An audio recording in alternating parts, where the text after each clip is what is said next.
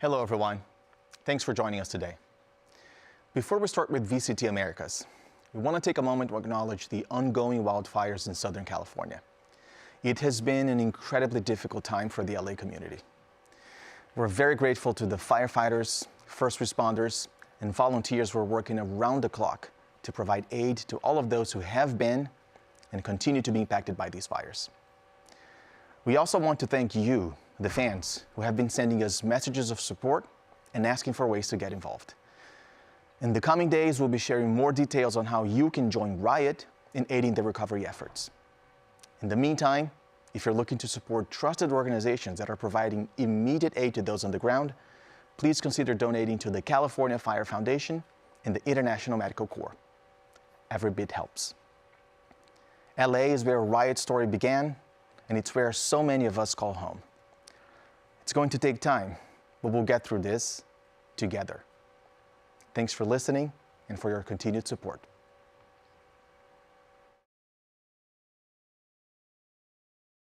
Flashing images that may affect viewers who are susceptible to photosensitive epilepsy or other photosensitivities. Viewer discretion is advised.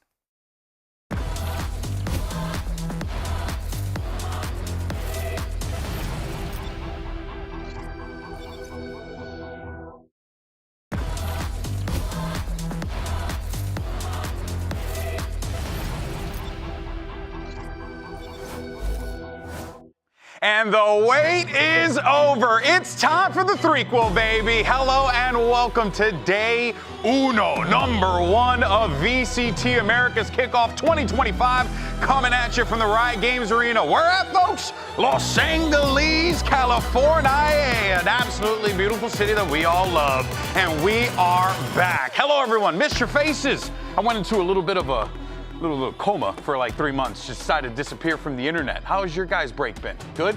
Good. Yeah, I mean, it was great. It was really not that much of a break because we had Game Changers. That's true. You guys are actually working. Spotlight Series back in the stadium. Fluorescent, by the way, popping off right now. So, yeah, it's been a good offseason. Like LeBron, no help out there, map one. We'll see what happens with the rest of it. Well, let's go ahead and focus our sights here on Americas because we got a lot to talk about here today. And let's talk about why we are here. You know, kind of helps. Kickoff. We got 12 teams in a double elimination bracket, and our top two are going to be qualifying for Masters Bangkok. So the top two finishers will be placing for that Masters event. Now, of course, last year's top four, are going to be coming into this one with those number one seeds. So you're going to see them move forward in the competition. And teams that were placed in the bracket were placed after Spotlight. So if you missed that, you missed a pretty fun draw show. So it was a good one. Mimi, we got everything all set up. The stage is set. Looks like it's going to be a good kickoff. Yeah, I mean, it's pretty brutal only having 2 slots at Bangkok. A lot of teams, and well, there are those ones that are number one from last year. A lot of those lower seeded teams made massive offseason changes that I think are going to shake it up. Yeah, it's really hard to get a read on how the bottom of the standings is going to be playing out, but we do have some big changes as well coming in, especially into the championship point system, right? Because last year when you're coming into kickoff, it was winner takes all when it comes to those points. But now, of course, we're going to have a lot of changes, so it gets spread across the top 3 placements. Yeah, exactly. I'm glad you mentioned that because you have the top 2 teams in stage 2 are going to be making champs, and the top 2 point getters are also going to qualify. And for kickoff, you have you're going to be getting yourself a couple of points here, right? Because the kickoff winner gets 3 points, second place walks away with 2 points, third and fourth get a single point, and then of course you see the Masters breakdown there as well, 5 points for the winner, and then you get your points for the stage wins as you normally do per the season. But now you're going to be seeing 2 teams being able to punch your ticket to champions through points. Yeah, but to boil it down, it's basically just more rewards for long-term performance and consistency across the year, and also more rewards for winning those earlier master tournaments and giving you an opportunity. Hey, you're great early on, you have a tough stage 2, you still have a really good chance of making champs in this new format. Everybody gets championship points. Points for everybody. You're good. Yeah, no, of course, so it's about being consistent, but it's also just about putting your best foot forward throughout the season, and they're going to be doing so on patch 10.0. And we're going to be seeing some big changes here, not to mention ones that we missed in pro play, like regen shields that were actually a pretty big deal, but we're also seeing the introduction here, Ender, of a new agent. Yeah, new agent bringing maps back in, but I do want to hone in on those regen shields for just a second because we already were seeing them getting some play, but I think they're they're making big changes, especially to how economy works in early rounds. Mainly because even though you can only have 25 shield currently, that holdover that you see going down on your screen right now persists round to round. So what that means is by investing in a regen shield in the first 3-4 rounds of the game, if you then win those rounds and carry over, you don't have to rebuy shield at all, which is a big deal. If teams are maxing out and going for 1,000 creds heavy shields, if they get dinked at all, they have to rebuy that, and that turns into that swing we're always seeing. Get a gun round, have to save the next one. But it doesn't completely disqualify the big meaty shield, though, right? No, of course not, because you're still going to get one-shot headshot if you have the half shield at certain ranges with the Phantom. So it's still worth buying full shield when you have the money, but for like those weird anti-eco rounds like 2, 3, it's a really good like the rich get richer mechanic where once you have it, you can really keep your economy in a good place if you survive. Yeah, it does get interesting though, because then you have some form of counterplay, right? If you're only on 25 max shield, all of a sudden the Outlaw is seeing a ton of value, so you can get an early op equivalent on like Guardian 2, double body shot, that's a kill. So I think especially as the year goes on and teams are more hard bound, you figure out, are they a regen shield team, heavy shield team? You're going to see teams countering it out with the rifle. Yeah, so not only do you have changes like that are absolutely massive, but as we've come to expect, well, we're also going to be seeing some changes with the maps as well, because we got pour one out for our boys Ascent and Sunset because they have been yeeted from the map and Lotus, or from the map pool, and we have Fracture and Lotus as well as everyone's favorite Pearl. It's back, Mimi. I know you love it. Yeah, I'm not pouring anything out for Sunset and Ascent. I'm happy to see those maps go, but it's really exciting to get to see Pearl back in the pool. We had those really good changes right before it left, fixing Belong a little bit, and now it's returning back in, and Fracture as well, I think is a super exciting one. I mean, everyone has to be stoked for Fracture, right? Like, this map we haven't seen in a full year. We didn't see it at all in 2024. And you also have a ton of changes to the game since then, right? Yeah. Whether that's new agents like Vise, we just saw that getting played on Fracture in EMEA earlier today. You know, teams playing more Yoru ideas, stuff like that. Ateo coming in as well. There's tons of room for experimentation on a map that some of our America's teams are pros at. I mean, EG was peak Fracture back in the day. You have Calm, Demon One, those guys iconic on that map for sure. But beyond just these two maps coming in, we also now know that later on in the season, 2 more maps are rotated out, rotated in. So this year, more than ever, teams are going to have to be on top of adapting, on top of constantly shifting their map pool. And this format is really going to reward those teams. Yeah, for sure. Oh, hey, and I hurt myself there. Nice. My voice sounded nice. Mimi. But yes, I couldn't agree more. There's so much that is going to be at stake here. So many new things for our players to have to navigate. And, well, speaking of new things, I think what better than to talk about our new agent, Teo, because he's coming in to the game. We got a lighting effect for him and everything, but I don't know, I'm smelling something. You guys smell something? It smells like onions. Like onions? What? Oh, Doug, what are you doing over there, bud? Oh, hey guys. I didn't see you guys over there. Me? I was just, getting a couple of ingredients together because I'm gonna be cooking some Colombian dishes today to celebrate Tejo's arrival. We're gonna be making 3 staples of Colombian cooking. I've grown up eating these. They're all a favorite of mine. Up first, the empanada. A popular street classic, made typically with meat and potato in a cornmeal dough and fried until crispy. Delicious. Indeed it is. Up next, una bandeja paisa, my personal favorite, a traditional Colombian dish that is abundant in all sorts of different foods. You've got rice, you've got beans, fried pork, egg, chorizo, plantains, and arepas. And if you want more, you can have an avocado in there. My personal favorite. Everything a growing boy needs, isn't that right, Doug? I don't know how to respond to that. We're gonna move on to the next dish. The next one is a Colombian buñuelo. It's a fried treat. It's just delicious. It's glorious. It's a little dough ball. It's sweet. It's cheesy. It's amazing. You really can't go wrong. GB, have you had any of these before? Well, I can say as Boricua, I've got a lot of amazing friends in the Colombian community, yourself included. You've introduced me to a few of these foods, buddy. They're delicious. I am excited to cook all these up for you guys. I'm gonna get my ingredients You're ready. gonna cook it yourself? You're gonna cook it right now? You know that we don't really have a lot of time. 20 minutes, 30 seconds, no, Doug. it'll be great. I'm gonna get to cooking. You guys should let me go. Check back in with me later. Yeah, sure. Okay, buddy. He has an onion, garlic, plantains, and flour. Is that?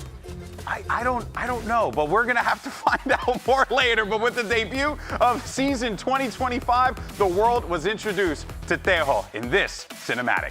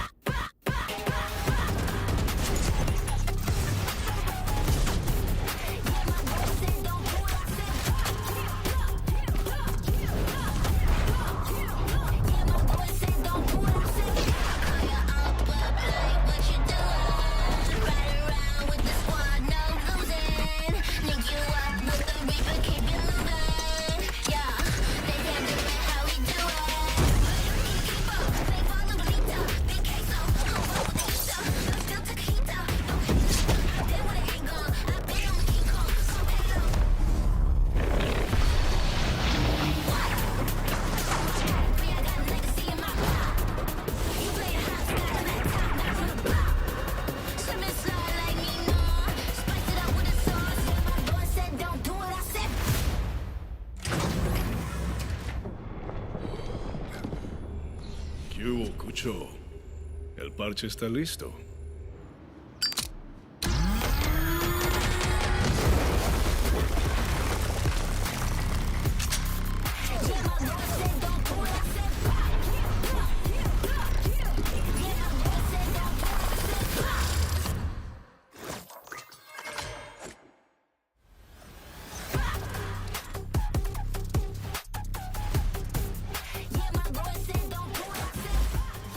I am still getting chills just watching that video. It was so cool. But joining me now to talk about Tejo is a very special guest, Ryan Coussart, a game designer for VALORANT, working specifically on this agent. And first of all, just thanks for coming to have a chat. Cool, yeah, thanks for having me. I see a lot of teams already using it, so it's just kind of nice to be able to talk about it here. Yeah, and I'd love to dive a little bit into the whole development process. I've got a playtesting background, so I'm going to try and ask you some tougher questions, but just get it started. I'm curious, when you set out to design this agent, what was sort of like the broad goals you were trying to achieve? Yeah, so some of the broad goals are kind of like, we have a lot of ways to initiate. We have like your flashes, you have like recon, like Sova Dart, for example. One of the thoughts we had was like, holding space for just a quick bit of time, or creating that advantage with, like Molotovs and such. How can we make an agent that kind of utilizes flushing and creates those really small bits of windows to push forward? Is there a way we can make that accessible? But still like really high mastery of like, I need to read where this person is going to be playing to get the value. I need to go in when these things are going off. Otherwise, if I miss my window, I'm out. It was like a hard thing to balance for sure, but something that we thought we were excited about. Yeah, I'm curious to talk about sort of the ease of use, especially an ability like the blast, right? It's you pull it up and you can choose where to put that down. That does seem like a pretty easy thing to understand, but would you say that, pros are going to be exploiting that more than your average solo queue Joe? Yeah, I think like when, initially it's going to be really easy to pick up. It's really, like some of our smokes, strategically you're able to choose the 2 places or multiple places you want to affect, place it down, access that strategy, but it's about how you use it. So a lot of the pros will be able to take those small windows, those advantages, like it's like 3 seconds or less, right, of time it's holding space for. What do you do with that 3 seconds? That's where the mastery really comes in. So you're going to be able to access it early and be able to put these in the places, but are they the right places? That's like the big question. Like, what's the mind games you're going to have with your teammates, and your enemies as well. I mean, and I know you work with a lot of like very highly ranked play testers. Yeah. And they usually can help give you a read on how an agent is going to release into like pro play, for example. So was the expectation that he would be stronger in pro compared to solo queue? So we had, there was a lot of play tests we were having with like our gameplay analysis team. They're like our goats, because like this was a tough one. Like I'm not kidding, this one was really tough. But as far as like the the metas and the pros, we have a lot of metas that we were thinking of. There's a lot of metas we saw in EMEA that were like a little bit off from what we were thinking, but I was like curious to see how they were cooking it. But yeah, like it took a lot of time, I think, to kind of get it right. We think like Sova Breach. There's a lot of the different issues that kind of pair with it, so they helped us a lot to understand like, is there anything that's going to be way too strong? Is there anything that's going to be like too weak? Does he need a little bit more here, more there? How do his tools play into the executes? Yeah, I mean, even myself looking at the agent, trying to sort of like look at playbook ideas with the GCT, my coach, it seems to me like he works really nicely with other agents like Breach or anyone with lots of ground control. Like you can just demolish entire sites. Is that what you're expecting to be sort of the strongest pairing, or are there other things that you think teams will figure out? I think it's going to be up to the teams. I think like our analysts, our gameplay analyst team, like they're really good at finding like two paths. Like we think that you double down with Breach, right? You lose that recon, but what you get is this really hard like, I'm making this call and we're brute forcing our way in. Whereas with only having the stealth drone, you don't have as much information, so what you want is to pair it with a Fade or a Sova to give you that information and get the rockets in the right place. So it's going to be those two. It's like, do I pair it with the recon? Do I pair it with like just raw like power? Curious to see what the rest of the pieces come around there. We saw a lot of like Yoru's played with it as well. A lot of flashes, right? Yeah. So the flashes might come onto the duelists now. You'll see a lot of these like more like these Phoenix players, Yoru players coming to play with Teo. And the whole comp itself, we have a couple of the initiator pairings we thought we knew. And there's some of the other pieces that we think we'll get surprised about. Yeah. It's kind of nice that you can find the different tools that you need to build a comp, not just in the typical role of like an initiator nowadays. Yeah. But you mentioned the stealth drone, and when I saw that, the first thing I thought of was, okay, compared to other abilities like a Skydog or a Sova drone, okay, imagine like mains, right? Where a Jet has an operator, she brings over her friend because you hear the drone coming in, they break it, she swings and kills, the enemy team with the op. The stealth drone sort of avoids that problem. Was that intentional on your part? That was one of the main pieces that we thought would be really unique to the stealth drone, right? Like a stealth drone that can get past that first angle. Like Sova drone might not be able to. Even like Fade Prowlers won't be able to, but you're kind of looking, you're scouting for the first few angles. This one was meant to really get deep into sight. So with the stealth drone, you have that near sight that makes it so you really have to push it forward. Players have to play up on it, like you might with a Yoru or something, or with some of the beacons. But being able to get past that first angle was like already strong enough, and then figuring out how we wanted to pair more utility that allowed you to really just deliver this like suppression package, like in the back line, right? So we wanted it to be kind of more of like, instead of like scouting forward, it was how do I deliver this like this suppression like pulse to the backline where the Sentinels might be playing. Yeah, I mean, honestly, I love seeing that ability being implemented. Yes or no, are we seeing him play today? I think I heard about something about like a verbal thing. Maybe like they won't be, but I think we'll see a lot of teams playing today. Okay, I'm hoping that I believe it. At least one team will play it, is from what I hear. So. Yeah, thanks so much for taking the time and talking with me. It was really nice to get into it and talk a little bit about Tejo, who has been taken EMEA by storm. Already seen that played a few times, and honestly, I do think we're going to see a lot already. Potter is always in the kitchen cooking up some great ideas for agent comps, so we can definitely get some more out of that.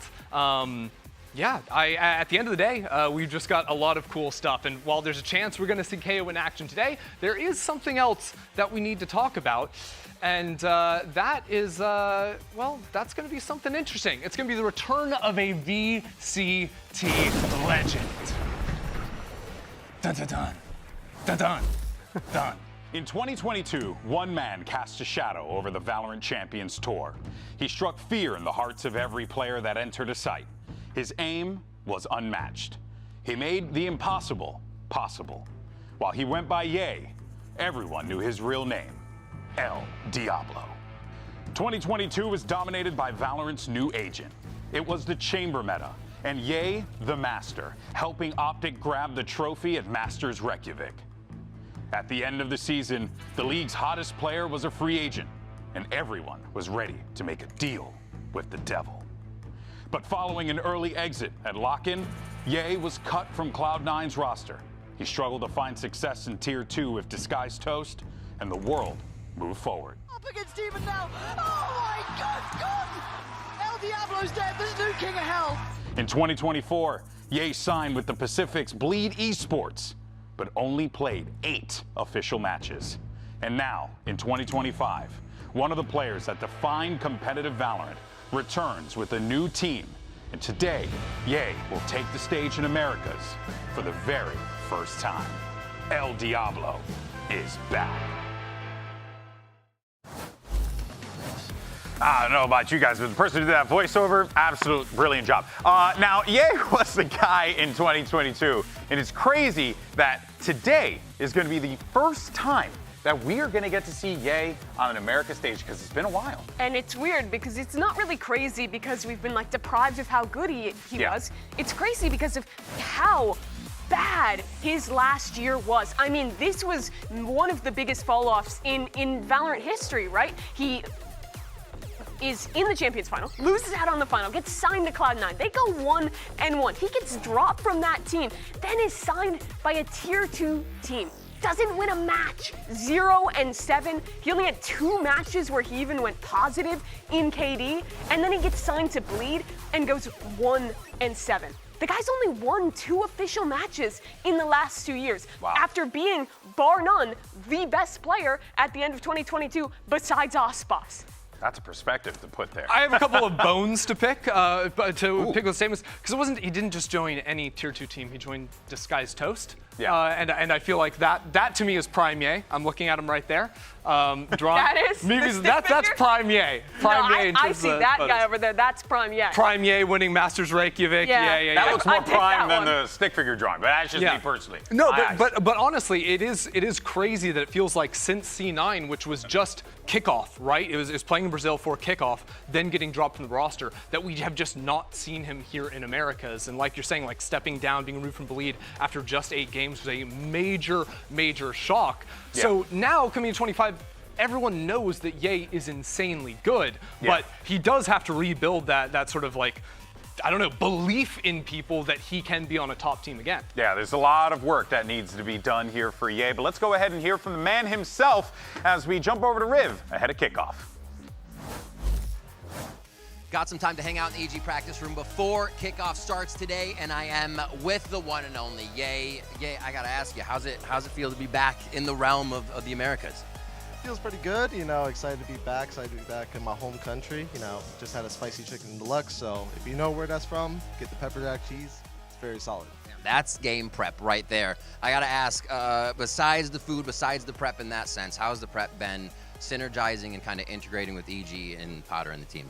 I think it's been pretty good overall. When we went to the off-season tournament, it was the Sin City Classic, and we were just experimenting around.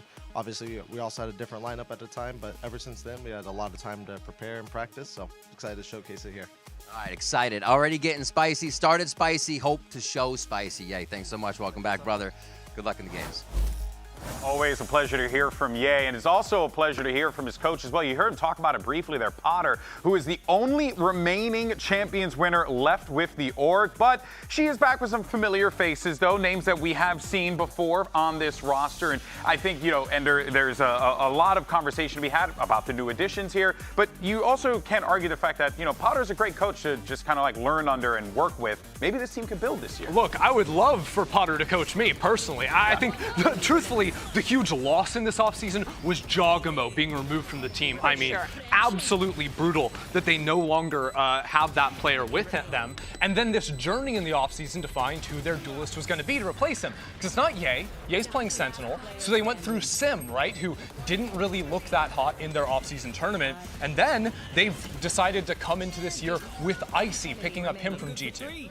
And he had a tough year with G2, right? Like, G2 is super successful, and he did his job on G2, but he didn't have the greatest individual performances. And Potter, in an interview, said that at this point, EG isn't a team that players are ending up with by choice. It's kind of the team that players are playing with because of circumstance. And she knows that, but she's saying she's leaning into that with these players, in Icy, in Ye. She sees players with really high potential who are hungry for Ye to get back to the top, for Icy to show how good he can be, not just as a team player, but as an individual. And I think if there's any coach with a track record of bringing that out of players, it would be Potter. I would also say that last year, to me, Nature and Superman really proved themselves as very strong players. We knew Derek sort of had it in him the whole time, but those two players for me were big standouts from their run last year, which was fairly disappointing overall. And you'll be leaning on those guys to really help incorporate Ye and Icy into the overall flow of the team. Very excited to see what we get from that squad there. But will EG run Tejo? That's the question that I'm wondering. But the thing is, my stomach is telling me that we should find out from Doug, who's making some awesome Colombian dishes. Doug, what's going on? How's it going over there, buddy?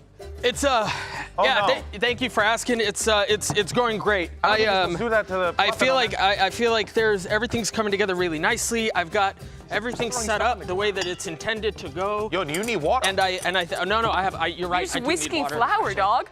No, you need the water for the thing. No, and so guys, everything is going fine. That's not what you do with an onion. Wow, that's impressive. We're doing great. It's raw. You guys take it away. Take it away. We'll check in with him later. Oh, heavens to Betsy. Yeah, well, shout out to the script writers, though. There's onion on the floor, dog. For today's first match, because we got Ye returning with EG, and they're going to be facing off against their 2022 nemesis, Loud. Now, this is not the same squad that lifted a Champions Trophy, Mimi, but, still, you got to look at the names that are on there, right? Pancada, the only one left, but you still have Tui's Kalentin, but they're looking to essentially rebuild here.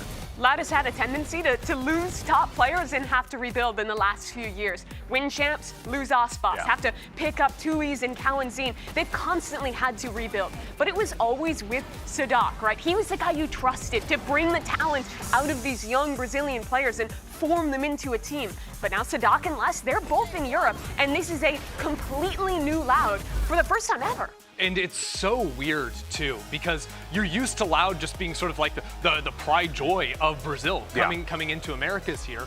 Last year, 2024, Brazil really did not perform well. Like, Loud was probably the best of those teams. Everyone else fell down. So coming through this offseason and then seeing Loud put together this roster with a lot of tier 2 players from Brazilian VALORANT, Jijin coming back in here, it's hard to get super excited for this team because it doesn't seem like they've signed like the up-and-coming superstars. Yeah, I mean, you're relying on Vinny, who's a new player who had a fine year in Tier 2, but definitely wasn't like a top prospect on most people's radars coming in as IGL. And then also bringing back Digizin after not playing all of 2024.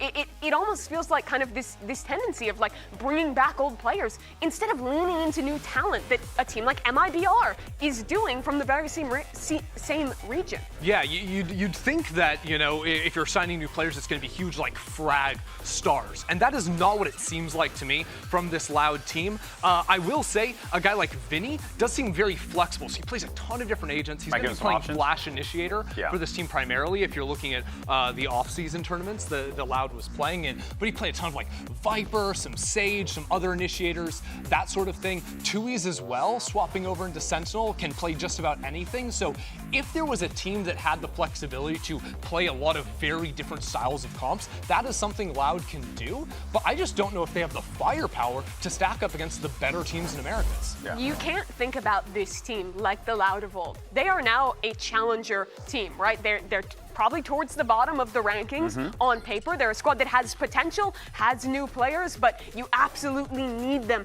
to have big moments, and it's a big question mark. It really, really is. Well, speaking of question marks, we have no idea what the hell's going to happen with this because Doug is coming by and he's prepared the Colombian dishes in honor of our new agent Tejo. And whoa, this actually looks pretty good, Doug. I mean, well, you don't go first. I mean, you guys get to enjoy this first. This was flour 30 seconds ago, Doug. You don't ask, don't ask questions. What can I take here? You can get really anything you want. There are buñuelos, the arepas. Is that a Maduro? Ooh, is that a Maduro right here? I get one. Half of this guy? I'll take half of that guy, sure. Yeah, it's good. It's a cheese arepas. Okay, well, what's in this guy right here, the big ball? That is the fried dough. It's a buñuelo. It's just straight up dough? But be careful though, he didn't add water. It's a that's okay. I don't like these allegations that are coming out. The arepa is good. It's delicious. Yeah. Ooh, what do you make of it? With a little cafecito on the side? Yeah, that's coffee for some people. If you had some coffee no, this is fire. This is bomb. Yep. The big ball? A little bomb. But not too much. Not overpowering. Yeah. Look at that. Yummy. Delicious. Right? That's really good. Look at that. Got a little bit of like glaze on there or something. What's that on the outside? It's a family secret. A little fried or something? Family secret. Some good old-fashioned Latin American cuisine, Colombian cuisine. Doug, thank you so much for that, my friend. But today, the next chapter of VCT Americas begins because we have 12 teams that are going to be facing off, and they are looking to take the stage and prove once for all who is the best in the region. Folks, kickoff starts right now.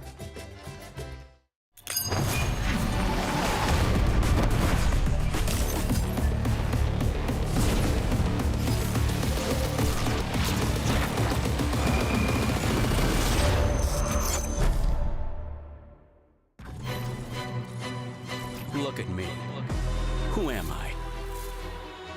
Who am I to challenge you on the big stage? To stand in the way of your dreams? You've never seen anyone like me. And just hope you'll never have to see anyone else like me. My future is certain. Yours is not. I'm fighting for the trophy. You're fighting for second place. Now look at me. Who am I to judge their performance? To hold them accountable? Well, I don't need to be on the team to be a part of the team. To be heard across the world. To care about winning as much as they do. Look at me. Who am I? Better yet, who are we? We are the showstoppers. Something you can't ignore. We don't crack under pressure. No, we bring the pressure. When the competition comes calling, we always answer. It's showtime.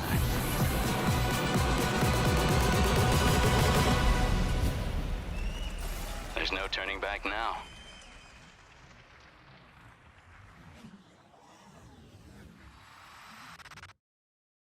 Kickoff. I'm just excited to play on stage again. We got a new team, new year. This meta is crazy, so it's gonna be fun. Watch me go, you can't touch this, just peep my flow. Simon said, put it all on the floor. All heads turn when I roll through the door. All the stuff that's been going on with me like the past few years, I feel a lot better and I feel very confident. I feel like, in some essence, my old self. I'm hoping I can showcase that too. O sentimento do time é um sentimento muito bom. A gente, tipo, se sente imbatível, né? Como que a gente foi campeão do Ascension, então a gente se sente muito alegre. 2025 G2 is looking pretty scary, I would say. We brought in Jogamo. Now I feel confident we have that key player to push us to lift that trophy.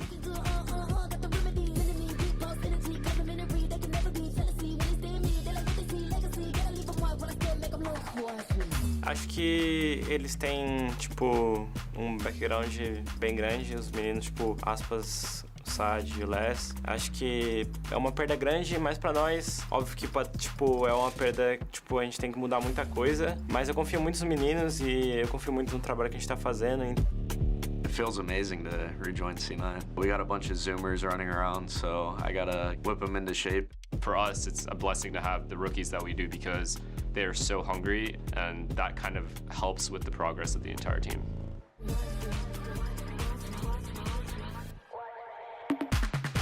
Me siento realmente cómodo con esta nueva sinergia que tenemos con mis nuevos compañeros y nada, creo que tenemos mucho para entregar en este momento, así que un poco ansioso para comenzar y ver nuestro nuevo rival.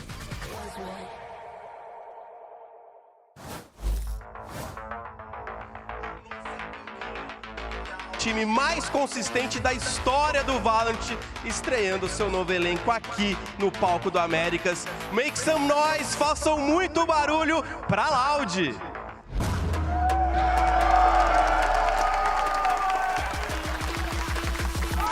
And here they come, Loud, making their way out to the stage as they get ready to kick off the 2025 season with a new look.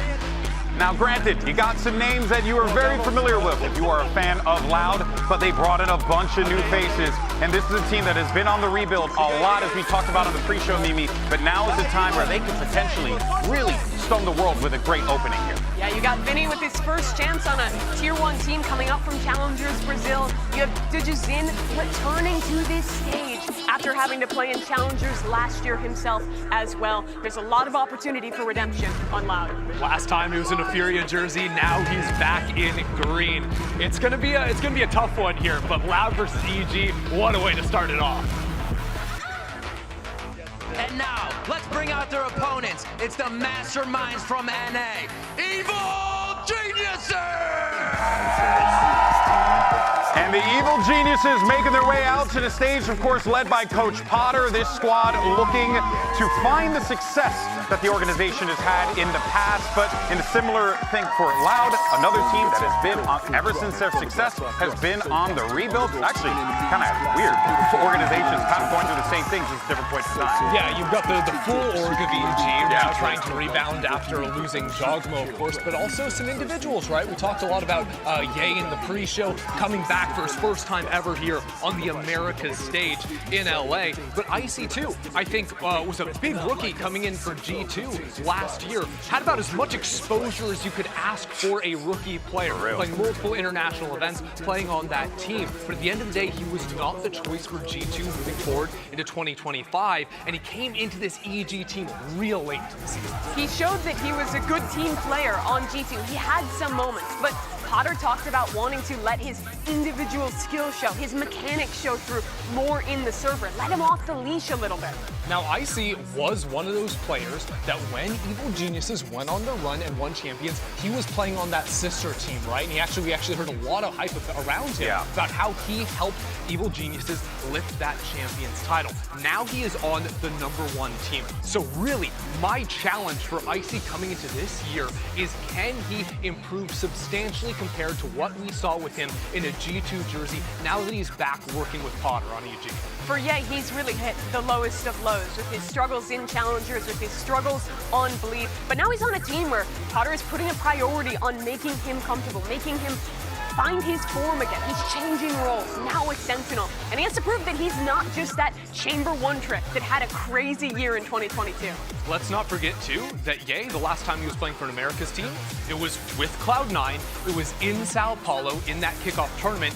Didn't go well for them, and he got dropped from that team. So very similar year kickoff tournament. I think for Ye himself, he is going to want to come out guns blazing. Well, they already got custom handshakes, so I think they're already a step ahead of the game. And you know Potter has custom handshakes with every player she works with. It is so fun to see that it just keeps on moving here. All right, well, here goes our map pool. We'll see where we're going to go. We got Split and Pearl now coming in, as well as Lotus. That will be your series layout, Lotus, if necessary. It's a different team, it's a different year, but teams are still afraid of EG on Fracture. Loud bans that one out off the rip. But we will get to see Pearl for the first time here in Americas. And back in the day for EG, this is a map they were always cooking stuff up on. Yeah, it's weird to see, right? Because we've seen even over in EMEA, very different reads on the map as what you can actually play. I think kicking things off on Split as well. That is a map, to me, where already scout initiators were not viewed super highly. Some people would play a fade here and there, but that is a map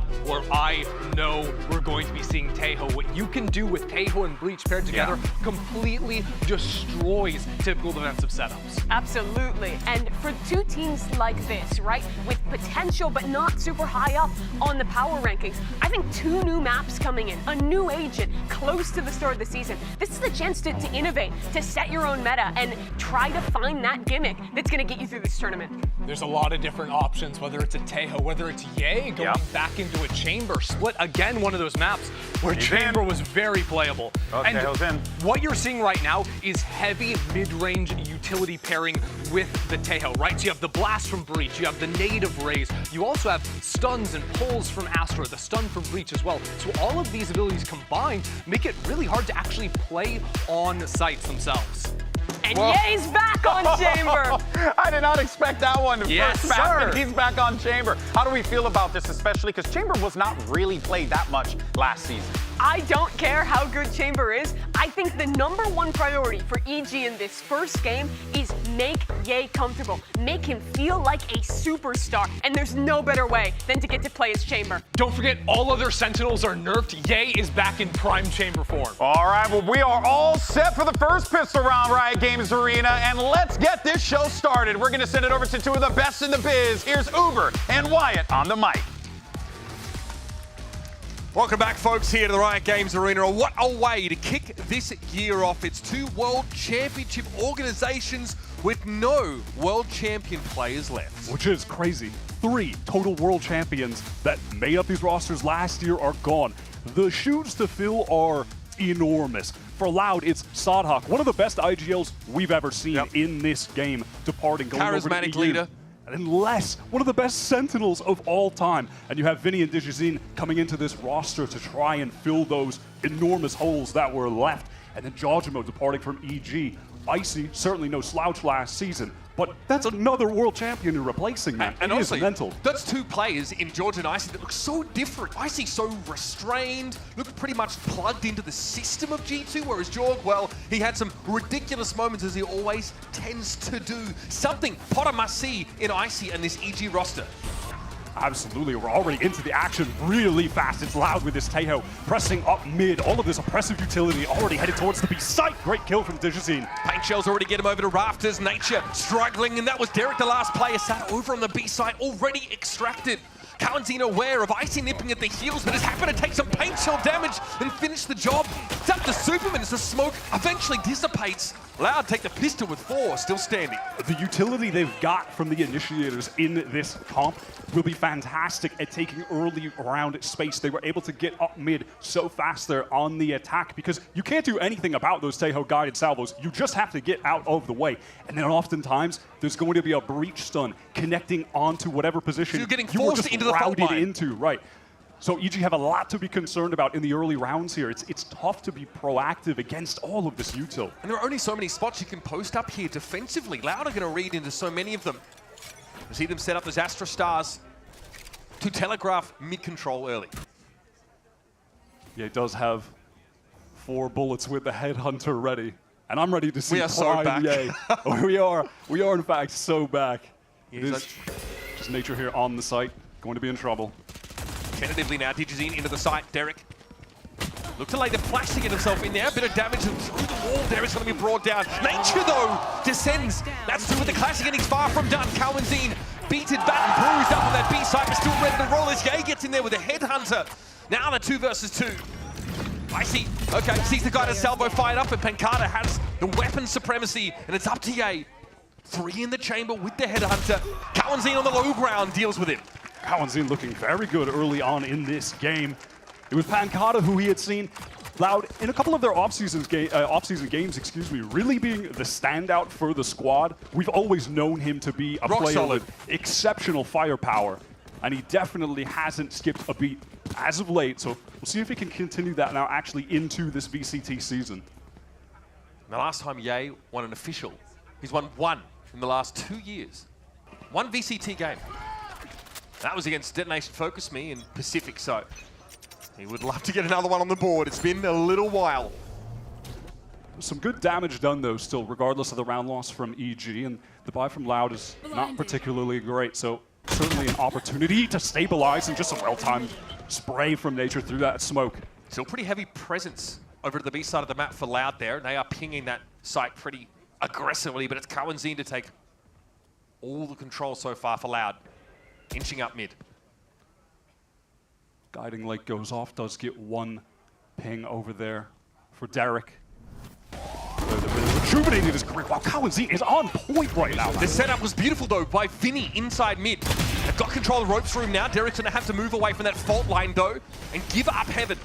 Here comes an aftershock to force Derek away from that hell position, so that's well read by Loud, and Pancada's able to fire back. Nature gets a taste of his own medicine with a shot through the smoke. It's Icy getting into Heaven.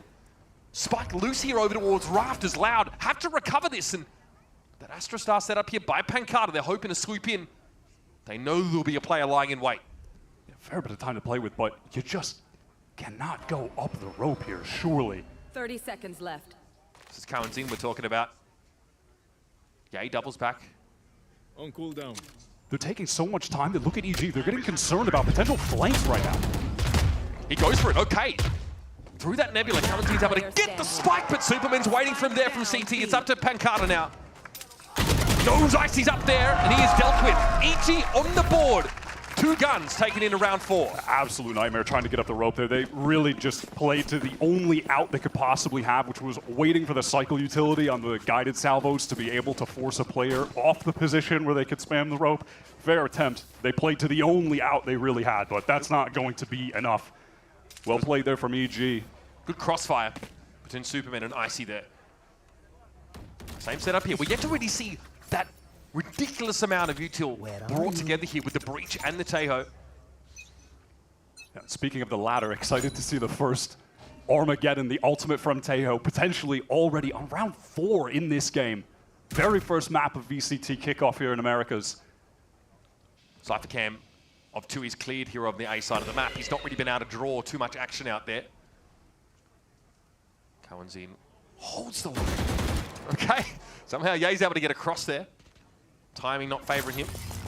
Here comes the stealth drone straight up mid. That would reveal and suppress anybody that it connects with. Kalmanzine going to go check it the old-fashioned way here. Icy shows a little bit of leg.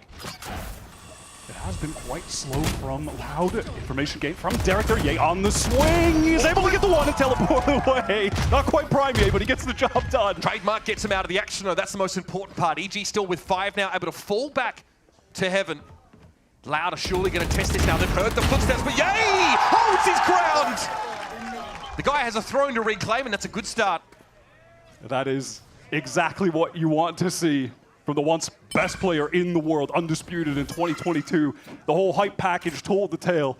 And it's hilarious. I was just reading an interview earlier via Insider Gaming of Potter where the headline was, Ye wants to prove he's not just a chambermaid. Very first map, goes in playing chamber and is already cleaning up.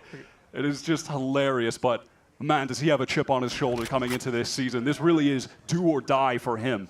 You know, as a player, he has no excuses left. There was 2 years of tumultuous play, but in situations that were tumultuous themselves, in rosters that were very chaotic, not ideal situations for a player to be their best self. I mean, and now he has it. He has a world champion coach behind him, experienced players, team. Great IGL, everything you could ask for, reasonably. It's so funny how EG, I think Potter also said it's a place for players who don't have a home but really want to prove themselves, right? Year after year, it's been like that. We sort of don't remember much about EG's exit last year. It was pretty quiet. They sort of fell flat in that stage too, but they're looking revitalized here. And that's their first round on the board here on Split. This is going to be loud on pretty bad eco at the moment. Just those 2 rifles that have been carried over, one being the Guardian, but in the hands of Pancata could certainly be lethal. Yeah, that is fast. Derek caught by the fault line. Guy able to hop, skip, jump away. Digizine hot his heels, but clears that corner there with the paint shell. Change of pace if allowed, slowing it up now that they have this Heaven control. And that is the power on display of the synced up utility with these agents. It's just so good. Using the guided salvo to force players into certain positions to use other utility. Here comes the Armageddon. This is going to clear space here. Yeah, he's going to sit back towards CT. Nature had to come forward. He's actually able to find 2 for his trouble. That puts EG on even footing now. A little awkward for Cowanzine. Without the spike at least, so can be the aggressor here from Rafter. Sneaks past Ye's sideline, and he has to make a correction. He still wins it out, left with 4 health. Vinny trying to capitalize, push into this, but Ye will sit back now. Tour de Force is active. Pancata, though, it wasn't needed for him. It's up to Vinny now. And Icy looks to take the challenge. 1 versus 2. Vinny no chance to plant from here, hoping to get his way out with an aftershock, to be facing the firing squad. And Superman ends it. That was a cheeky way to try to get out of there. They're using the aftershock to blur the vision of those 2 guys holding. That was pretty cool. Dangerous for a second as Icy just sent it in there to try to clean things up. But regardless, EG stabilized, and it's Ye actually finding that kill. Feeling confident, able to push out through spawn, knowing he can just teleport away if necessary. Didn't even have to. Boy, there's nowhere to go. And kind of just like you called it, right? The fault line covers 1/2 of that room. The guided salvo covers it. Nice, let's go, boys! A little bit more excited than the last hot mic reaction. Now we're getting hyped up, EG. All right, Viper's pick going to be set up. Digizine goes in for it, finds Icy, but not Nature, so that pit stays in play for now. Nature will be waiting on the other side with a shorty, but is going to be hit by that stealth drone and still is able to spray Cowanzine down through the pit. At some point, yeah, he'd have to jump back in. So that pit now dissipates as Nature was forced out. Little awkward for Digizine, of course, as a snakebite plumes at his feet, but Loud have a moment here to reassess the situation. Those Loud players with some real danger close up with their health down to 1 from that decay that the pit offers for EG. All evened up though, and it's Loud slowly creeping through B main, going to try to apply some pressure here perhaps, really draw the attention so that Digizine can find a timing through male. Looking for some of this utility cycle back. Digizine, what a challenge! Didn't even need the fault line to assist him there, and Derek, not a lot he could do against 2 to 3 players peeking him there over towards B. It's all on Ye, who's already invested in the operator this round, and he'd hope to sit on that. Pretty electric stuff from Digizine, who was not a part of VCT Americas last year after having a solid year 1 back in 2023 when he was playing with a Furia team that had their ups and downs, but he ended up finishing in the middle of the table as far as duelist statistics go, and then had an unsuccessful campaign last year, 2024, in the Brazilian Regional Challengers, winning Split 1, lost Split 2, never made it to Ascension. So for the wider scene, he's really just been off to the side and is now getting his chance to get back into Tier 1. And he definitely had some very, very good maps in the past. So we'll see if he can be even better now, if he can match that level of play. There's certainly some question marks, though. I mean, Loud have always had, recently, question marks over their duelist position. Who was it supposed to be? Yeah, It was a revolving all door of last year. They just never had a duelist. After QCK had departed, it was so chaotic. And that is one thing you definitely have to say about this Loud roster compared to the last. The roles do make sense. With all 5 of the players, they are in the roles they need to be in. That was never the case last year, despite the quality of players being higher. And we just found out this team signed Luxo as well as their 6th player off of that Glorious roster, someone who really impressed us at Ascension. So Loud, in theory, have the pieces, but they're investing in, you know, some players of yesteryear, some young blood. Got a timeout called here from Evil Geniuses. And I will say as well, on the Loud front, I'm glad to see him coming in with a cool composition here, cooking something up new, trying to lead the meta, dictate the meta, not just fall behind it. Because what we had seen from this team in their outings in the offseason was running all of the standard stuff, and it was EG in the offseason who were playing a lot of Vice, trying some new things out. We talked with Potter about it when we were at Game Changers, asking a little bit about that strategy. He said, yeah, on Abyss especially, a lot of teams were looking to start making use of that. The Potter timeout, stuff of legend, by the way. Maybe one of the most impactful coaches when it comes to rallying the players together in moments like this and putting them on a run in the rounds to follow. Absolutely. Derek's having an issue in Heaven, I think, with all this util, though, Wyatt. That might be what they're discussing. Definitely. I mean, the one player you really want to deal with some of that utility is going to be Ye, because he can take a shot through the utility or forward and then teleport away, and he's got the operator to be proactive. We haven't seen Loud really try to approach towards A yet. This Taeho utility is really good for ramp control, still forcing players into the breach stun as well, while your Raze can satchel up. But they're going to play it slow. Yeah, actually switching to mid this round. Yeah, he does pick up mid. The smoke is going to further slow down Loud. The cages come down to gain access at least to the space where the orb is. This is a good pivot from Loud. They've not really tested the A side of the map at all yet, Wyatt. Now that util starts to come to bear over towards the ramp side. Currency not opting to step up any further. Here comes the salvo, looking to probably pressure towards screens, but Superman's a little bit faster. Great shot, and Icy emerges there from Heaven. Wants to pressure it. Who is this Icy? This raw aggression, and Icy picks Vinny up over towards ramp. Hits out to Pancada on the wrong side of the map.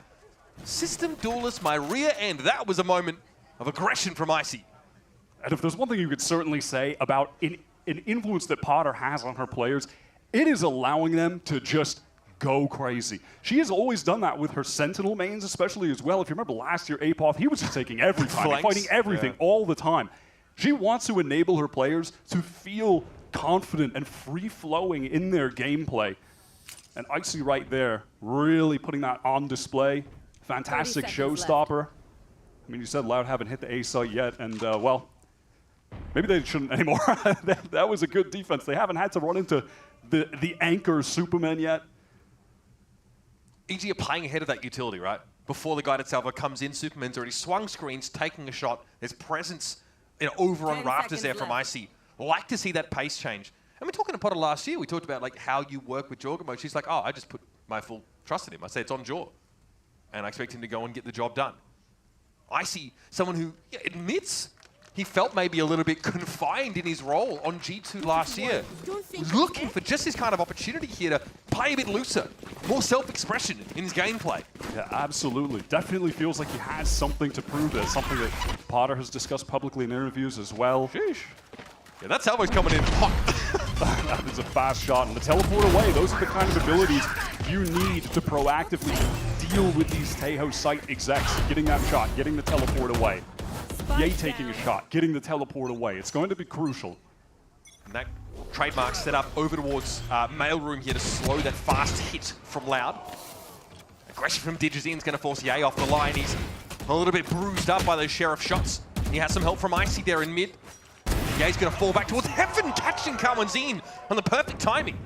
Yeah, this is just Loud relegated to the eco. And Ye doing a good job controlling the map, switching up his positions. And Carter was able to avoid a rifle here. That one is being sat passively over towards B main. Okay, good confirmation of a play there. That's good for Nature. Still, Derek has to deal with all this util, and Digizine popped in. Headshot with the Sheriff instantly, leaving Nature quasi alone. Everybody from EG trying to reinforce now. 2 players back in CT. Digizine might be the wedge driven between them. That's Superman falling. Pancada looking for this timing to push up, and Nature's gonna miss him. Okay, swing around, finds Pancada. 2 players for Loud left up towards Heaven's side and on Rafters. They are inching towards this side. Nature gets spotted there. Oh my God, what the hell was that? It's about as sharp as it comes, Wyatt. Nature's positioning on this B site during those higher pressure moments has really been sublime. The way he's working around Pillar there, the jump spot gets the info, is just so ready for Digizine to be in the Rafter corner. Oh my God, man. I mean, this was a player who last year, it was his rookie year, in quotes, as far as VCT goes, but had been hanging around in Tier 2 for a while, and that's just the kind of player that Potter is going to transform into a monster. What a shot, man. That's mental. So far, Nature headlining things here for Evil Geniuses. We've got a Rolling Thunder available now for Vinny. And Loud have already stepped up here in towards B Garage. Stealth drone comes out. Yeah, he looks like unaffected by it, but misses the shot. Has to pull back with that rendezvous. Still solid B presence as he re-aggresses into the site. He's going to have to leave it now because the Rolling Thunder forces him away, and the guided salvo shuts down any aggression from Heaven's side from the defenders. Might be a little bit tough for EG to get back in here, especially with this late Cosmic Divide being dropped. Yeah, he's playing close with the shorty, but I don't think anyone is actually going to test him in this position. Just going to wait for pressure to come elsewhere, try and surprise a player by popping out with it. Look how deep Loud are towards Ramen side here. 2 users watching their flank like a hawk. They're going to go for it, though. It's going to be a satchel here in from Icy. Nature catches out Vinny. Cowan's in, waiting for them! And he bundles them up. It's all on Yay! And Digizine will get the job done. Yeah, unfortunately for EG, this comp is not going to excel in the retake situations against the utility that Loud have. It's about getting those picks earlier and being more proactive. We see that's where the round wins are coming from. On the A side. Yeah, I mean, they are still playing to that, and they don't really have a choice. Like, Yay, he had an opportunity to get the kill, but he doesn't, and then he's just re-jolted away. But then on the retake, when you're dealing with the Astra Tejo breach I mean, GG, man. Look, it's so tough to get through the choke points. One of the worst rounds we have to deal with, a Rolling Thunder into a Cosmic Divide. That's quite a lot to go up against as a team who didn't really have much of a foothold on B anyway, because Yay had to rendezvous off the side after missing that shot. So it's about as bad as it gets, I think, for EG's defense. 5 defense-sided rounds now, and a timeout called by Loud. How do they keep the momentum going? They want to keep the momentum going with the ultimates they're going to have coming into this next round. Of note, Digizine has a showstopper, and Cowanzine is just 1 orb away from getting his second Armageddon of this half, so we'll certainly be playing to that as a win con. We didn't see that first Armageddon really extract too much value on the execute they used it with. Curious to see how they're going to get that into the fold when we get into the next round. We did get unreasonably excited. But yeah, I do have unreasonable excitement. And then it kind of pushed the player away a little bit, but also not really. But maybe we'll get something more thrilling on this outing. Getting kind of Blue Lock jersey vibes from that EG kid. I see people hating on the EG kid, and I like it. I'm not going to lie. I thought you said I've seen people hating on Blue Lock. I'm like, who are you talking to, bro? Cut them out of your life. All right, what is the plan here, though, for Loud? You have Cowanzine working back towards mid. It is this standard 3-1-1. We've seen this from them a couple times already, where the Cypher is just going to control towards A. Tui's just throwing a trip, maintaining that side of the map with some passive information. Man, so much emphasis towards mid by EG. They are really concerned about a fast hit or losing that part of the map to Loud, inching up their control. Derek did send a Trailblazer down there, and it did get the audio cue because of Cowanzine's position in sewer, so that's going to keep EG concerned about this area of the map, but it's Loud on the rotate, going back through the spawn now. Cowanzine, self thrown out. Yep, okay, Icy gonna respond. Beautifully done. Trailblazer as well to confirm that there's no one right behind Cowanzine. And now we'll see EG filter out to the extremities because this hit is about to come towards A pretty quickly, I'd suggest, as Digizine going in with the showstopper. Icy able to get himself out of trouble, and what? Catches 2 years with the paint shell. Loud down to 2, and Vinny has to give a good account of himself here. Clutching onto the spike, waiting for Pancada here to bring up the rear. 40 seconds to work with the control of ramp. This one is still on the table for Loud. on the table, but it's going to be tough to get Superman out of that position, tucked into the corner, in the back right of the site, and he has Derek ready to swing off of him. You have Nature there, picking up the angle towards Heaven as well. They've got everything covered. Loud would just have to hit a sick first shot to even this up, or they'll get traded out. Okay, just shots taken, contained are Loud inside Heaven. And it's up to Vinny here. No chance of escaping with his weapon in hand, and Derek puts this one to bed. A 6th defense side round for EG. Icy's been beautifully reactive on this A side. Absolutely. Looks like, honestly, he's having fun. I'm watching a Raze player having a good time when you're just satcheling around, throwing your utility, and everything is just, it looks like it's flowing like water. It's pretty beautiful, and I'm excited to see that we have an Icy in this mode already. This is just map 1, half 1. But I think there's a lot of expectations on him to be what he said he couldn't be in the past. And we're getting that at least at the moment. Neural Theft Armageddon available here for Loud. Yay looking to play off that flash, but it'll be a Nebula thrown in his face instead. Loud gets a stealth drone up mid, but it doesn't see a whole lot of action. Okay, now the smoke is going to be behind Digizine, who's got himself into ropes here. Cowanzine also is snuck up, so a lot of that mid control taken. But when EG look to re-clear this, it's going to get a bit messy. Like now? Oh, they're not looking! Yay! Is able to find Cowanzine. Digizine, of course, now looks to double back here, but this is awkward. Loud have slowed down. Now that uncertainty starts to creep in. Damage from Pain Shell there. Forces Digizine back. And look at the rotation from EG. They're already working towards A. They've left just Ye with the op on B so they can focus elsewhere. This is a great pivot in the mid-round. They're so ready for this execute, man. And again, it's Derek passively sitting in the back of Heaven here. Fireline's still going to shake him off that spot. Superman concerned about having to drop down, but he waits for Digizine to show himself, and Icy was there with the follow-up. On the other side of that, yeah, Viper's Wall. 2 years is chilling. Spike to hand for Pancada in Heaven, but again, fighting out of this will be difficult. Once again, Loud are contained on this A side, and they have less than 20 seconds left to make a play. And I think the only play they're going to make is standing still and trying to save 10 seconds left. EG. They can go for this. God, Nature is so crisp right now. He's so swift with the shots. 2Es, you're going down, buddy. There's nothing you can do there. Hitting this A site, now we're getting to see Superman starting to play some Valorant. He really did not have to do much early on because they were really only putting emphasis towards B, that being Loud. And now that they're hitting his site, he's getting involved. He's just as good as you remember from last year. A real breakout Generally player standout player in 2024 Americas. Absolutely. One enemy. We have Lotus in the map pool for this series as well. Sonny, I'm definitely looking forward to seeing from Superman. Last year on that map, he was everywhere. Dominant force. Grim picture being painted here for Loud in the last round of the halfway. The money is not good. Digizine wants to test this now. Paint Shell over towards that Heaven side, and already the stealth drone has gotten through A main. Showstopper to re-clear. Likely spotted Digizine. And here's that Armageddon being considered. But 2 years has already fallen. The timing there for Derek has been great. This time looking a little bit more proactive. And inside Heaven.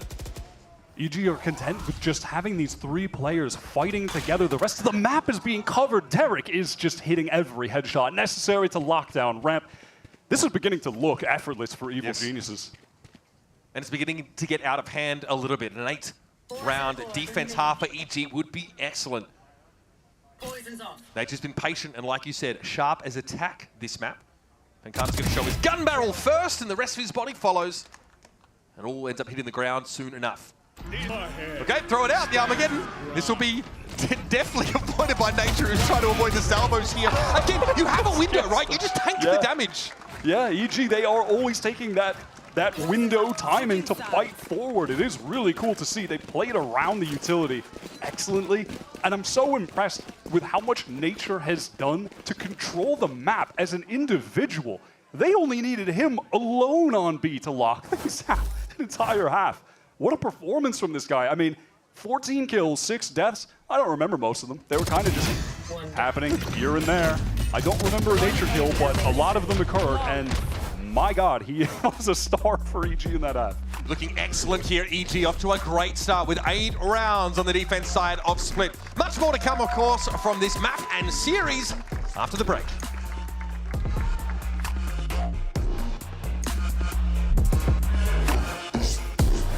Oof, stuck paying for that old phone? Don't be.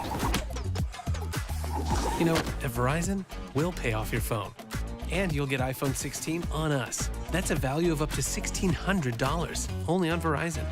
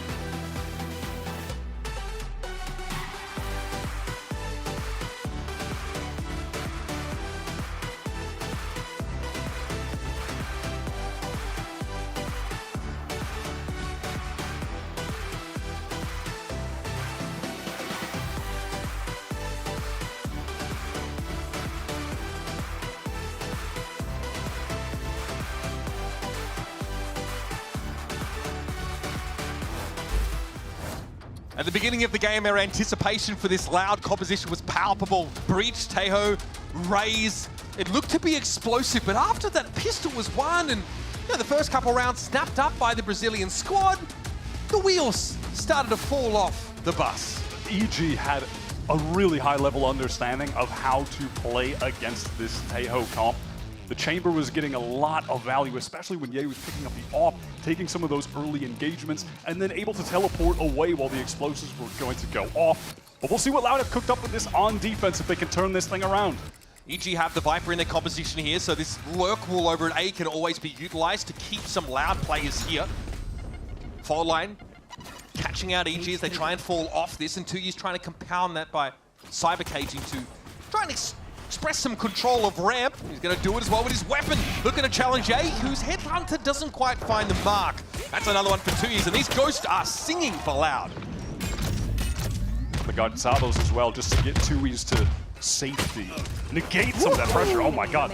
Just up and down the rope. It's Superman all alone. Bro, say it ain't so, Superman! 13 HP. Who's going to be the unlucky number 4? Turns out EG don't quite have the gas in the tank. You gotta go for the run and gun in that situation. It's the only way with the frenzy. A valiant effort from Superman in the end, but big credit to 2U's, who's had a silent game up until that point. But turns out, at the most pivotal round for the Loud side, I'm really excited to see what they're going to be doing with all of this synced up utility. That could have gone either way, Wyatt. Really could have. That was wild. I mean, the inflection point that would have represented if EG take the pistol. Ridiculous. Oh my God. Yeah, and here we go. Look at how deep Cena is able to. He's 12 HP, bro. It is a miracle he survived. Derek also, having lost the previous round, there's no heal. This is going to be a rough little eco here for EG. And it's the plays like those that are going to instill some long-term fear in EG. If you try to get space a little too early in the round, there's going to be a whole lot of utility dropped on your head. They're going to have to be weary as the rest of this half plays out. There are definitely timings that EG can play around in order to re-clear those extremities. This round, though, they instead just want to ping-pong to the other side of the map and test B. Pancada tagged up a little bit there. As regen shield starting to kick in now. And now EG vary the pace. Slow it down a little bit. Couple of those, yeah, okay. A lot of stall util over towards the entry to the B side. The Astra Star is being layered by Pancada. And now EG attempt to test mid, but there's a trap wire in the middle of the map. Yeah, that's standard unbreakable trap that is breakable, but you have to press forward a little bit into it to do so. This should be a relatively easy cleanup for the Loud side from here as the rest of EG spill through the smoke to an early grave. All too easy for the Brazilian side. And again, you can see what the strategy is going to be for this Loud defense side, right? It's get into an extremity early in the round. Whether on the A or B side, it doesn't matter. You really start to narrow down EG's options, choke them out. And look at this. Over on Loud, Digizine has picked up the Outlaw. And look at how many players on EG have light armor. You'll be able to see it again in a second. But it's going to be 3 out of 5. That could be deadly.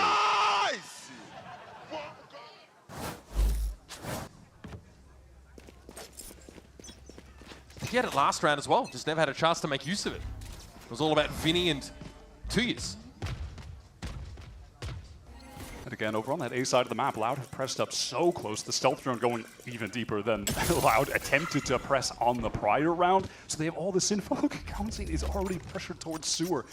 Loud have all the information in the world. They know exactly where they need to rotate to. This is dangerous for EG. Still going to go for mid this time. Tripwire removed. And all of EG bustling around the middle part of the map with the exception of Nature, who was just spotted out by that cam dart. Now, from here, where do you go? Nature just pulls a rabbit out of the hat there. Pancada taken down with some of those wall-bang shots. And a snake bite to dissuade, a follow-up here from Vinny. He's going to clear that corner. Nature has to go for the swing, but it's going to be 2 years with 2. Vinny holds his ground as well, and up to Ye. This is EG's gun round. About to go up in smoke, unless Ye has something to say. Does have the Vandal. Vinny low on HP, and Digizine just with the Outlaw, it would only require 1 shot. I don't think he's going to be hitting a flick on that position. This is so doable for Ye. The return to North America would be nice to get a little clutch on his first map. There are a number of circles of hell that still need to be conquered for Ye on his journey back to the throne. I like the double back here over to the B side. This is essentially uncontested. On the util side, though, no trademark or anything like that to work with. It is going to be run and gun action. You see the double up from Loud over towards the Heaven side and a fault line to herald their arrival. Ye has to set his feet. Cowancy was a healthy one. He gets taken down by a headshot. And now, Vinny, 16 points of health, has to navigate this one. And Ye is back! That is exactly what you want to see. We're so back. From Ye, once best in the world, trying to get back to the top. It's been an arduous journey, a tough 2 years, but already with this EG squad, we're seeing a different Ye. We're seeing a Ye that has more trust in his teammates. We're seeing a Ye that's even smiling a little bit. Like to see that. I'll tell you, the happiness buff on EG. Icy and Ye, they're happy, bitch. Does that answer any of the questions, though, that Loud are asking of EG? Because that was a scrappy round for EG to win, and they're still struggling with that early extremity pressure from the defenders. Oh, I mean, Loud are playing so aggro on defense. Look at this. Now they have 3 players all the way down mid, posted up on the angles from Sewer, and Ramen and Derek is just not ready for that. And time to retreat. We have our pick, and now we can play for retake with a comp that is sick on retake. It's suffocating. I mean, have fun anchoring a site with the breach Tejo Astro still coming your way. Obscuring vision. Pancada there just covering his own retreat. EG now have to arduously re-clear mid, and just the exploration there towards ramp yielding the pick off on Ye, who was playing the loose end. Also had a rendezvous to get out of that situation if he had time. And the economy is still more than in the danger zone for Evil Geniuses. They lost 4 players on that prior round. Loud can still swing things right back in their favor. Keep the scoreline close with a win here. 40-second mark. There's an Astrostar underneath EG now. So there's an overpulse thrown up, but EG's going to be able to at least get there first here. Icy deals with Digizine now. We're over towards the B side. Paranoia doesn't hit on the Pancada, and he's got a good position. It almost goes horribly wrong, but 2 years covers him from the low ground. And it's all on Superman now. Oh, what a way to swoop in and pick up the spike. Beautifully done. 2 years is fell by a 1-tap. There has to be a plant here, though. He can teleport. He can teleport. He has his ultimate. He's going to Cowancy's ready for this. He's already headed over towards the A site. They've read a potential TP out. So at least Loud will have some presence here. He's got a drop on him, but he can't finish the job. Superman down to 42 now, playing around his own smoke, and Cowancy will pull back to double up with Vinny. Close call. Salvo comes in, Superman playing around the edges of the smoke. Vinny drops, and Superman falls. And Loud get themselves a round back. Crucial timing for that one. Oh, I can feel the back-to-back clutch coming. I was so ready for it, but Vinny's movement there just really obscuring the aim from Superman, trying to make the adjustment, but couldn't on the drop. Good effort with the teleport, though, and heads up from Loud to have Kalenzine still kind of retaining position close enough to get towards A. And they've broken the economy of EG, relegated to the pistols. A couple sheriffs here. And Loud an opportunity to stabilize. DeJazine picking up that outlaw once again. I think we're going to see a lot more outlaw play this year than we did in the last, especially with the regen shield being in the game, too. There's just so many more opportunities to find the value from it. You still get flattened by an outlaw with that, right? Yeah. Cover going out. Last round, Loud pushed out mid. This time, though, it's a huge variation, maybe, because they know it's a bit of an anti-eco. Instead, playing back to the extremities a little more. Pancada tagged up there. That was the headhunter from Ye, so nothing to write home about. Outlaw is going hunting, but both shots missed for DeJazine. He has to knock himself off that sideline. And Tour de Force is active for Ye. And there's Superman just taking a total peek over towards A, finds the kill onto Vinny. Loud wants to re-clear this, it looks like. There were two other players there. I mean, yeah, I don't know how he's getting away with that. The peek must have been swift as hell, just single tap, gets away. Now that mid-control again, tentatively being assumed, but still tripwire in mid. This is genuinely so dangerous for Loud. Now look at the HP of the players, too. He's 14, DeJazine 80. I mean, and yeah, just a little bit more damage than necessary, but finds the kill. Overkill, perhaps, but a kill all the same. Pancada here tucked into the back of the B site now, and DeJazine falls another one to Ye's Tour de Force. Superman with a double play is swinging out here in EG with a thrifty in the making. See Kalenzine in a 1 versus 5. And no plant quite yet, as Icy, of course, would love to get closer to that showstopper. What's it going to be for the Tejo? It's going to be an attempt to do as much damage as possible while the EG are retreat, so you don't give them as many guns as you would have. That's really the only option for Kalenzine. We've got to see the Superman kill in the replay. I need to know what happened there, because that really cracked the round open. But elsewhere, you know, it was some of those early peaks, like 2E's fighting, DeJazine fighting, not finding kills, but taking damage, and then feeling the pressure of their low HP, taking more passive positions, and then, yay, ultimate, classic stuff. This really is we really are going back to rolling back the years, Wyatt. I mean, we keep mentioning it, but it is just mental to see. This is what people have been waiting for 2 years, Mitch, 2 years. I will say, though, Kickoff is always full of fan service moments like that. It's a long year. It's a long campaign here in VCT. An important, though, first step here for EG, or at least the beginnings of it. 3-round lead now. Thrifty round obviously set up. This pick from Superman, just no one else on the line there for Loud. No one ready to trade. DeJazine just... Oh, lockdown. Next he's going to start calling Red Bull clutch. You know, he's got all the lines. To do a job for us. Hit them fast, hit them hard. All right, here are EG gathered up towards the A side early on, with the trifecta of Loud players ready to swarm these attackers when the utility is used. So close with the stinger. There should be util off contact. No. Just goes down. Nothing actually coming out from Vinny. There wasn't a stun. And DeJazine not able to trade, so EG slip away with their advantage. In their absence, 2 years has crept pretty far up mid here. Again, it's a low buy for Loud. Really just these sheriffs to work with here. And at this point, though, it should just be catch for EG. I mean, red like a book. That's tough. And from this point forward, EG should just be able to win this round with competent trading. That is all it should come down to. No reason to give this away. They're on the precipice of stealing Loud's map pick, by the way. This was Loud's go-to.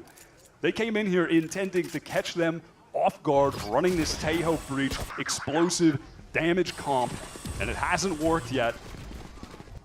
EG showing they've got some util of their own, a lot of that expended to clear this B site. Now they've ascertained that it is essentially open. Yay also playing here over towards Suicide. Might even hear the push down mid. Options very limited for Loud, given their weaponry. No real reason to expend this breach ultimate in a round like this either. Okay, they're wise to it. Definitely expecting a loose end to be left here. It's the back is turned at the wrong moment, and Ye will capitalize his 15th frag for the game. Loud now, out of time and running out of guns. Tough start so far for the Brazilian team that was always the best in Brazil, year after year after year. And maybe you could argue not in 2024, but now it's really up in the air, man. They've got a lot to prove. How many teams are going to look shipshape after Sanhak and Les depart them? Yeah, I mean, it's a big project here to rebuild this roster. That is the big question, and the massive gap that needs to be filled in this team. And you know, you have Vinny, Pancada, Dejazine, the teammates from long ago, back in 2021. They've reunited to try and bring some of that old chemistry, inject it into a Loud team that desperately needed chemistry, as last year was just so haphazard. Maybe a couple of those reactions already happening on the Loud side. We'd like what we saw from them on that aggressive thrust on that first half, but now defensively they're getting pulled around the map a lot, despite them taking control of, like, you know, the A side of the map, getting deep with that utility, moving up mid. There always seems to be a case of EG unraveling, unpicking the canvassing attempts of Loud across the map and hitting that weak site in the end. There are far too many moments for this Loud team that we're seeing now and in the off-season when they played some matches too, where individuals are just being caught alone. And you're seeing that being exploited by EG, specifically on the round where they win that eco, for instance, with Ye just one by one picks them apart with his ultimate. You have Superman taking that 1v1 with a Sheriff, wins it against Vinny. There are too many moments like that occurring for Loud in this game that have also, unfortunately for them, occurred on big eco swing rounds. And that's just kept EG in the driver's seat. Probably the most important round here of our opener map for kickoff in 2025. Folks, Loud have the opportunity to buy up, and Digizine's gone for the operator here. And in addition to that, they have 3 ultimates to play with, the Showstopper and that Rolling Thunder from Vinny going to be the most crucial. Pancada, honestly, a quiet game for a guy who has just been white hot in the offseason, starting slow here now in VCT. You just can't have that for the Loud side. If he can pick it up at the tail end of this game.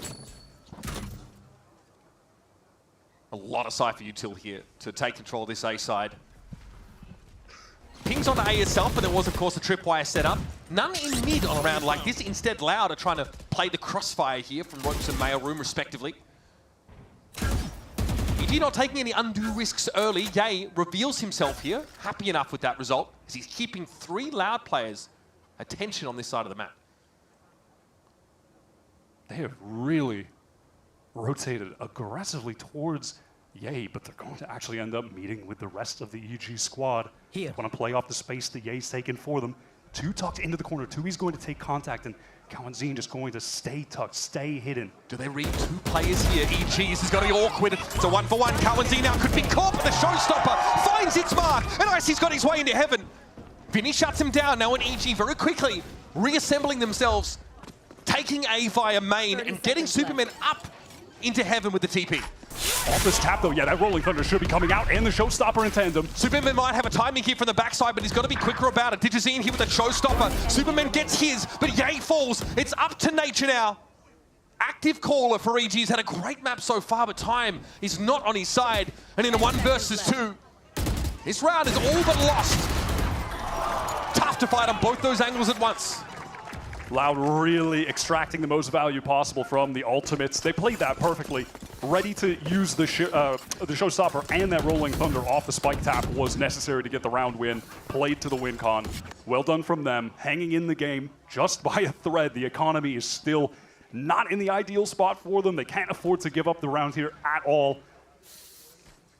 They keep that operator though for Digizine. That would have been a burning a hole in the hip pocket had that had to be replaced. We saw Nature having to fight 2 players 90 degrees apart from each other. You don't win those. Lurk will set up to the B side of the map here, and EG showing some presence in mid early. 3 of them here. Kawanzine just watching to see if anyone tries to press through the nebula that's been placed, but it's not going to happen. You have Ye with the attacking operator working towards A, just trying to draw out a peek. That's something that EG have found success with, waiting for Loud to come at them. So it makes sense to try and play to the operator as a way to nullify that, exploit the Loud team. Cowan team spotted is now that Nebula in mid is going to be refreshed, further delaying EG's foray up the middle of the map. They're still pinging Mailroom though. They still want a piece of this, and Cowan team might have found a time to get forward here.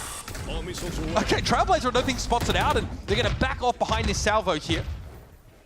Superman is in Mailroom, Loud falling back to B-side proper. They might look to aggress in Nature's direction now. I've got your They want to take the fight too. Can Nature at least get one here? Yes, he does. A lot of damage too. And now I think we just pull off B if you're Evil Geniuses. Start to work on that A side. Ye's already set up there. Seekers went out to give a lot of information for Derek. 2E's has to step up in this moment. He's had a couple decent rounds. This has to be better than decent. Got the ping though on towards Heaven's side here. Awkward for Superman. Tries to take the swing. It's going to be Icy to trade it back. Player disadvantage for EG now. No spike plant yet. Loud have the chance to pull back now and play to the outside of this site. Derek has the spike. He can't persist with that push-up. Here's the plant. 2 EG players entrenched. This is a little bit awkward. The aftershot's going to force him away and take him out. It's Icy with 84 points of health. Doable. Digizine has the operator, but Pancata is low. Heavily tagged up by Nature. From that B-side in. Counter! But that's the op. Chiming in, and Loud get themselves another hard-fought round. I can't be mad at Icy for trying to find a timing there to get the kill. Loud are hanging in there. EG's economy, though, has been so strong that they're going to be able to buy up again, especially with another plant coming through.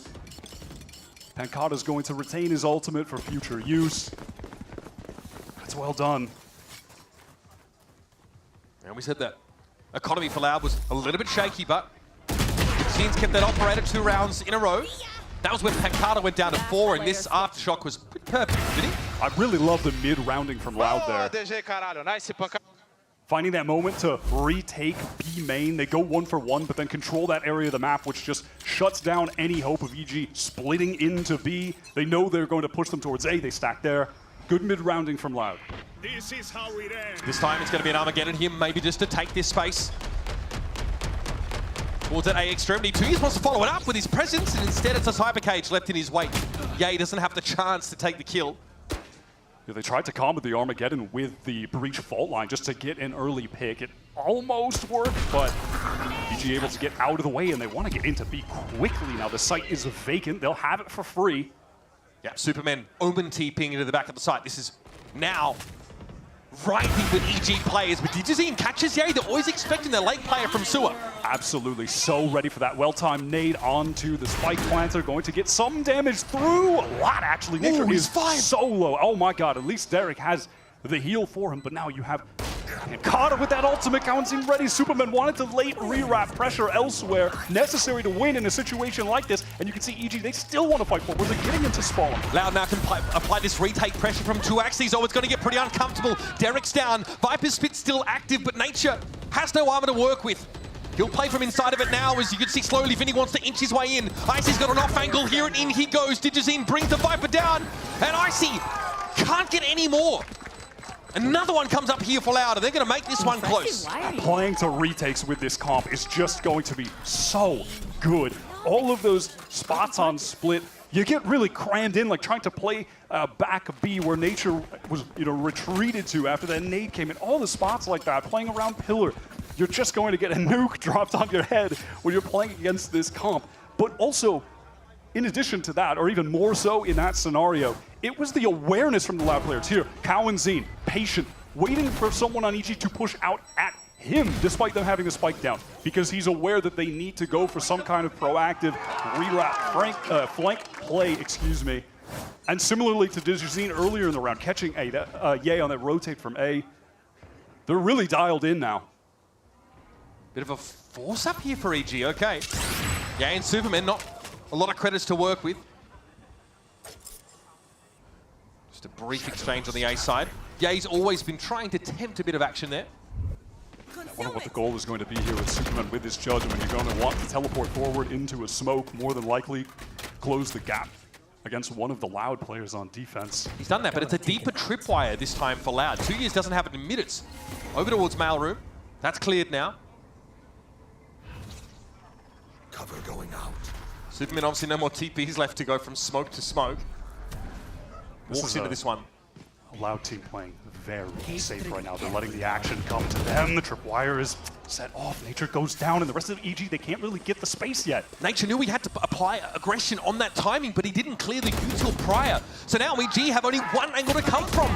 They have to drop here from heaven and take some raw fights, and they're going horribly for them. Superman with nothing but that. Yeah, okay, well, this will probably work. After that, though, was the issue. Gets himself a weapon now in this 1v3. Around EG, force into. Not ready yet. What are your options? You got to get that spike first, and that's sat out on rafters, and you're exposed to the Cypher can. 2 years lights up Superman, and Vinny finishes him off. They are so dialed in now. Loud look significantly better than they have for the entire rest of the game in these last several rounds. They are covering every angle they need to perfectly. That tripwire going off, getting that easy kill onto Nature.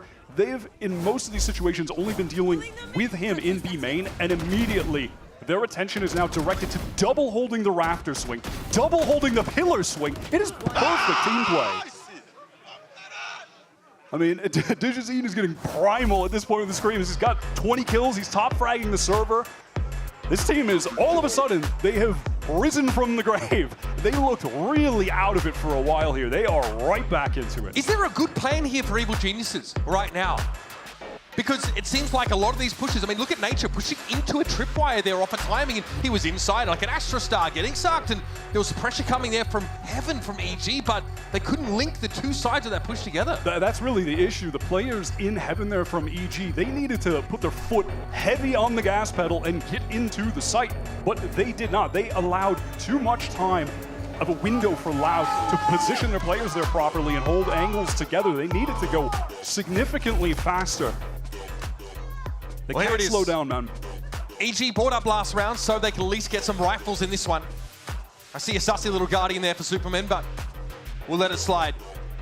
Tour de Force and Showstopper just around the corner here for EG, and they're still dealing with an operator from Digizine. He has held on to that.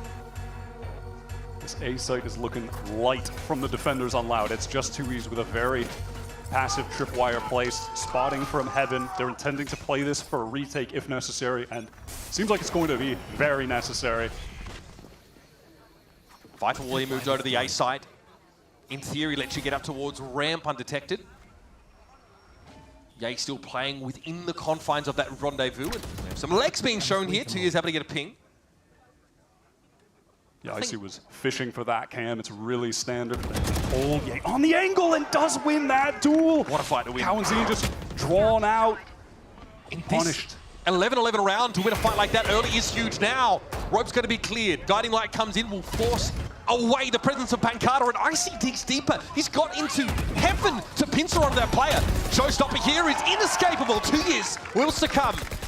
And now it's up to Vinny to try and find a timing, and a timing he has, but he cannot convert. And now Digizine, that operator he held on to so desperately, still clutching it. But it's the round he should be concerned about clutching here. It's 1 versus 4. Well, some of Loud's worst impulses really getting the best of him there. There was a duel take in that early one from Cowanzine where 2Es wasn't on an angle to actually help him. The dominoes fall 1 by 1. And by the way, gotta mention, Icy is 3 for 3 on Showstoppers right now. That's a thumbs up from me. What's to be found here for Digizine? Nothing much, and that smoke here might have put him off the idea of even attempting to get some exits. Outside of Icy wandering into his crosshair earlier. 21 kills for Digizine. Question marks about how he'd function as the duelist on this Loud team. So far looking improved. He's got more than enough cash to get a little silly right now and try and take a gun away, but not going to happen running through the dark cover. Derek cleans that up, gets EG to 12. It's been a damn tough road to get there for them, but they could close this game out. They could steal away Loud's map pick. Yeah, the money for Loud, though, still pretty good. There's no concerns about them being able to buy up to full strength here, so EG need to run, a round like that back again. 1 enemy remaining. They had 4 players coming out of it, though, so economically speaking, that's pretty clean for them. Both sides have a full buy here. The only thing lacking, I guess, 2Es has a light armor, but realistically, who cares? Digizine, though, on the line with the operator. The first shot of this game could, or this round could determine it. Tour de Force already making an appearance. Yay rips a shot over towards A main with no catch. And up comes that Viper wall here. How many players will be kept interested by that? The Boombot gets some fair info going through the Viper wall, not detecting anybody, and they're just going to leave Digizine over on that. They're so far up mid already. Map. Yeah, Vinny is trying to pick up Heaven for the Loud defense. Has the stun ready now, though, for them spilling into that, as Cowanzine is now the one ready to fight. So, decent setup from Loud, pivoting into his prepped A defense. The Seekers come out here for Derek, though. How enlightening are those going to be? Nice little paranoia catch here. Digizine had a shot there, but now the guiding light's going to make it a little bit awkward. He finds the pick. Showstopper now drawn out. Players over towards that Heaven side, and Nature collides with the rocket midway through. Beautiful swing from Digizine. And this one, folks, is headed on a collision course with overtime. It's down to Derek, who already made use of that ultimate early in the round. Apparently, for very little value, has to cut a bloody swath through all of Loud to end the map here. Has to do it through the Nebula now as well, already taking spam damage. Okay, we're doing it. And Digizine gets his 4, drops what, 25, 24 kills, something like that for the map. Sick round from Digizine. My goodness. No better way than to ease back into another season of VCT than a big old overtime in our very first map. Scriptwriters, the old world champion teams, yada, yada, yada. They did the whole thing. Return of Gay playing Chamber. Icy looking unleashed. Damn, they wrote better headlines than we had coming in this game. Unreal respect. It is really fun to see Icy playing the way he has. He is top of the board right now for EG. He's been finding a lot of high impact kills. And on defense, it is EG, and it is Ye, the aforementioned with the operator, Glass Cannon. Grenade is live. Might be a faster hit here for Loud, back on the attack side. Now going to see that Teho Bridge combo used again to gain positioning. Bomb Buddy was short-lived there. Now, if you think back to when EG was playing defense before, Nature was more than a problem on the B site.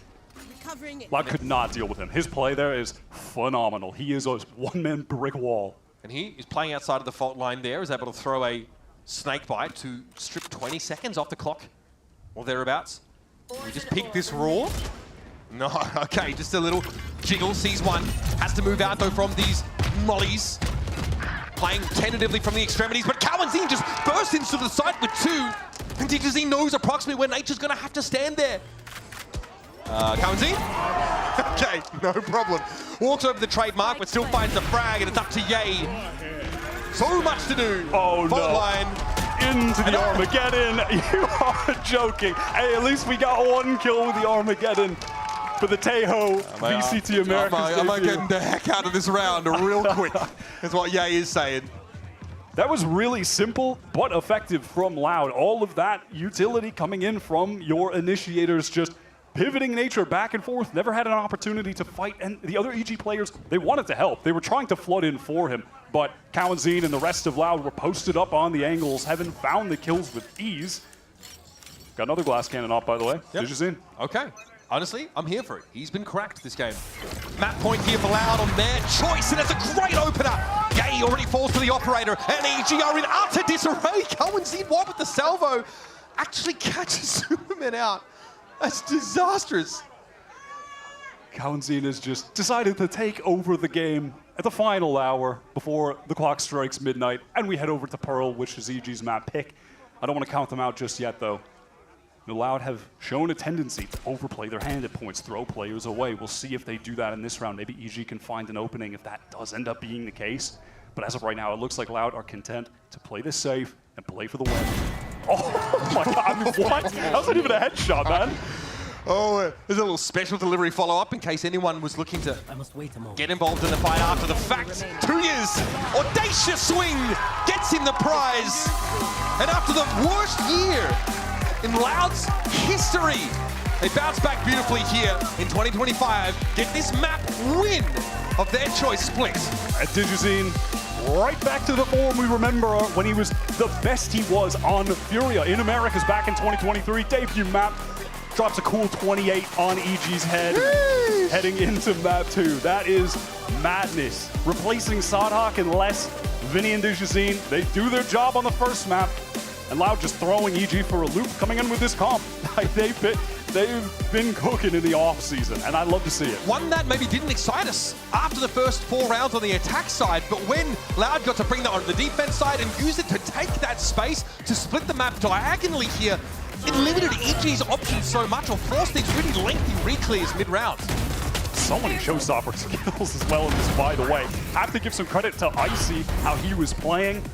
Ye as well had a lot of really pivotal rounds for EG. I'm sorry, this game looked lost for Loud when we were about at round, 15, and then somehow they locked in and won this. We're stepping away, but up next, Golden Boy and Analyst Desk are going to break down our first map of the 2025 season.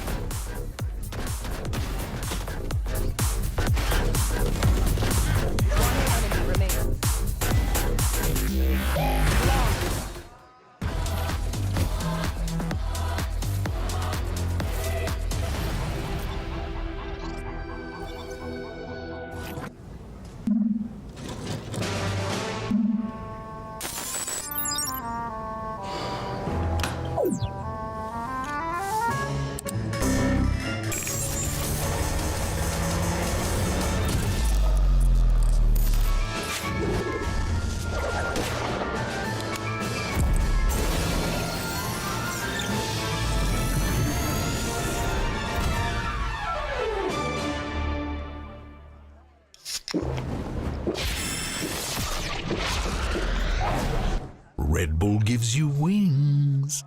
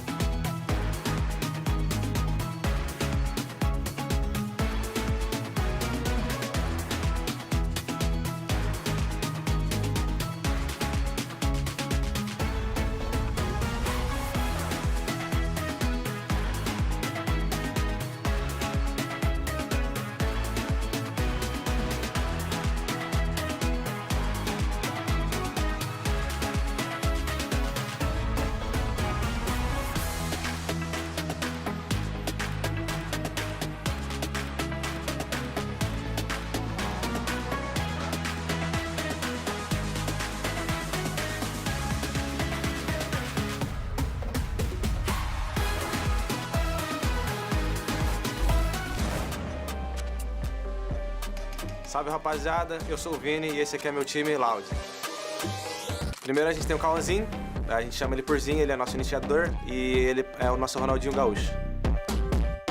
Agora nós temos o Pancada, ele é nosso controlador e ele não erra tiro, vocês sabem disso. Agora a gente tem o Twiz, ele é nosso sentinela, chamamos ele de Tutu e ele é o jogador que você não quer trocar um x1. A gente tem o do DGzinho, ele é nosso Pitbull, ele é o duelista do time e você vai tomando.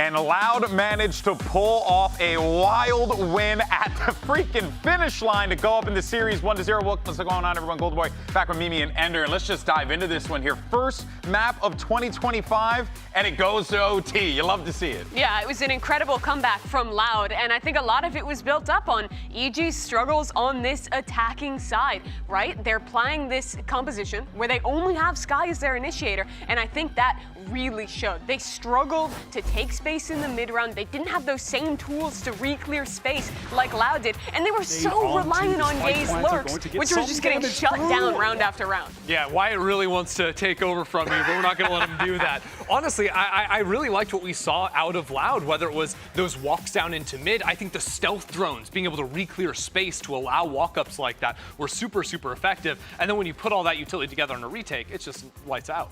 Me and a lot of other people doubted Digizin returning. They were hoping that that some new talent from Tier 2 Brazil would come up instead. But this guy took his year off from Americas, went down to Tier 2. He comes back to this stage and a near 30 bomb on his first game. He was instrumental on that second half comeback. Yeah, not just a 30 bomb, just a 2-to-1 KD straight up. Like, come on. Yeah, absolute phenomenal performance from Digizin, which is what Digizin would have wanted to start things off with. But I also do want to give flowers to the other side of the stage, though, because I got to say, like, for Ye, busting out the chamber, we were all really amped up and excited. But, there were a few rounds there where we were seeing, Ender, some great coordination. Well, I think it was just pretty clear what the plan was from Potter coming into this game on the defensive side, especially because we saw Icy and Ye playing together really nicely for some cute little bait setups.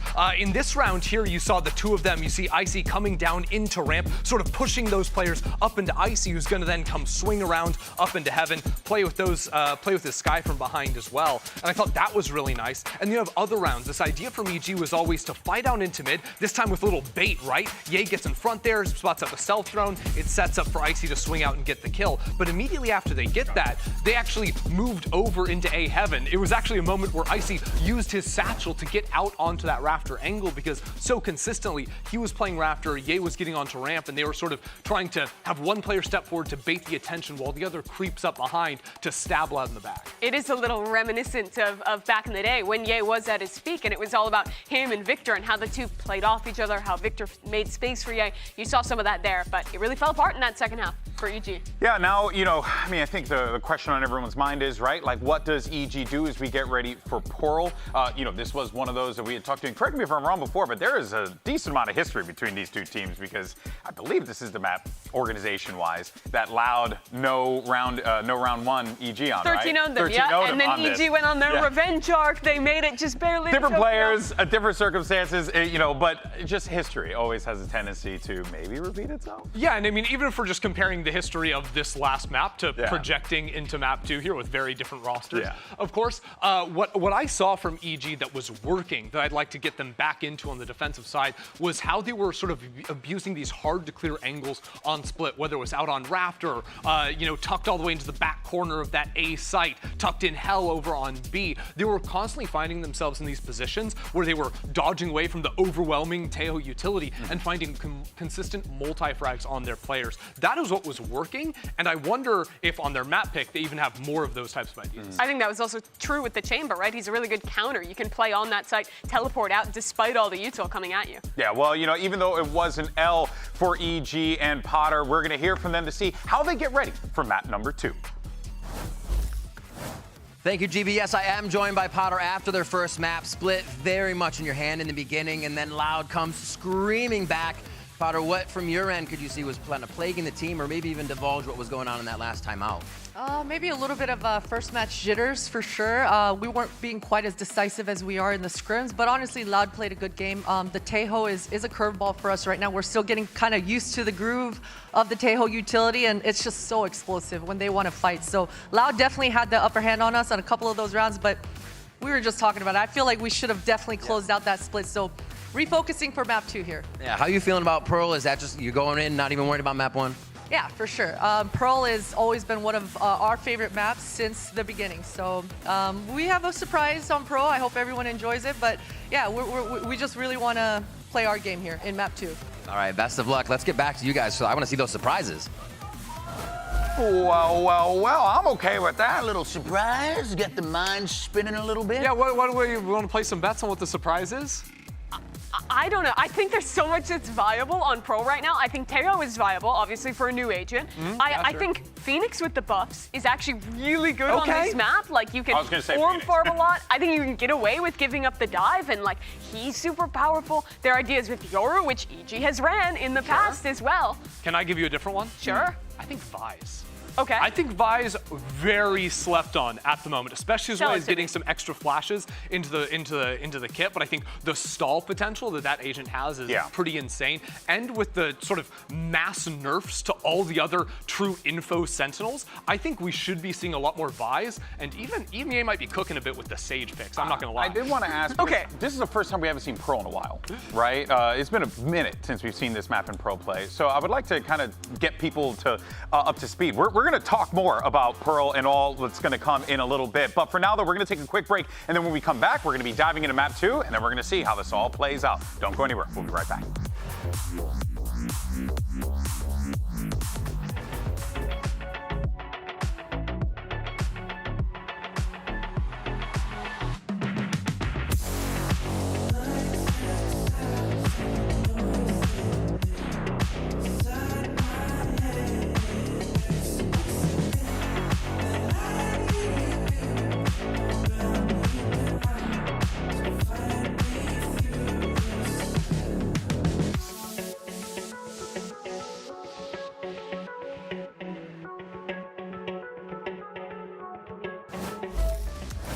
It's been a good start to Loud's ambitious campaign here in the 2025 VCT Americas, but maybe one player who we overlooked slightly at the start of the game, or someone we didn't expect to take it over, was Digizine. Incredible raise play over on Split, something we've got to expect to continue throughout the series. He's on fire. Definitely. You know, he was playing with Furia back in 2023 VCT Americas. He had some real highlight maps, no doubt. Couldn't find a home in Americas 2024. Was playing in Challengers over in Brazil. Unsuccessful year there, so question marks as to what is this guy's level going to be coming back into Americas and filling the shoes of, take your pick, it's either Sonhawk or less, but damn, he stepped up on map 1, dropped 28, went crazy, dragged Loud back from the precipice of defeat on their own map pick. Can't give him enough credit. Potter said that they've got something special prepared for us here coming into Pearl map. She said that it's always been one of our favorites. We're very happy to get a chance to run out on this map. Bear in mind, of course, that split pick was Loud's, and it was a close game. What's it going to be here on Pearl? I'm going to imagine that we might see a Vice from EG. Now, over in Europe, they can't stop playing Vice on every single map. They love it over there. But here in NA, at least in the off-season, EG were the team that were experimenting the most with Vice, and you can definitely get a lot of value from that agent, especially over towards the B site, putting up that shear, the wall. There's a lot of areas on the map to exploit with it. So I'm expecting that to probably be in the fold, but we'll see if there's any other craziness that awaits us. All right, here's your composition now from Loud. Pretty straightforward, right? That is as standard gets. Yeah, Astra, of course, the controller go-to on this map, given how large it is. And you see Astra can impact parts of the map that she's not currently in. Jet for those longer sight lines here. So nothing out of the ordinary from Loud. We are definitely more curious to see what evil geniuses have planned. Show it off. Oh my goodness. All right. Okay. The tank is sat somewhere like, I can't believe they stole my thunder. I can't believe they've done this. Yay on the Phoenix is, I am stunlocked. That is diabolical. The Phoenix is kind of crazy. It's an agent that does come out on Pearl, though. We have seen it before, but it is still pretty crazy. And in the hands of Ye, it does feel a little bit crazy. Okay. You know what? Homie got a big wall. You don't need a harbor. Turn that wall into fire and give yourself some flashes, you know what I mean? Yeah. Just run it back a couple times. Bear in mind, they did recently buff Phoenix. The flash is now the signature ability. The Molotov in the wall, you get a heal, like a heal over time from it. You don't have to stand in it the anymore, whole time, which makes the gameplay way more fluid. Great changes. Yeah. And so we'll see if Ye can take advantage of those here. Yeah, you used to have to like sit like in the wall. It's so awkward. Basically render it useless or sit in a corner on a molly. So now just pass through the wall, get that healing over time bonus to get yourself back in the fight as quickly as possible.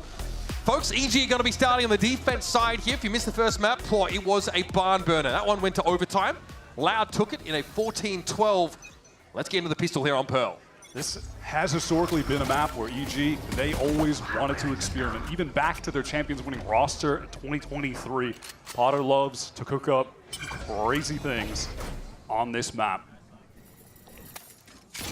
All right, already a lot of presence here towards connector side. Loud want a bit of it, but that Razor Vine here is going to dissuade any fast movement. You only take damage as you're moving through Razor Vine, not just when you're standing on it. It's going to be a drone to re-clear here through Art. Ye trying to play off of that take. An initial engagement. Oh, you see pressed up. Can he catch 2Es? Battle is awkward, but it is one out. Ye's on the retreat. Not easy to win those 1v1s against 2Es, but Icy gets there. Ye, they're going to be brought down now. That aggression here from Evil Genius, so will prevail as Nature knocks 3 for the pistol. They're playing like a brimstone through a stim beacon at their feet. How the hell they got there so fast? Oh my God, they swarmed onto Loud, completely encircled them. All angles. I thought Ye was going to fall back. He said, nah, nope. I'm flashing right back in. I'd win. And I was worried for a second because he lost his bearings completely. Did not know where he was supposed to look. Okay, that's a spicy one. Back in 2023? I mean, these two teams in 2023, quite the year for them. The only other 13-0 we'd seen in America's history. Right, back to business here. Loud, of course, very little to bring into this round on Outlaw. Instantly snatched up, though, by Icy.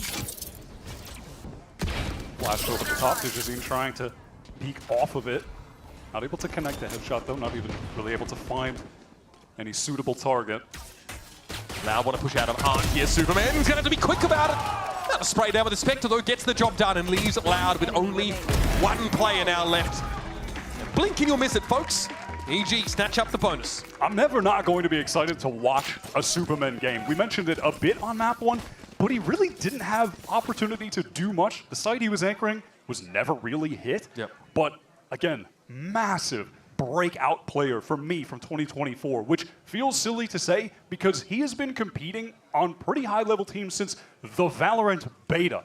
And it's just hung around, but finally has had an opportunity to crack into Americas, into Tier 1. He was so good last year. I'm really excited to see how he's even developed further in the offseason coming into 2025. Here's the bonus. Our drone here looking to get obviously down towards B-Long. Icy falling back away from Halls after taking that shot. Planning for now. Oh, yeah, most of those Loud players, they have heavy armor. There, it's actually irrelevant. He just can't connect onto Kalanzine at all. Razorvine offers some delay, and the spam offers a lot of damage for EG. Yeah, Kalanzine down to 5. There. Might have been a small gap in that Razorvine, but it was unable to be exploited by Loud, who pull out entirely of that B side of the map. But in the meantime, up connector.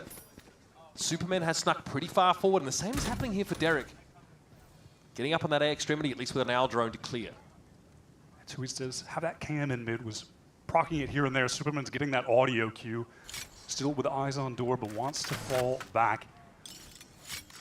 Most of the pressure should be coming on to Derek, who's playing towards Secret with just a Stinger. They're going to be tough to really get anything done. Maybe if someone overextends into him, they try to take forward space, but nothing to see with that recon either. 0 point, he is going to turn the Sova off, but Digizine challenges it. Derek gets a freebie, he's able to fall back off to the side. That bodes well for EG in what has to be now a full retake. I do have a couple Bulldogs to play with for those long-range engagements, and a stray Stinger bullet or perhaps a gust of wind could knock Kalanzine off his feet with 5 HP. Double this shock. Is actually dangerous, Vinny. The util, the Phoenix util around the corner. Vinny not caught by the flash though. Tucked in a little bit too much either way. He was able to turn it. That was an opportunity for EG that goes begging, and Loud get on the board here on Pearl. Oh man, if that flash just went an inch further out, Vinny would have been full blinded by that. The speed on those flashes can be pretty difficult to turn at times. He did have 2 E's ready to swing off of them. It was a good little setup between those two Loud players, but could have been dangerous, could have been a lot of weapons lost, but Loud are able to contain the majority of them. And that's the difficulty. That's the difficulty with curveball, right? It follows. Boa, caralho. Nice twist. Boa pancada. It follows that same radius. It's pretty tight, in fairness. Really supposed to come around corners, not those sort of angled areas. Either way, back to it.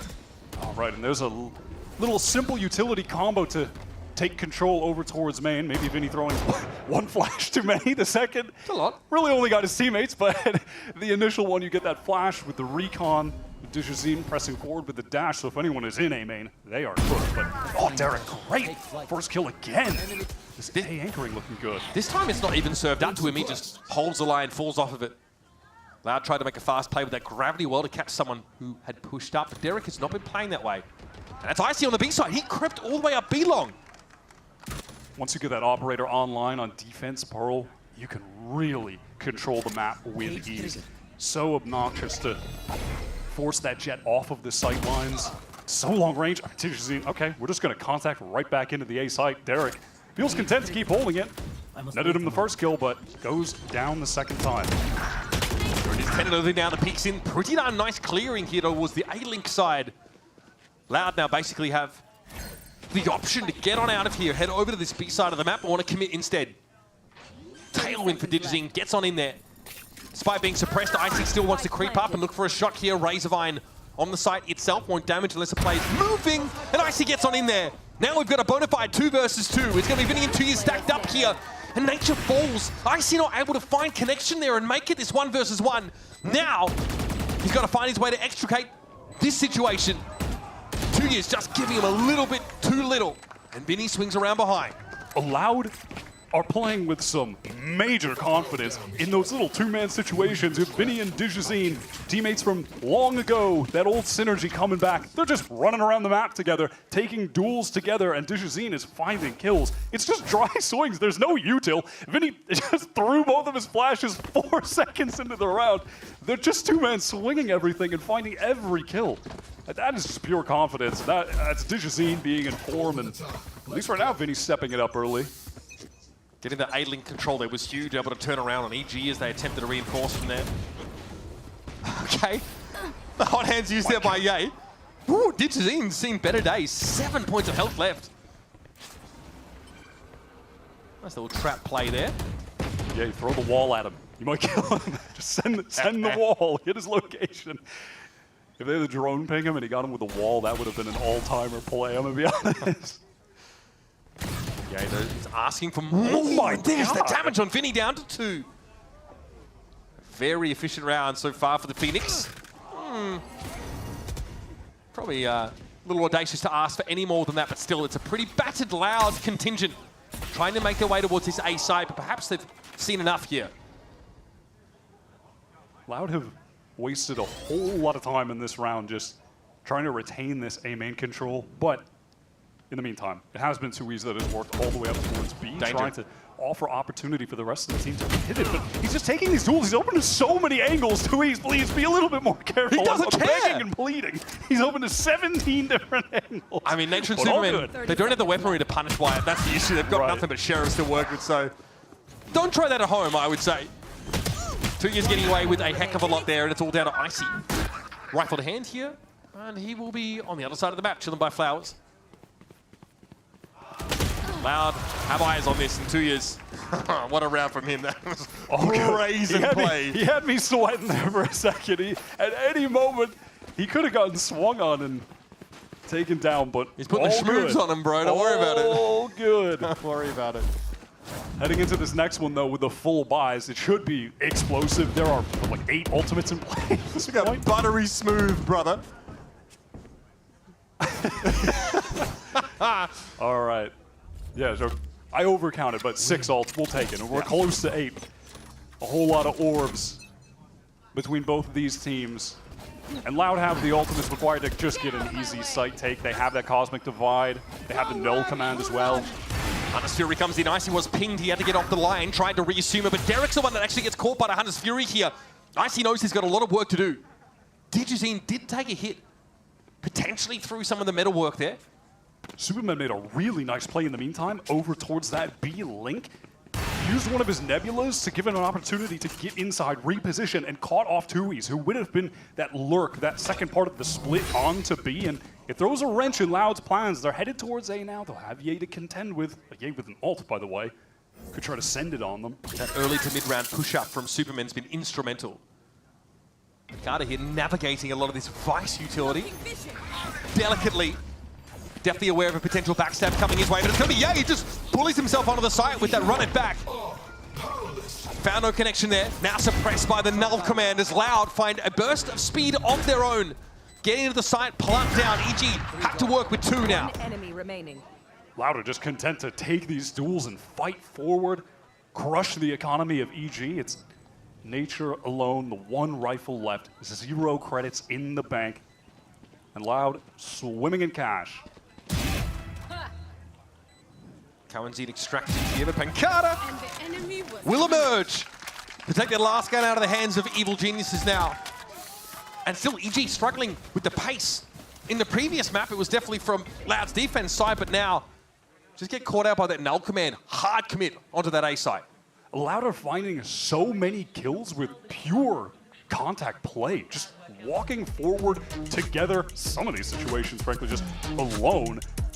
Or can't get over that, or playing off of flashes, like, you know, they did it more effectively in that round with Vinny. He threw that flash into Secret, and then Kalanzine swung.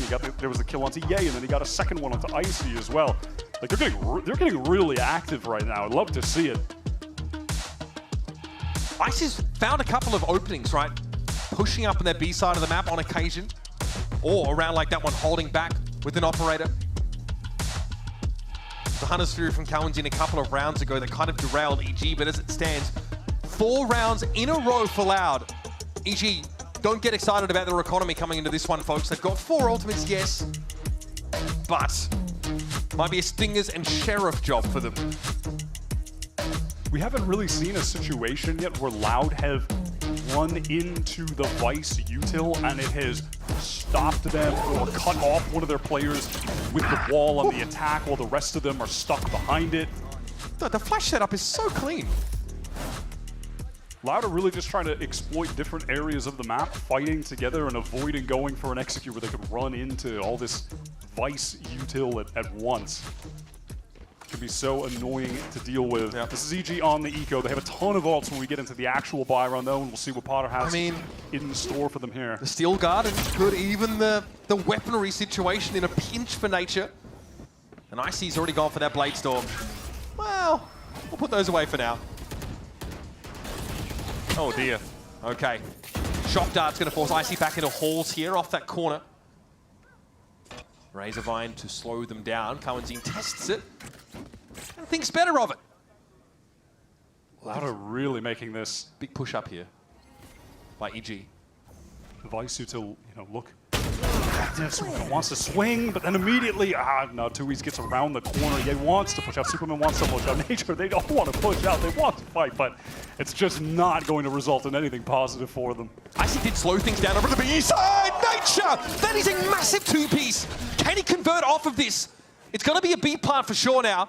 He's holding on to that Vice ultimate. Hunter's Fury even to work with for EG. This is salvageable, but the weaponry is just not good. Blade Storm still active though. They want to regroup and spawn as well. They've given up Link, but EG, they want to play together. They want to trade this out with the man advantage. Arcro's thrown out. Okay, here is that Steel Garden. So Kalanzine, the only one forced to put his primary weapon away, but he can still work with the rifle on this long line. Time is getting a little bit short here for EG, and Loud have the coverage with some of this util. It's Vinny, look at the challenge. Vinny brings 2 down. It's up to Derek, up close. It's Vinny for 3, and Loud for 5 rounds.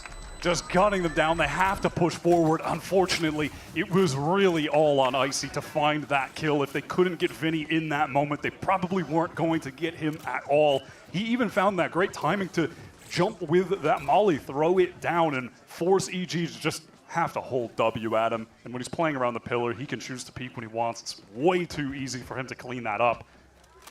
Well done from the remaining 2 Loud players, stabilizing things. Evil Geniuses, a few ultimates expended. Makes sense to do so, but little cherry on top of the round win for Loud. Still, operator back to hand here for Icy. Full armor as well, no less. Here comes Digizine. What a step up again. The flash setup from Vinny was sublime. It has been so good so far, but not enough to overcome Icy. Sat on that line with the operator. Big investment for EG over at the A side. Pays off for a player advantage. And Superman has to know about this. Kalanzine cannot follow up. Doesn't find the timing. Now he's on his own. Picked apart. Loud. That was a very effective bait setup in main from EG. You have the rifle on the angle with Derek. He takes a shot, falls off, and all of a sudden there's an op scoped in on you when you're re-swinging. Simple and effective from Evil Geniuses to finally stop the bleeding. Loud have just been on a tear since the second half of map 2. Picardo has to stumble away from this one. You'll note, of course, that money not an issue for Loud. 5 consecutive rounds on this attack side have yielded them a pretty hefty buffer in terms of that money. So Pancada can look to do a little bit more economic damage. But crucially, Icy's operator is still to hand and will be carried out of this round. Maybe to snowball EG back into a decent half defensively. Been looking grim up until this round.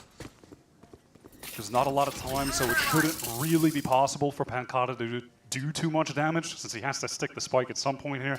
EG really don't want to lose these rifles, though. Their economy is in the bin. Okay, Pancada loses his weapon as well.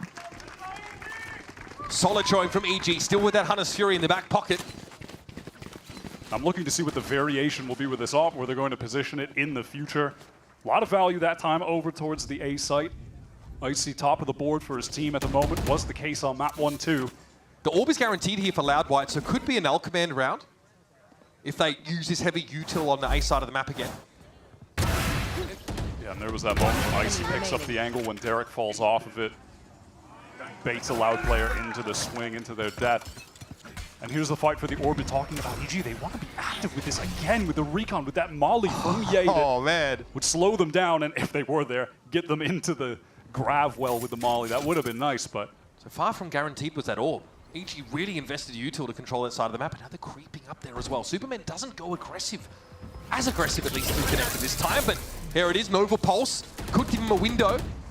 Sat inside that smoke and maybe waiting for Nature to pick up the other angle here. So far, Louder contained in the middle part of the map, but they're emerging here to that B long side. Here's Hunter's Fury, Tailwind, gets someone past. Superman heard it, but DJZ's able to bring Nature down from inside the smoke. Awkward for Superman, he picks up that tripwire, sets off the cyber cage, but takes no damage and is able to back away behind this util. Awkward though, EG losing Nature, then the B side of the map for them is very weak. At first, Cosmic Divide comes down. Superman has one as well. DJZ wants to play in front of this, take an initial engagement. Auto spotted out Ye, but does go down. 2E still remaining in this link. The Loud players are in the goddamn walls, man. Another player to pick up the angle. Derek could be an interesting factor here from Tower. Might look to drop down. That wall's about to expire, and here's a run it back, and, well, this time Ye wins it out the first time. Down to Vinny here. There's no point worrying about the Phoenix. There's other things afoot. I think he expects Ye to reset. Yeah, he expected the reset. He mistimed that by just a second. Wanted to go forward. I mean, if he was right, that would have been... It's not a Yoru clone, brother. That guy shoots back. If he was right, that would have been sick. But he was a little bit off, so it looks a tad bit silly. Ye really paying dividends in this round. That kill on Pancata was immense. I mean, he just cleaned up all of the all of the nice, let's go, yeah, good job. I mean, it's pretty easy when they turn their back on me, Nature. Thank you, though. All right, that's 2 rounds in a row here for Evil Geniuses, shrinking the gap substantially. Loud here still with the ability to buy, and also the null command coming into this next round, so might be considering a faster play behind that suppression. Definitely. We'll get a classic situation where, you know, you have some of that defensive Sentinel utility on one part of the map, the Sentinel elsewhere, so it doesn't get shut down if the hit comes in, so that shear can still get its value. You can still pop an Arc Rose if it's there to flash the people that hit in the site, etc. I would imagine from EG, something that's definitely going to be brought up briefly in this timeout. You know, it's pretty obvious stuff at this point in the game, but... The mild irony for me here is that it was actually Loud last year's kickoff trying the Phoenix comps. Yeah, that is with true. this like ridiculous util overload, on Ascent, for example, with like a Viper comp. At least EG, they do have a Sentinel though. They haven't bought in to the no Sentinel Phoenix theory fully. Yeah, I mean, Loud were allergic to Sentinels until Sardak picked up the Deadlock. They just now they love them. Now they're playing with 20 Sentinels over to you. All right, both teams with operators actually. Icy still has his on defense, has found value, but it's DJZ picking it up on Loud, wanting to slow the game down, find an opportunity to pick off an EG player that's trying to press forward, gain some space somewhere on an extremity perhaps. Looks towards Art initially. Big round, Wyatt. Loud with a slim lead here, but the economy is teetering on the edge of oblivion. And you can't see on the minimap right now, towards B, towards Art, and towards A, there's just Vice utility littered everywhere. Yeah. Kind of one of the nice things about the Razor Vines is that you can just launch them, like, obviously they're a molly from one end of the map to the other. Your teammates can play around them elsewhere. Ye actually takes down DJZ. DJZ got the shot off, but whiff. They're pushing up on the B side as well. Look at this. Don't fully commit. Superman takes a little bit of damage for that, but a lot of map control over there. Gained here by EG. They've fallen off A little bit, but look at that. Like you mentioned, Razor Vines there. The Astra Util is set up, and Ye is expecting this.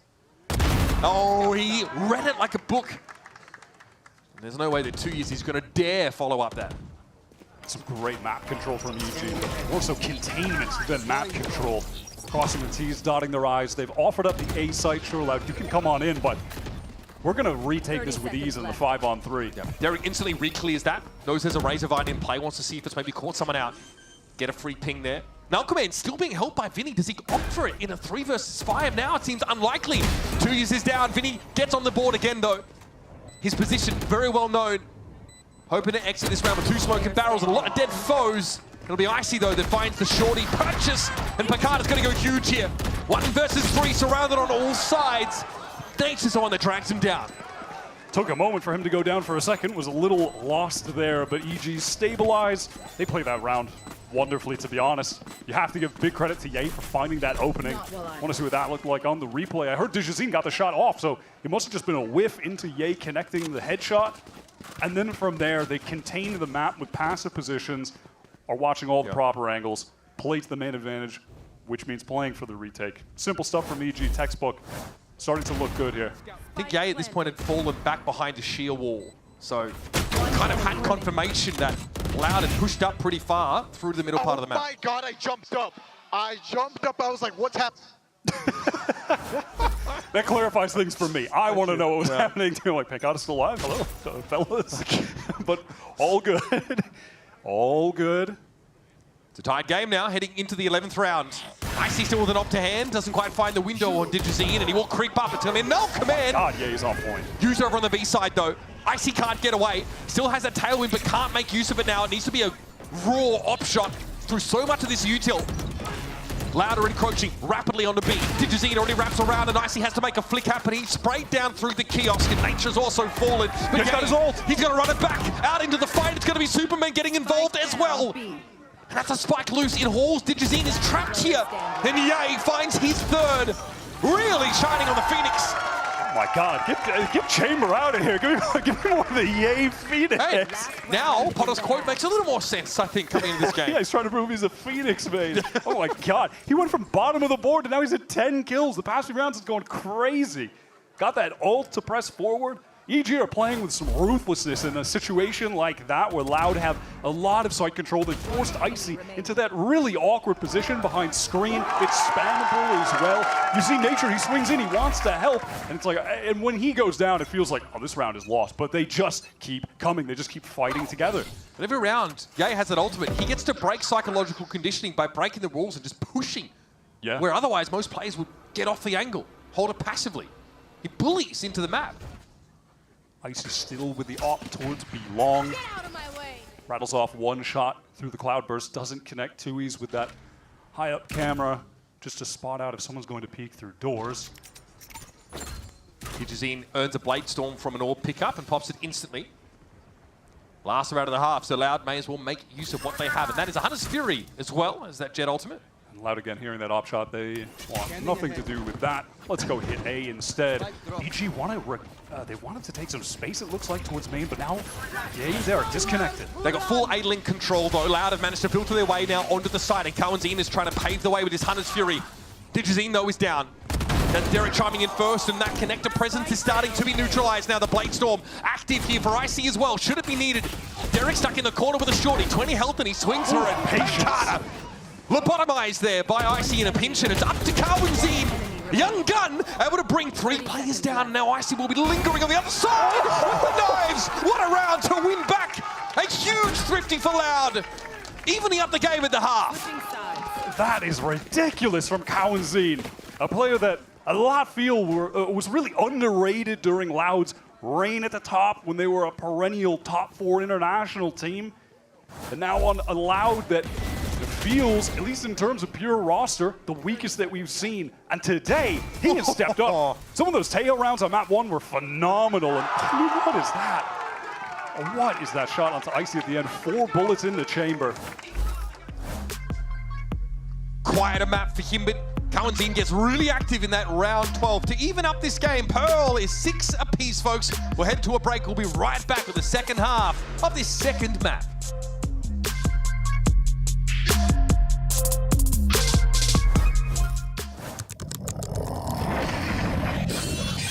Red Bull gives you wings.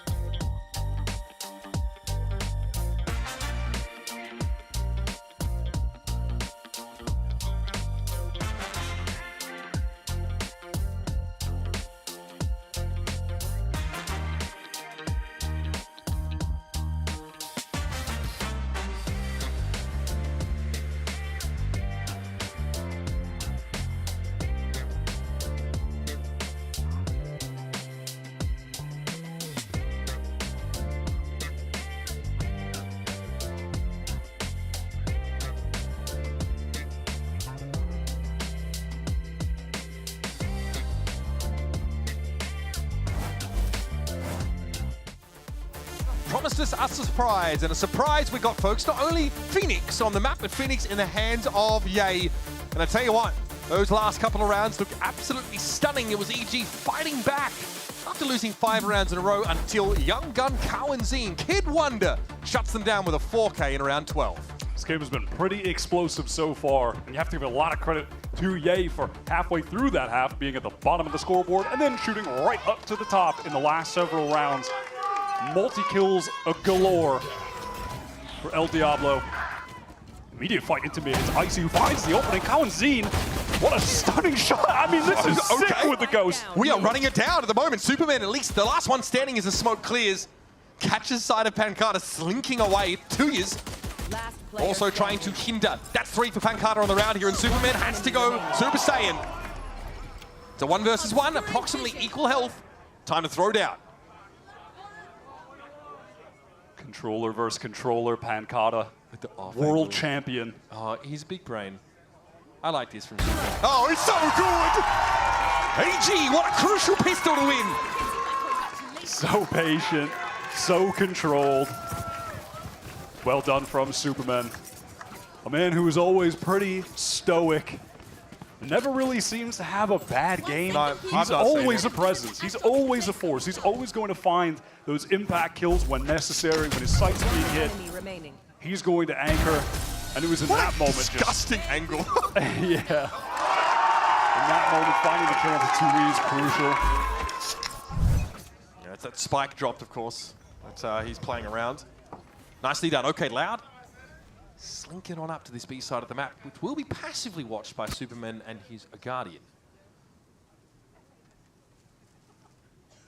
Loud just set up with this trap play with Digizine. He's taking that contact all the way back in halls with the Marshal. Then everyone else can swing off of it, but doesn't look like that is actually going to be proc EG. They're just content playing towards mid. They have Superman containing towards B. Oh, man. That is so heartbreaking for 2 years. So he's been cleared out of the A side of the map. Very quickly, EG are going to start to realize that this is the weak side for Loud. And it's going to be Superman who's going to get this action. I think you might have heard it. Falling back off the angle now, calling this out to the rest of EG. He will still have to be the first line of defense. He's getting jiggle picked now, trying to move back on it. He gets away. He heard one too many footsteps pitter-pattering up towards B. He didn't want any part of that with the Guardian. Not the ideal weapon to take on multiple opponents rushing you. Just going to play it smart, play for his life. EG get this free sight. And we'll just see how many rifles they can retain at this point. If any. Sheer wall's going to be set up there towards the sort of art side of the map, so Pancada, once he goes for it, he will be committed. All about exits here for Loud now. Not much else to do as their gambit early in the round of pushing up on their B side of the map falls pretty flat. They couldn't even catch Superman out and get that Guardian to hand. At least so far, both of these maps, neither has been dominant for the team that had picked it. Both sides really showing up today so far in the America's debut.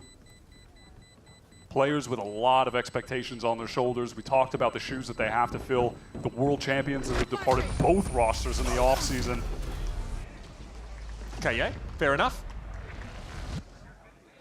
We'll be all Loud perishing to the spike there, getting things over with. Now, though, a chance to buy in. See most of EG looking to make the most of this bonus here. 2 Guardians. Yeah, going to get one for himself.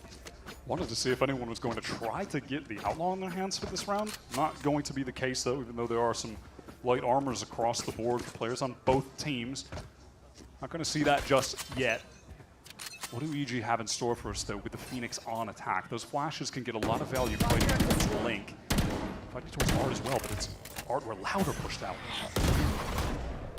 Digizine off the angle there. I see the first casualty. That's deep within EG territory. He gets picked up.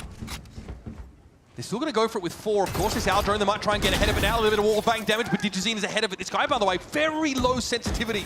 His arm swinging like a boom gate across the mouse pad. Yields him yet another one. It's Ye down, and EG's bonus about to crumble. I'm impressed by the proactivity that the Loud players have with each other. It doesn't really seem to matter which 2 or 3 it's going to be. They are ready to fight together, swing together, maybe just one flash, oftentimes just dry swings. But they're really paying off. They look far more synergistic than I expected, given what we saw from them in the off-season tournaments. I'm impressed by how much they've leveled up. This is looking like a really quality team. Loud here, of course, grouped up for this retake. And making no secret about the fact that they're going to filter through here from that part of the map itself. Shut down pretty darn quickly in a defuse for Loud. And that's that bonus round for EG falling flat. Only one gun lost here, too. Now everyone else comes out with rifles. Got to feel good. Wondering if we would see Loud trying to play, you know, towards an AWP early here, but that's not going to be the case. They're content with all rifles at the moment. Both sides over on split, they were offing a ton. I saw Icy with it on the defense. I'm sure Digizine will be picking up that off at some point, though. Wow, Icy got active and punished in mid just then. Cohen's 13 and 11 so far for the map. Amazing round 12 showing, and since then has continued to pile on the pressure. Icy been the standout here for EG, but they didn't have him after the first 5 seconds of that round. Yeah, speaking of the pressure, Loud, they want to go fight towards mid again. Digizine through the door as the drone comes in, had an opportunity. Pinged up is Icy. Oh my god, the little jiggle spam from Derek getting tons of damage in 2. Yeah, he also navigating this pretty carefully. Doesn't fully commit. Loud actually push back off this. There's actually some action happening over towards B-Lock here for EG, but in the meantime, Ye's going to win that fight out. Getting close to that run it back, crucially, it's so clean. Okay, a lot of that Vice Util drone here for 2 years to navigate. EG no plant just yet, but they are committed to this B side. It's going to be the lone Cypher at Halls, and the timing just was not there for 2 years. Pancada too far away to intervene. Yeah, EG really taking their time just to dismantle all of that sensitive utility littered across the B site. And Loud's push that time was denied by EG in mid.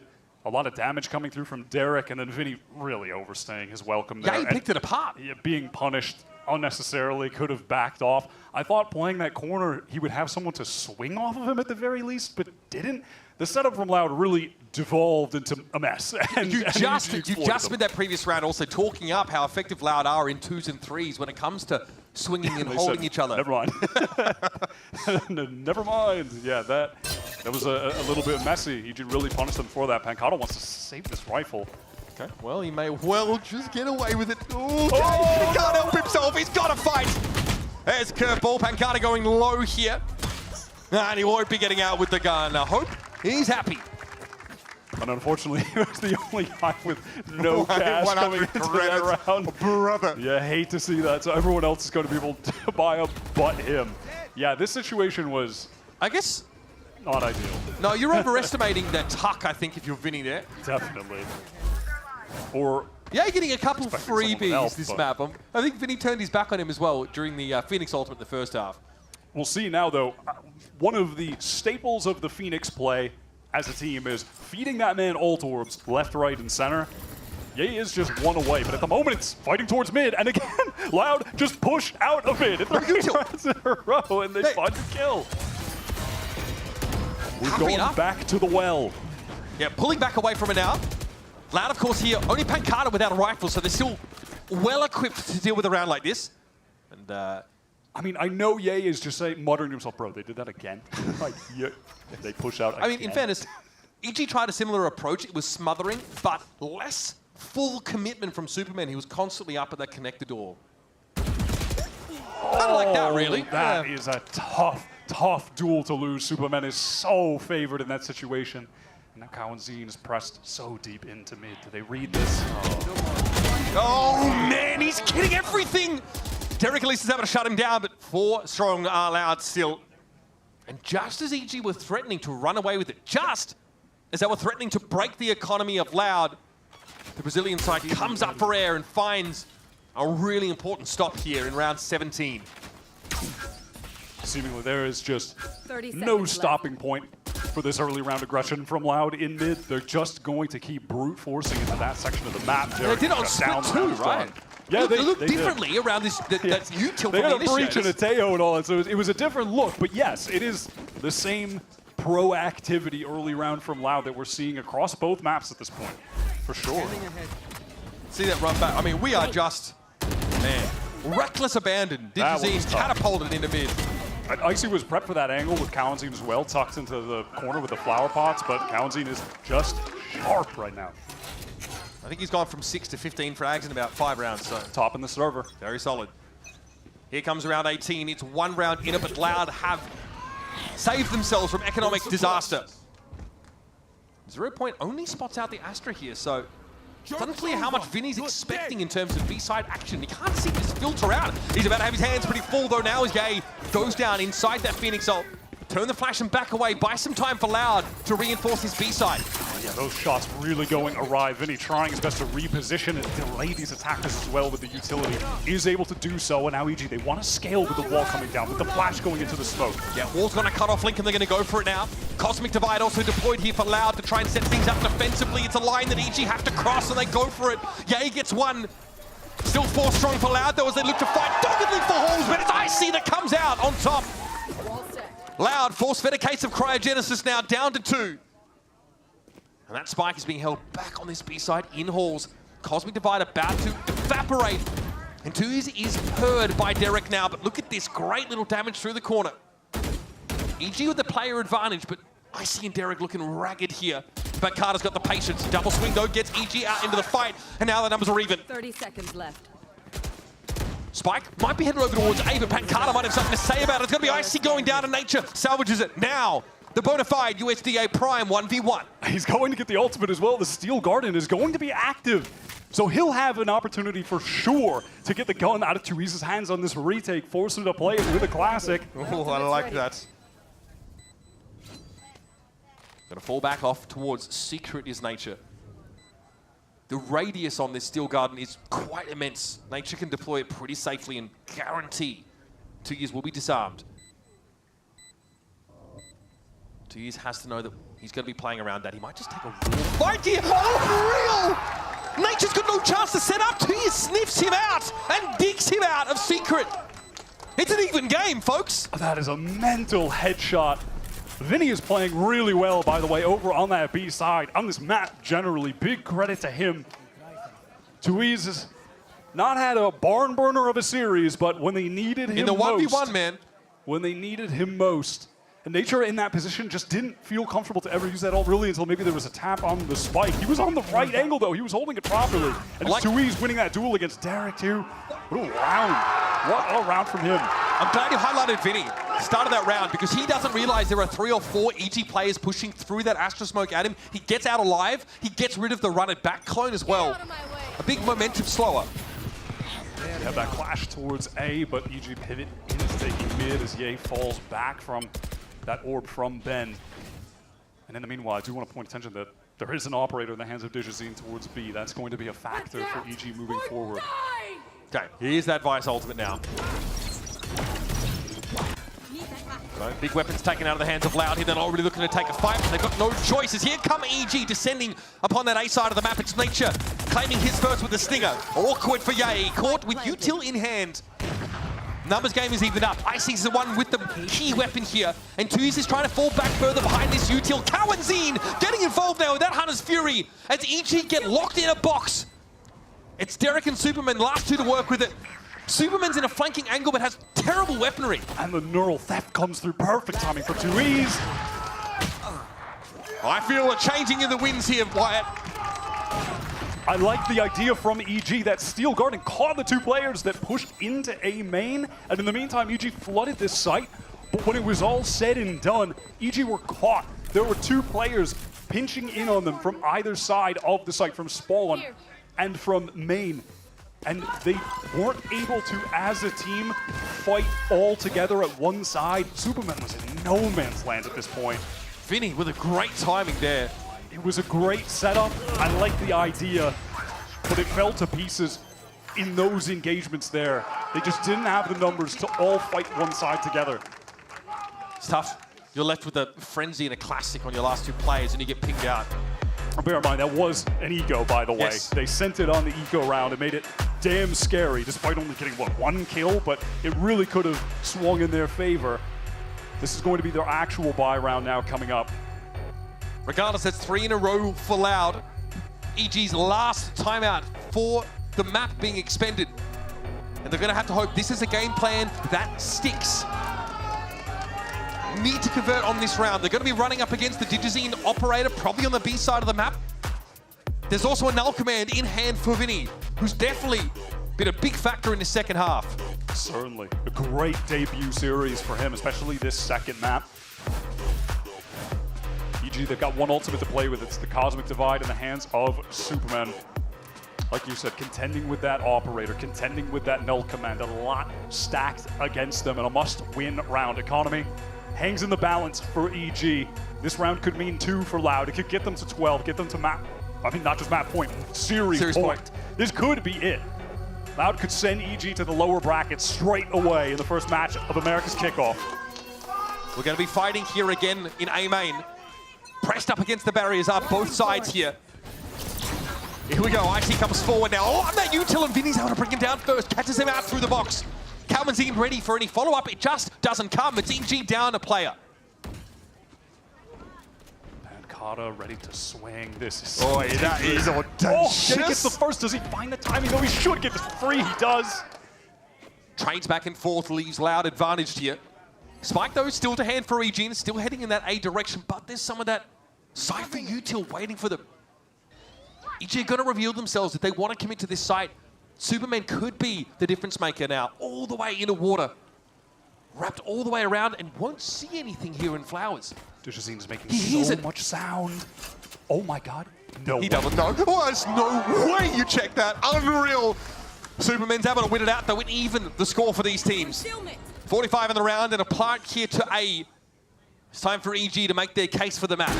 Derek should be able to cycle a recon back up as well at some point into this post plant, so maybe some value can be extracted from that as they reposition towards Secret and Dugout. God, there's a lot of this Vice util set up as well. I really like how EG have flipped the map here, planting backside and playing off of it with the positions that the defenders would normally be coming from. They've got Dugout, Secret, and a player right back towards water. All the contingencies accounted for now. Recon thrown out. Will be destroyed on both sides, in fact. And here's that Cosmic Divide for EG. Make it a little more risky to get to the spike, and it's going to have to be swings for Loud. All players going for it. Derek, though, eats 2 years for breakfast, and Magic gets involved. Evil Genius is far from done. Oh, that is some prime Derek. Superman, fantastic supporting utility. That Cosmic Divide came down at the perfect time, and if you want to go through it, a nice little grab well awaits you, and you don't know because you're staring at the wall. Great util there. From the controller for EG, very impressed. It is so hard to cover all those potential flank angles on this map, and Superman finds out the perfect one, getting into water, wrapping around behind, and setting up this flipped map post plant with a Cosmic Divide. That round was all about Superman. Trying to take a look at the economy here, and all of a sudden, despite Loud winning so many rounds in a row, they're in danger of theirs being broken. Well, it's EG who have the players with the most cash in the server. Remember, only 6 orbs needed for run it back, so yeah, he's on the precipice of another ultimate. And Derek as well, one away from the Hunter's Fury. EG don't go for a haphazard fight here at A main. Derek now going to re-clear it somewhat. Where is that headed? Okay, Razorvine set up all the way over there. Interesting spot to deploy it. I look at the state of the minimap. Over for Loud, they have the operator in the hands of Digizine. It's pushed all the way up into B main. He's getting so much info for the rest of the team to be able to position elsewhere. He might get even more info if Derek dares to pick this. Loud have entirely given up towards Link. Digizine is actually going to get pinched onto. He has no help. He needs to get at least one hit. Oh, he gets nothing. Okay, has to fall back towards the B side now. There's a little bit of util behind him, but it's awkward. Icy, though, walks into the line of fire. Double swing here towards the top of B. Gets the kill on Digizine, and the operator clatters to the ground. Now Loud, having given up that side of the map mostly, have to set up for this retake. They do have the null command to do so, and they've also got Cowan's, you can see him bottom of the map. He's on the flank, going towards B main. Plant comes in, 2 years. Throws up that cyber cage there to make sure he can't be peeked on. That's got to be Cowan's in. A late flank here through top B. And it's time for that runner back here for Ye. Finds that first kill. There probably won't be a target-rich environment after the fact. As Loud are grouped up here over towards that B site side. It's Pancada getting there, 2 versus 2 now. Looking to push on in. Flash now to play from behind. Pancada gets into halls here with the help of Vinny. And Nature being very hard to dig out. Out onto the side we go, and the flash seemed good, but it's not good enough for Ye. Nature's got to do this. What an important round. What a big 1v2. Vinny on the spike. He's sticking it. Nature forces him off it. Time is short, and it's unclear if Vinny can finish the job here. He's waiting for Nature to come for him. The time may not be on his side. That was a close one. So dangerous. I can't believe he got off exactly as Nature ran out of bullets. That's a backbreaker. That couldn't have been better for EG's IGL to try and close it out from there. Look at the EG economy. I think Vinny has been having a mental game on Pearl. This is not the guy you're looking at as the new star player that Loud have gotten from the depths of Tier 2. Like, no, he's just been a consistently... And he got the op. He's just been consistently a good player in Tier 2 Brazil. He's their new IGL filling in for Sodhawk, but he decided to take over this game as well individually. He is going crazy. It's an unreal storyline coming out of our first game of our 2025 Americas Kickoff. This round is everything for EG in this series, and the money is awkward. Nature down to a classic and nothing else. Superman also pretty underarmed. And there it is, Superman falling down early again. Not the most high-value player, but Cowanzine deals with Icy. Digizine playing back inside of Halsey. He's having to take out another one. Oh, it's all falling apart for EG. Nature finds one, keeps it competitive. That Nebula's about to expire, and Digizine messes up, perhaps. Can't get away, and Nature punishes. A really good shock dart from Derek as well, who is the player with the most HP for AG. Nature is so low. He's got the steel guard, and it's going to connect onto both Loud players. So at least some time bought, potentially for EG to get the spike down. Unless the shock dart gets a free kill, and it will. That might have derailed it. Cowanzine might have just delivered the gut punch to end EG's round. It's all on Derek, and it's too much to ask. Loud, 1 round away from the series. Cowanzine is on another level right now. He is playing out of his mind. 21 kills at the moment. Perfect timing on the shock dart. He did this last year in Kickoff. He was my player to watch for the second week of Kickoff because of how well he turned up on day 1. Doing it again here in 2025. Winning that duel in mid, shut down Icy, who would have been a flanking presence for EG when they're getting into the site with him pressuring through Link. Can't come to fruition because of Cowanzine. Here we go, EG. Have to go for it here. No early aggression whatsoever on the A side. Neither team fighting for that part of the map. Loud again do want to push up though towards Connector. And there it is. Icy failed early. This smothering aggressive play from the defenders. Multiple times now, Icy has been caught trying to jump up to fight Art from that position. Punished both occasions. Loud are on the cusp of getting their first win of 2025 with this new roster. 2 legends from their team departed, bringing Digizine back into Americas. Vinny debuting after a long tenure in Challengers over in Brazil. And now the Cosmic Divide as well to potentially set a retake up from behind. Should EG get onto B and get this spike down, but it's unlikely Loud are going to let them do that without extracting their pound of flesh. Again, same Razorvine here towards Halls. Vinny going to be spotted out by this though, and Cowanzine descends. Again, it's Cowanzine to be the difference maker. First Icy now, Ye out of the game, and Vinny wants to take the fight. Nothing that Nature could do about it here, but Derek Superman keeping EG in it. Digizine with an operator, little awkward. If the timing's there though, could be a different story. He saw the peak. He's not going to get any more than a bitter leg from Superman though. Misses the shot, it's up to Pancada as well, working over from the other side of the map. 10 seconds left. Here's the plant, Pancada gets him. 2 versus 1, it's on Derek! And Pancada closes the accounts. Full out. And an ambitious start to 2025 is backed up with a great showing. A Series 1 in straight maps. We talked about it before the game started and throughout. The weight on the shoulders of Digizine and Vinny, the 2 guys filling in for legendary players, Les and Sodhawk. They both stepped up in their own ways. Digizine took over map 1 when Loud looked completely down and out, ends up dropping 28, and then map 2, Vinny steps up. So many impact rounds, all the while, Zine just displaying why he continues to be a world-class player, one of the best from Brazil. EG really pushed them on both maps, both their pick and Loud's map pick, but just came up short with this new roster. They had their moments, but ultimately, this is a Loud team to be feared, and it was a huge question mark if that would be the case for them. EG, of course, still players that feel like they have a lot to prove. Not quite getting the start they were hoping for. They chose Pearl, they opted to bring the Phoenix in, and Ye at times was showing flashes of that past brilliance, but he is still looking for that first official win in his last 15 games, or his second win rather. It's going to be a long road for EG, but both teams have shown great signs, both underrated coming into kickoff. Both with low expectations from fans and pundits alike, and they've given us a great show. Loud have shown us they can tangle with the greats. Absolutely, so impressed by this Loud team. It's a core 3 from back in the day, the 3 on screen right now. It's Digizine, Vinny, and Pancata from B4 Esports, which is ages ago, back in the dawn of Valorant. These guys were a trio that have come back together now for VCT Americas. That synergy was there today.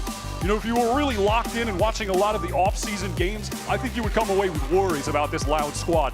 That did not look like the team I saw in the off-season. This is a Loud-looking, rejuvenated, a hungry Digizine playing what looked like his best that we'd seen since that stint with Furia in 2023.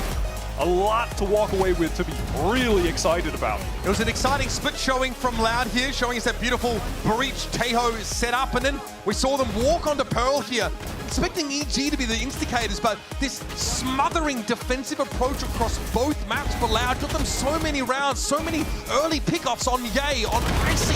They're fighting for Art, they're fighting for Connector. Really made it hard for EG to get out to the sites. Hey, man, seeing these highlights back, he really turned up for EG on that defensive half to keep things close.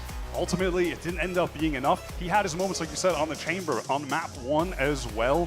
There are definitely positives to still glean from this Evil Geniuses performance, but I think they went up, at least for me, against a Loud at a tier I just did not expect. So EG, still, I have questions. I need to see more. Same for Loud, but man, what a debut. Yeah, we talked a little bit about like Icy. I think at times in this game, we got to see a different side of him, one that was a bit more self-driven, maybe aggressive, hard to predict, but you kind of mentioned it, falling into a bit of a pattern, I think, towards the end of Pearl that allowed him to get picked up by Digizine on multiple occasions. Hopefully, that's whetted your appetite for some fantastic Valorant here in our 2025 kickoff, but for now, it's time to head over to Ripdown on the stage with the Verizon post-match interview. Thank you very much, gentlemen. Great cast on the day. I am joined by Loud's Vinny after their first victory here in kickoff. Let's go! What a game. Absolutely amazing comebacks. I gotta ask, what was the goal? What was the answer to take back those rounds from Evil Geniuses? Cara, eu diria que a split a gente estava um pouco ansioso. Eu acho que isso custou muitos rounds. A gente estava na vantagem, perdemos um 3x1 pro Ye. Eu acho que mérito total dele. Mas eu acho que quando a gente viu que a gente estava nervoso e precisava de um carinho maior nessas decisões de final de round, eu acho que o jogo ficou mais fácil. Então essa é a resposta. Yeah, we were a little anxious in the beginning. I lost 3 at one-on-ones to EA. That showed a little bit of our anxiety. But once we worked on that, I think we were able to come back. And you're no stranger to IGLing in comeback situations. I mean, you, Pancata, did his name before, but now Tui's Kawazine on the stage. How does it feel to be IGLing now on the VCT stage under this pressure? Cara, eu acho que felicidade é a palavra, eu tô muito feliz, sou muito grato por tudo que tem me acontecido. Graças a Deus consegui chegar aqui, fico até emocionado. Mas, mano, eu acho que felicidade mesmo, é muito gostoso de jogar contra os melhores. Eu já joguei por muito tempo em outro jogo, mas aqui eu acho que é o meu lugar e eu vou ficar aqui pra provar. I think happiness is the word for this feeling. Of course I've played with the best before, but in another game, so it's really, it's amazing being here playing against the best guys. Well, what are those goals? What do you have for this year? If goals for kickoff, if not for the season, what are you looking to prove this year? Cara, eu acho que o principal é conseguir classificar para o primeiro internacional, o Masters Bangkok, mas o nosso projeto eu acho que vai pro Champions, o objetivo total vai ser o Champions, então a gente conseguindo classificar, jogando bem, cumprindo o nosso dever para classificar, é isso a ideia. I think the main thing for now is to classify for Masters Bangkok. I think this, but like for the whole season, it's 100% be good enough to grab a spot at Champions and perform well. Awesome, Vinny, thank you so much. Congrats on the game. Thank you so much for translating. Don't go anywhere. Loud just got their first win over EG. We got way more going on today with MIBR versus 100 Thieves when we come back. Yeah.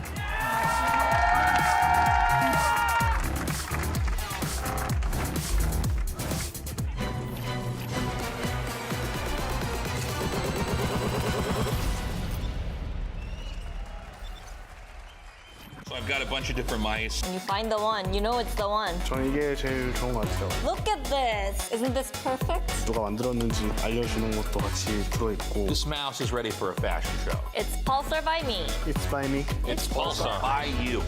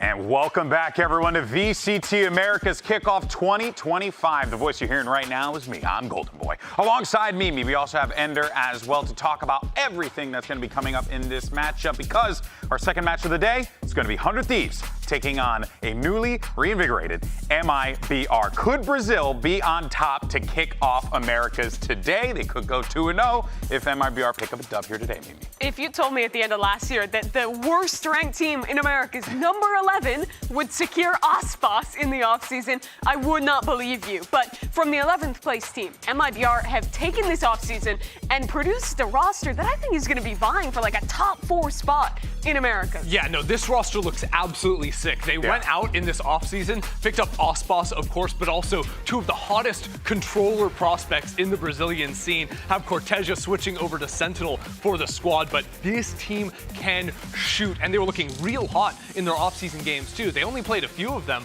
The only team they dropped to was Furia. Yeah, I mean, they played really well in that Tashinya Invitational in the offseason against some really good competition, and I'm not gonna lie, watching Cortesia play there, play in Tier 2, he's looking to me like the most exciting rookie coming into VCT Americas this year. Yeah, you know, for me, in the last few seasons, MIBR as an organization, I wasn't quite sure where their heads were at. What do they want? What is the success that they're looking for? These moves, what they've done in the offseason, tell me, should tell everyone, this MIBR team is here to win a championship for Brazil. They want to get back to that glory that Loud had for them all those years ago. And I think we sort of saw this with all of our Brazilian teams, even with Loud winning their first game here, is it's this huge resurgence coming after a very disappointing 2024 for all these orgs. No more than with MIBR. But I've got to say, the signing of Aspas is going to completely change this team. This player was so hot last year. Because let's not forget, Arjun was actually playing some pretty darn good VALORANT last year. So you combine that with Aspas. You also have Nazwar into the mix as well. Highly respected player. People really looking forward to seeing what he could do with the lineup. We got a lot of weapons there. It's big too, because I mean, we thought Nazwar and Aspas were going to play together last year. They wanted to, and then there was that whole debacle with Lev. He got dropped on Christmas right before the season started. Has to go off and find a new team. And now Aspas and Nazwar back together, playing on a roster with some fantastic new talent alongside them. The potential is so high for MIBR. Yeah, we're really excited to see what is the potential for Aspas and Nazwar. And good thing is, Riv actually got an opportunity to get a quick chat with those boys before they get ready for their matchup. Hanging out in the MIBR practice room, I got Aspas and Nazwar here. Yeah, that's right, together again. I gotta ask, how's it feel? It's gotta be amazing. Yeah, it's good to play again with Eric. He is one of the best players in the world. And I'm very happy to share team with him again. And what were you thinking when you heard the news? I got really happy after what happened last year. I did a Twitter post, and in the post I said a lot of good things about him. And one of them, it was the fact that I want to play with him again. And I even messaged him in WhatsApp saying the same thing. Well, dreams come true. And I'm sure for the fans too. What have you been hearing from your fans on Twitter, on socials? Yeah, I think it's a really good hype over there. So yeah, we have the kickoff now. We are confident. We are good. So yeah, we are feeling great. Awesome. And Aspas, one more for you. How are you feeling this year? Are we going to get more here? Are we going to get that Aspas that overachieve this year? I don't know, but I'm feeling really good. I'm working really hard. So I will just do my best and try to perform even better. All right, let's see it. Gentlemen, thank you very much. Best of luck in the games. Back to you. Thank you so much for that, Riv. And yeah, it's great to see Aspas with this MIBR organization, an organization that, you know, has had a lot of success in Counter-Strike and other titles in the past as well. Really looking to find that success here in VALORANT. And who better to do so than with these 5 guys? I mean, you couldn't have asked for a better stacked team. We are so glad that they found him as well, because like the rumors flying of like, is he gonna wind up outside of America's? Like, EMEA stole so many. We are having strong talent. All of them over there. An honest to God brain drain of like our best players this offseason. I think if we lost Aspas, I was gonna give up. It was over. But no, we kept him, and MIBR are only gonna look better for it. Yeah, absolutely. I mean, him playing on a Brazilian roster just feels right. Getting to speak Portuguese with his team again, and I'm not gonna lie, he looked happy in that interview. He looked excited to play. It really feels like the excitement is building not just around the fans, but around these players too. It's clearly a roster where everyone is excited to play it with each other. And on top of being back with Nazwar, Osmos is also back with one of the coaches that helped bring him the World Championship in 2022 with Fraud. Yeah, and that's just a great pairing to have right there. It always feels like when Osmos is playing with the team, a lot of their ideas, especially on defensive side, are built around where they can move him on the map to have him find those kills, whether it's the operator or with the rifle, anything like this. So already having that built-in synergy, that understanding of how he wants to play defensive side especially, unlocks him so much to do what he's going to do. Yeah, there's really just the sky's the limit for this MIBR team. Excited for this lineup. And again, to kind of go back to what you were saying at the start of this, wild to be like, that's the sentence I said out loud in 2025. When the last few years, it's kind of been a little bit shambles for MIBR. So now they're looking to really pick things up. But we want a little bit more insight. Thankfully, Riv agrees. And we actually have a special guest from the Brazilian broadcast team to give us just that. Thanks, GB. I am here with Malau, and we want to hear your take on MIBR's new rookies. We got Cortesia and Shenum. Are they great for the team? Are they good? Is this going to take a little bit, or are they flying right off the start? I think, in my expectations, it's going to take a while, not because they are rookies, but because the team's new, it's a new roster. But Cortesia and Shenum, they're really good individually. They bring a lot of firepower. Cortesia had to change roles. He used to be a controller, now he's playing Sentinel. But he's so good, like he has one of the best aims in Americas. You're gonna see it. He hits a lot of headshots. So I'm feeling confident from the medium to long run. If they play well here at Kickoff, it's gonna be a pleasant surprise. What are we thinking about Shenum here? Obviously coming in as well as new to this team. No role changes there, just sliding in pretty good. Yeah, he used to play. The first time that I saw him playing, he was a duelist. Then he played a little bit of a Sentinel. In the beginning of the career, he was a Sentinel, so he used to swap roles, but he's been a controller for a while. He was one of the best in Brazil. These guys are showing up since 2023.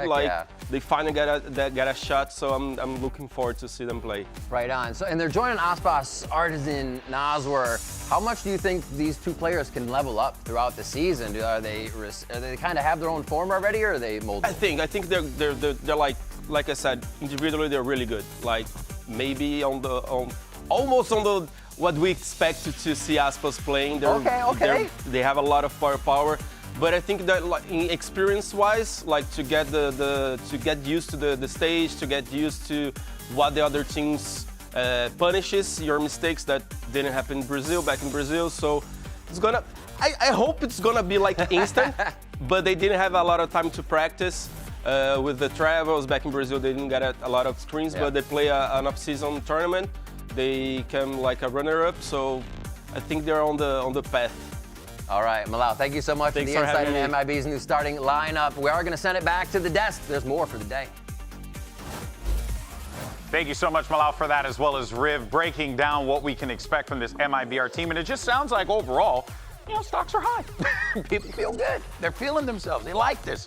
But on the other side of the field, let's talk about MIBR's opponents, because it's NA's own 100 Thieves, and they're going to be coming back with only one roster change. So really a polar opposite of what we saw in the last one, but it was a big one, Ender. Yeah, I mean, this is about as good as a system as you can find, I think, especially you think how good 100 Thieves were looking back during stage 1 of last year. Yeah. Now, the fall-off did come in, but honestly, the core of 4 players in the brains of Zix, I would expect this team to actually come out of the gate stronger than maybe some people's overall expectations would be because of what they have to build off from last year. Let's address the gloom, though, because no matter where 100 Thieves goes, especially their fans, this impending existential dread always like a dark cloud follows them everywhere they go. Right, because you're losing Bang, who was one of, if not the best player on this roster last year, and their offseason, they played one event, and they lost to Trust in Plug, not even I'm sorry, what was that name again? Okay. Trust in Plug. Trust in Plug. Who's Plug? I don't know. And no one knows who Plug is the truth. But you gotta trust in him. And I understand the gloom about 100 Thieves. I personally don't want to overreact to the offseason because I really do think, especially with the change to the meta, favoring like double initiator comps like Teo and stuff like this, I think Zix is going to cook up some really good stuff. I just want to challenge that one thing, though, because I remember quite a bit last year, we were praising Sentinels for being so active in the offseason, and it paid off. For 100 Thieves not to do that, But here's the thing, is I'm looking past the offseason, I'm thinking, okay, they've kept 4 players and the coach from last year. For so sure. they don't need to grind the offseason for experience. That's just about bringing Xander into the program, playing new maps, these types of things. So I don't want to overreact to a bad offseason with this team specifically. They still got owned by Jerwin, and they're gonna have to do a little better than that. I love how you're the good angel, you're the bad angel. No offense to The Jerwin. funny thing is that I am the ultimate Bang believer, and I do think that long term this team has less potential. Even though I think Xander's a very good player in his own right, Bang was absolutely insane in clutch situations, and so often like winning rounds back for the team. Yeah. So I need to see a Xander that can do better than his M80 self and really step up to the plate if this team is going to be a long-term contender. Yeah, well, I mean, we want to hear from Xander and really get an idea of how he is feeling coming into this matchup and coming into the 100 Thieves organization. Let's go ahead and send it over to Riv, who's got words with Xander. I am here in the 100 Thieves practice room with Xander, about to get a few words. You're no stranger to the big stage from your time all the way back on V1, time on M80, but you've always been on the cusp of the VCT stage. How's it feel to finally be here? It feels great. Obviously, I felt like I had an obligation to M80 to make it with them and the players and the org. But yeah, here on 100 Thieves, I feel grateful, very excited to play, and yeah, happy to be here. How's everybody treating you? Amazing. Lucio's kind of mean sometimes, but you know, I'm getting used to it. There you go. Things to work on throughout the year. You guys are just gonna go up and up from here. Back to you guys. I did not realize that Busio grew out his hair. I was like, who is that in the background? And it was Boosie kicking him. And I thought, why does that guy have hair all of a sudden? And, I obviously can't relate. With hair.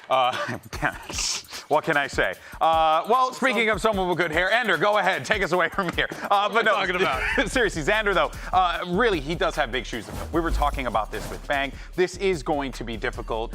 Mimi, what should the fans be expecting here with Xander? I'm going to escape the doom and gloom shadow for a second. Oh, yay. And build up Xander, because this guy was incredible. I mean, he missed out on Ascension, on a win into Americas twice, back with M80, missing out by just so close in both of those matches. But he was really incredible throughout their runs, was a huge key player there, has a lot of those individual moments when he's playing the controller role. In a lot of ways, I think plays a very similar style to what Bang is doing.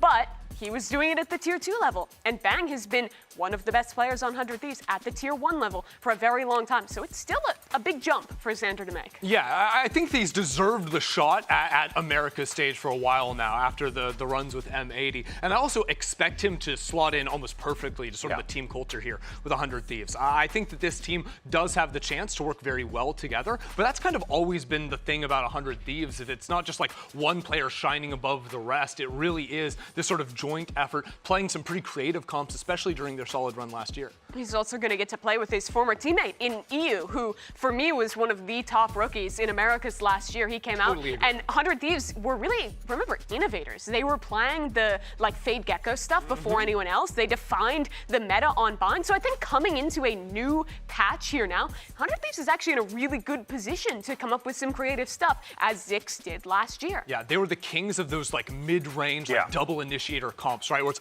all this damaging utility. Which you know is what, what Agent Tejo's has about. all of that? Yep. Yeah, okay, you just stole the answer. Come on, let me ask the question first. My bad. Well, let me ask you guys a question. Let's flip the script a little bit, even though it's my job and it's all I do all the time. Asuna's back for a 4th year, which is, when you are a tenured player on a squad in any sport, and you haven't been able to pull up results after a certain while, people begin to look in your direction and ask questions. What's going on? I do want to dispute not pulling results right now, because they did win an America's stage last year. They had a solid run at Shanghai. Good call. Last year was not bad for 100 Thieves, but they did fail at the end. And I think people are right to question Asuna, because he has been kind of inconsistent, right? At his best, he's one of the best players we have in the league. And at his worst, he can have some pretty low performances. And now with him likely having to slot a lot more raise this year, there's going to be a lot of pressure on this guy. Yeah, I mean, honestly, I understand some of where the criticism is coming from about the inconsistency, but at the same time, I'm like, him at his best is worth it enough for me to take And you that mentioned game. the racing, and you kind of, that's okay. You want Asuna to be in that position because he can just play racing. The other thing is when you keep a player for 4 years, it's not just because they have a great gun, it's because they fit the team culture, because they do a lot behind the scenes, because they're vocal. And Asuna fills in a lot. You listen to 100 Thieves comms videos, and this guy is a big piece of the 100%. puzzle. Yeah, listening in on him all the time, he's fantastic. But I also think when you got Cryo, right? Mm-hmm. You need a guy that can flex onto the Raze. And I think that works so nicely for the team is that you can, mix around Duelist and, have that slot float All right, around. team. You guys spoke about the squads. We now have everything's laid out, but let's go ahead and see what our broadcast team thinks. Who's walking away with the win here today? And Ender went for MIBR, I went for MIBR, and Mimi went for MIBR. The whole desk went for MIBR. Meanwhile, our colleagues on the cast decided to go a different route. It feels pretty close to me. I think it was a toss-up. 100 Thieves is honestly the easier answer to make. They're making a one-for-one swap with a player that's in the same exact role versus MIBR, which is starting from scratch. New rookies, integrating Ospas. They're building up their system this year, so I think it's a lot more of a difficult task for MIBR. Yeah, that sounds good. But yeah, strats are fake click heads. The strats are fake click heads. All right, well, we just managed to introduce 2 teams to the stage. Let's go ahead and bring out 2 more. It's now time for 100 Thieves and MIBR to take the stage, and let's get this show started. Let's make some noise, baby. Chegou o momento que todo mundo estava esperando. Make some noise, façam muito barulho para o MIBR.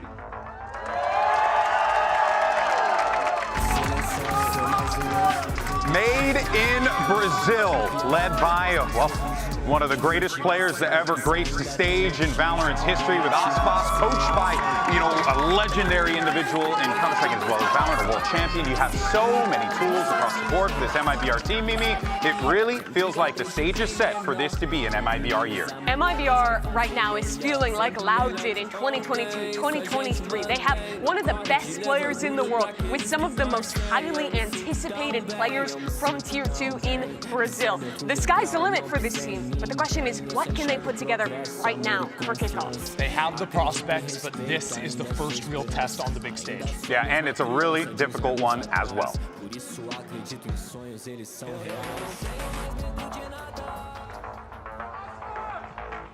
And now, let's bring out their opponents. Stand up for one of NA's finest. Give it up for 100 Thieves!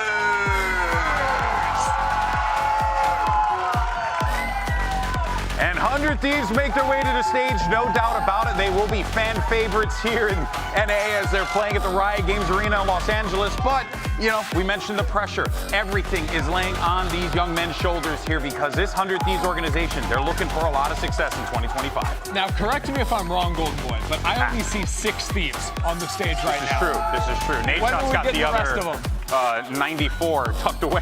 Okay, just in case they need in the him. cloud. He's got him in the cloud somewhere.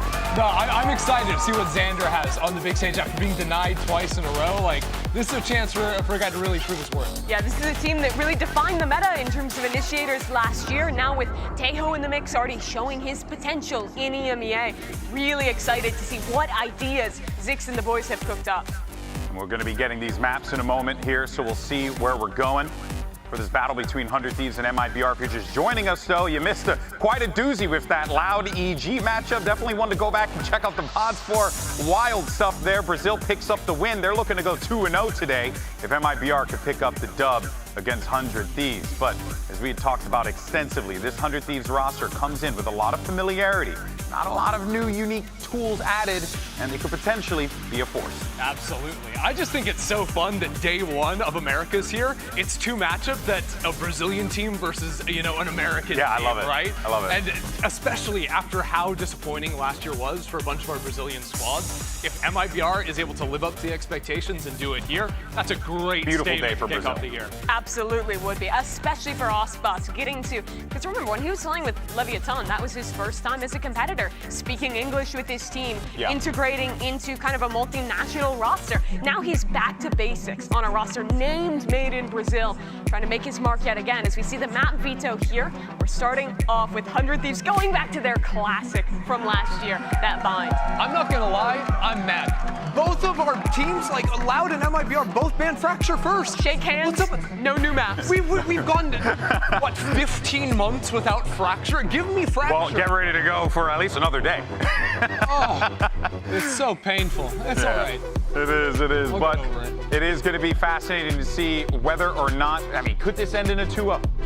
I mean, absolutely. It always could. It's so tough to judge teams this early on, especially two rosters that we didn't see a ton of in the offseason. More take from MIBR playing in that invitational. Sure. But still, there's been a good bit of time since then for MIBR. Yeah, it's an interesting situation for MIBR because it is, rookie players getting up on the big stage here in Americas for the first time. Playing with the world's best player from their region. Yeah, it wouldn't surprise me if they were a little bit slower out of the gate, So I think I wouldn't immediately jump to conclusions off of this game out of what MIBR's, expected result is going to be unless they crush. And then I am all aboard the hype train. Okay, agent select is in, and we have Taeho breach yet again. We were talking about this. That combination absolutely obliterates any sights. And when you have Ospas, the guy following that util up, it's a recipe for success. And if you're talking about Lotus here on map 1 as well, it just means instant rubble control. You can't play there on either side. You're getting pushed out of the space. I do like seeing the Clove. I think a lot more people are going to be playing this agent on this map. And it's a double smoke scomp as well, bringing out the Omen there too. And Asuna playing the Neon despite the nerfs. So some interesting stuff from 100 Thieves as well. Well, it's time to send it over to your casters who kind of look like a grown-up Big Justice and the Rizzler. Let's get 3 big booms for Dog and Baby Bay! I don't know what that means. I don't know what that means. I'm assuming it was a wrestling reference. I don't really know. Look, we've got a banger ahead of us. We've got MIBR and 100 Thieves joining us on the stage. I know that my prediction said that I was going to go with MIBR. And I mean, yeah, it's Ospas, it's Noswer, it's Fraud. But listen, my loyalties are cheap. And if 100 Thieves is walking around giving out scarves and stuff like this, then we can change that bread at any point. And I gotta be honest, it's pretty good quality as well. It's really nice. I'm not going full sellout mode, even though I did vote for 100 Thieves to win. But I mean, hopefully I can get one of these backstage if you know what I mean. It's very nice. We might as well just say buy the bundle, and then I think we're good. We've done our duties, and we can go home. Look, there's a lot of reason to be excited about this roster, Jay. We talked about it a little bit. Aspas joining MIBR, that's a huge story. Yeah, I mean, empty promises from Leviathan from last year, right? Yeah. But MIBR steps up to the plate, gives Ospas that brotherly love that he needed, NZR. So are we going to see a new demon? I mean, these are questions that we're going to get a little glimpse of right here after this first map even. Well, we are also getting glimpses of a tech pause. I regret to inform that to you good people. Of course. At home and here in the venue, but I promise you that we will get through it as quickly as we can. I say that as an empty promise as well. I don't know if we're going to get through it quickly or not. In fact, I have nothing to do with how quickly it goes, but we'll get to it as soon as we can. Dre, talk to me about the comps. I want to particularly get your thoughts on Asuna on Neon. Neon, for all intents and purposes, got gutted. Yeah, I think this must be like a comfortability pick just because Asuna and the previous year was running it quite a bit. Yeah. But yeah, definitely nerfed to the ground in my book. Now, it doesn't mean that it's not viable. You can still do a lot of those plays where you slide onto people with utility, and that's what this composition from 100 Thieves gives you, is a lot more utility than the other end. You have more consistent util, more rechargeables from 100 Thieves, and on MIBR's composition, I mean, you got the Taeho. It's very explosive. You're going to see a lot of retakes and etc. But the info, it's lacking, man. All you have really is that Killjoy turret and that stealth drone from Taeho. Which is tough when you're talking about a 3-site map and you know, kind of how that plays out. So we'll see. MIBR will be on the defensive side. We haven't had the privilege of talking about the Taeho, so I want to get your thoughts on him. It seems to me, I was talking to Kusart, the designer of the newest agent. His kit is pretty straightforward. Yeah. Like, it's pretty simple. Rockets go boom. Right, rockets go boom, the scan scans, and then you get stunned, right? Yeah. And from that point, it seems pretty simple, and it seems pretty straightforward. I don't know that Taeho is as strong as people thought he was going to be off the bat, but I would love your thoughts on that as well. Yeah, I mean, definitely. I think everybody thought that it was going to be a character that completely changes the game, and what we're seeing now, even from the EMEA matches, is that it's kind of niche. You have to have a good strategy behind it. Now, this map, I'm expecting to see a lot of retaking, a lot of explosive sight hits, because you don't have the opportunity to play that longer game, that info game. You don't have the utility necessary there. And you kind of make it obvious as well with where you're going with this composition. So MIBR in the offseason, they did play a lot of contact style. And keep in mind, this was like matches from a month ago, that Brazilian tournament. But still, I'm assuming they're going to do something very similar here. And I will say, though, Doug, MIBR in the past has been ahead of the curve on this map of Lotus. And yeah, it's a completely different roster, but Fraud is the one coming over as well from last year. So I think they'll still be very solid on this map. Yeah, I had the opportunity to talk to Fraud during the Spotlight tournament and to get his thoughts on Aspas joining the team and kind of how that comes together and what the possibility and the opportunity that comes from that. And I think we can talk about Aspas a lot, as we should. He's, as I think GB mentioned it on the desk, one of the greatest to ever grace the game. Yeah. And I don't think that's going to change anytime soon, but my eyes honestly go towards Naswar. His leadership, the fact that when he's been on bad teams, he still looks good. When he subbed in last year, yeah, he looked great. He looked great amongst the rest of the pieces around him that, quite frankly, didn't look nearly as good. So if we can talk about Aspas, yes, but I'm really excited to see how Naswar leads this team. Yeah, and it does look like we're finally going to be getting into the mix here. The opening match of MIBR and 100 Thieves. It's been a long waited. The offseason is finally over. Praise be, we survived another one, and we are back. The first series was a banger. The second should deliver the same way. 100 Thieves on the attacking side. We talked about the Neon comp and how there will be a lot going on there. It's also going to be time for the Samsung match start. We're loading up fast with Samsung SSDs, and we're already loading towards A. Yeah, there was a breach stun out from NZR. A little bit to thwart some early aggression. It's a 1-3-1. This is something that you're going to see a lot from MIBR, not only on this map, but other maps to follow as well. And it's just quiet across the board right now. Well, it's quiet, but it's deceitfully quiet. Look at how much space they've taken across the middle of the map already. You've got Artzine and you've got Aspas taking space. Yeah, but it's almost a trap because you do see EU here holding the angle. He's holding the flank. It's just one gun, but there are plenty more behind it. Aspas is the first to swing. They don't realize there's more behind that. Artzine lights up the kill feed. 3 on the round already.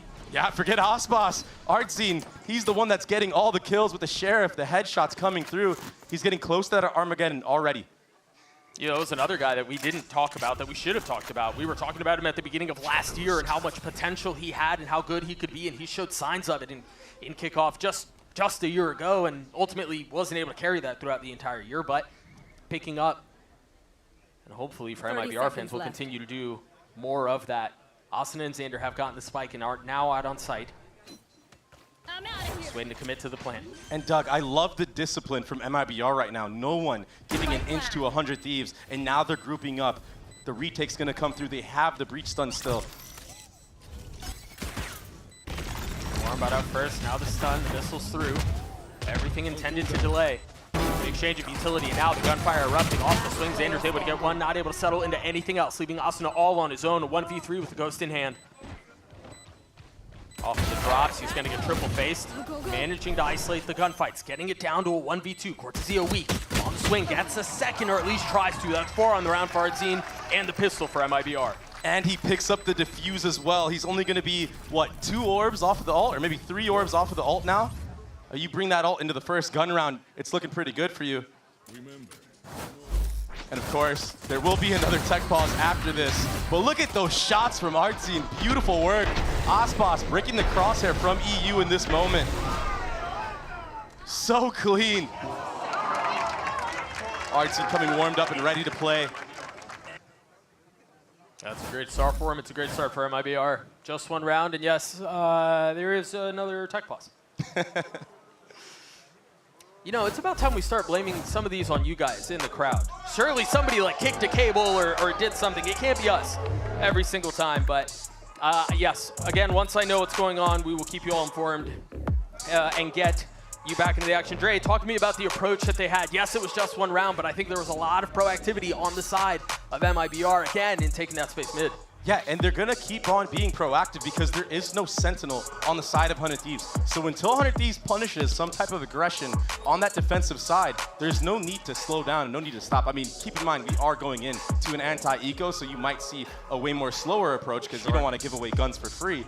But still, why not take space on other areas of the map once the pack is found out from 100 Thieves? Yeah. And if those players that are holding the flank can't win the 1v1s like EU, or even convert just one kill, it's not going to be good signs for them. They're just going to get smothered over and over again against a comp that has very explosive utility for the retake. We will see how it plays out. We're also going to see what some of the players have to say ahead of this matchup. Take a listen.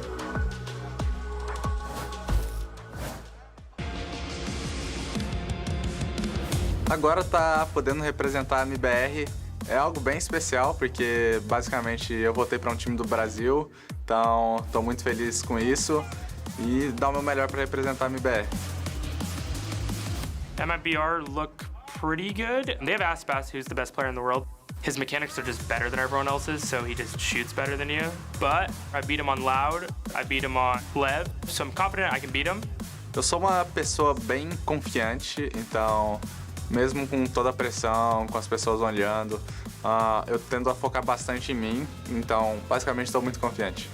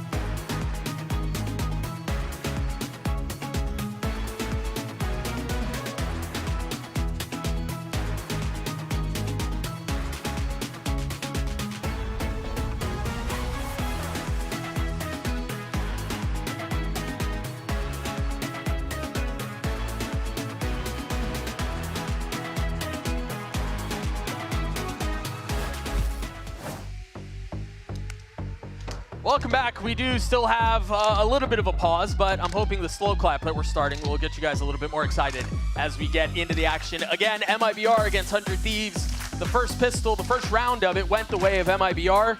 Plenty of reasons to be excited, and we'll see how the rest of this plays out, Dre. Yeah, I'm excited to get back into the mix of things, of course, and I think they had to even restart the entire server, which is kind of rough, but the crowd already going wild for the two tech pauses, of course. There's nothing that fires me up for cheering like a tech pause. Yeah, perfect moment. That's what gets me going. I think I'm hearing word that what happened was, you know, all the daps up in the front was a player broke his hand or something like that. Somebody slapped the hand a little too hard, Doug. Something like that. But, I mean, we got the classic laying back in the chair, full Osboss mode. Not just him, but now he's got Osboss and friends doing it. 3 of them from the side of MIBR. Full Zen mode. We can see a lot of question marks from one of the players. He's confused at what's going on. But This is the strong presence in and out of game. We got Boostio. This guy has been hot on Twitter lately. He has the smoke for every single person out there. No, wait, Boostio? Boostio. That's not Boostio. That's not the Boostio I know. All right, real quick update for you guys. It turns out during that pistol that went so favorably in the way of MIBR, there were 2 players who had connection issues. So we're actually going to replay that first round. We're starting all the way back from the very beginning. Once the players get their PC situated and figured out and whatever, we'll load back in. It's going to be a clean slate. We're starting over from the very beginning of the map. And so it's tricky in situations like this because, I mean, would you not expect a push down mid at this point? You know what? This kind of makes sense because in the beginning of the game, we kind of saw Boostio just staring at EU or somebody in the main, and I was wondering what was going on. I think he was staring at Cryo.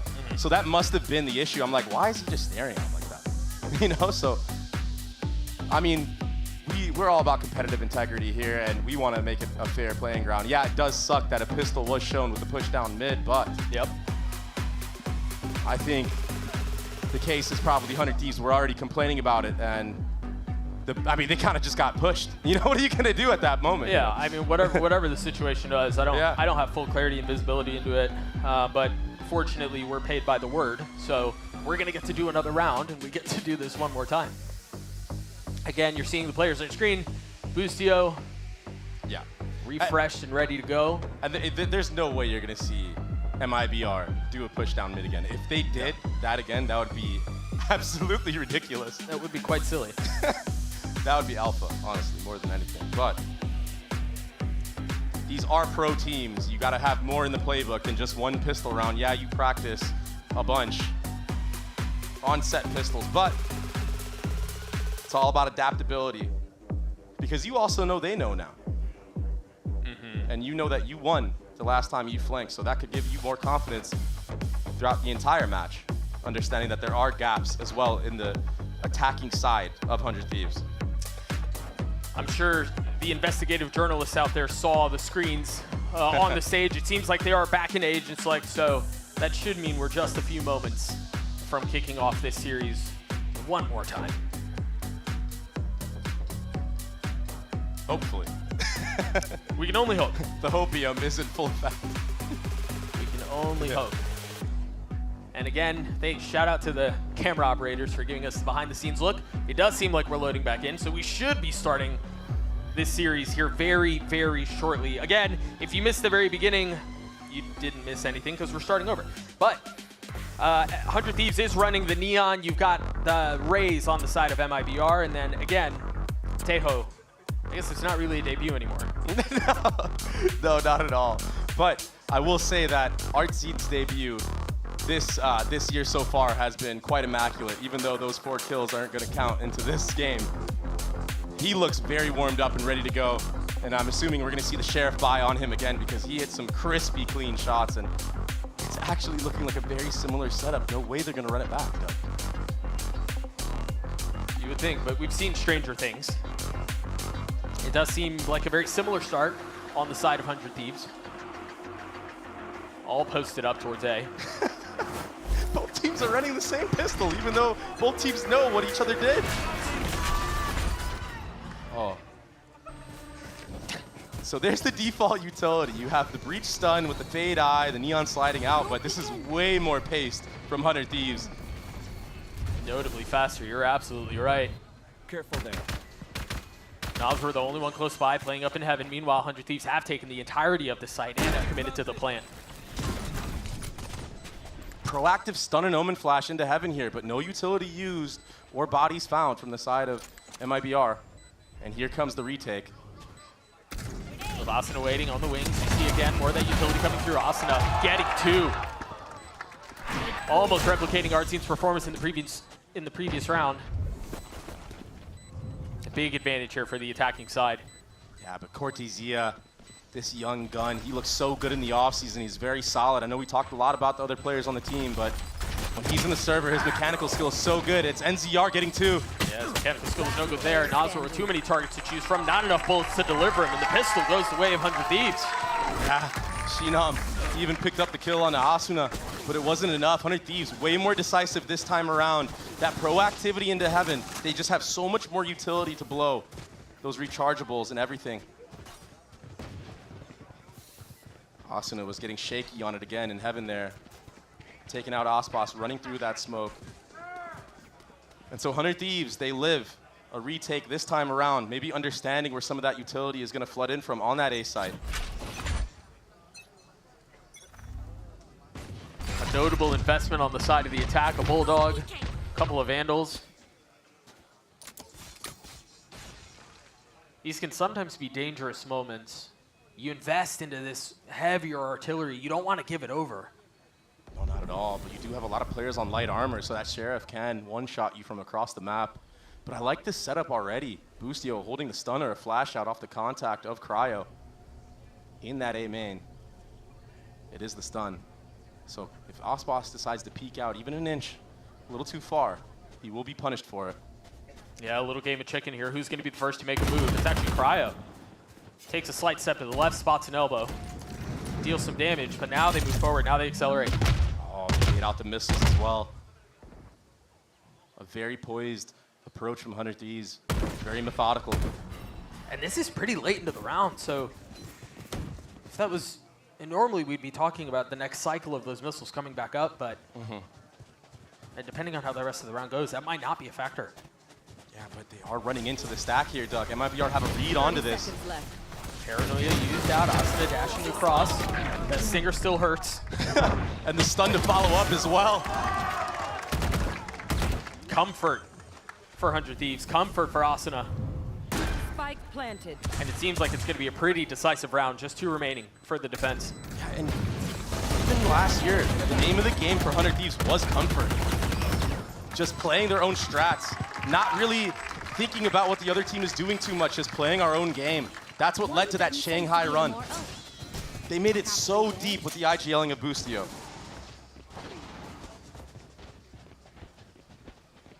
With a fresh start, and again, a new addition to the squad. 100 Thieves will venture forth and see if they can do the same thing, see if they can replicate that success. On the side of MIBR, you've got light armor across the board. And an ult for Asuna in round 3. Keep in mind, the ult changes. Doesn't last as long anymore, so you actually have to be very, very decisive on where you're going with it. Yeah, it takes a lot more thought, much more intentional. He does still have a Phantom to use. The perfect gun for that slide. Use that little stealth bot, getting some info.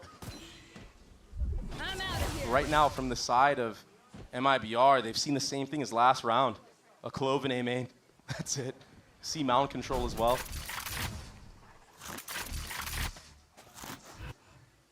They're starting to rotate back that way. Yeah, the thing is, the defense is so spread thin right now. There is proactivity looking to be made towards A main, but the forefront of the fight is going to be at C. And they're going to have to leave this site. There's going to be too much utility here to deal with.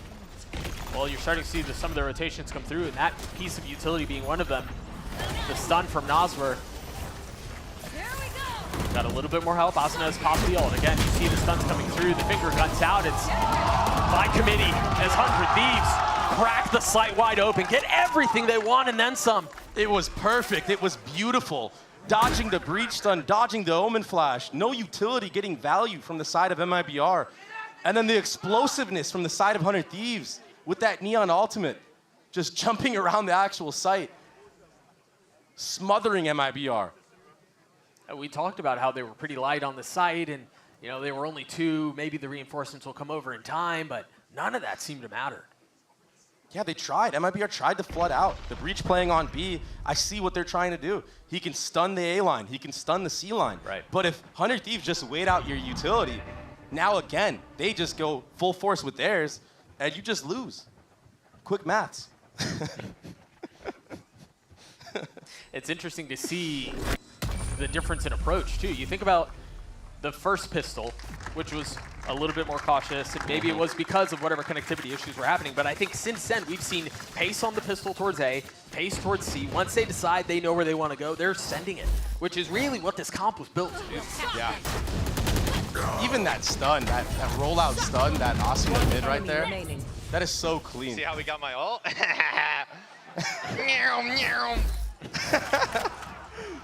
He's feeling it, man. I mean, listen, he can play Neon for me any day if he's going to be vibing like that. Yeah, he seems like he's having a good time. For good reason. This time it's going to be Aspas over towards this C mound area. First time this entire map that he's done this.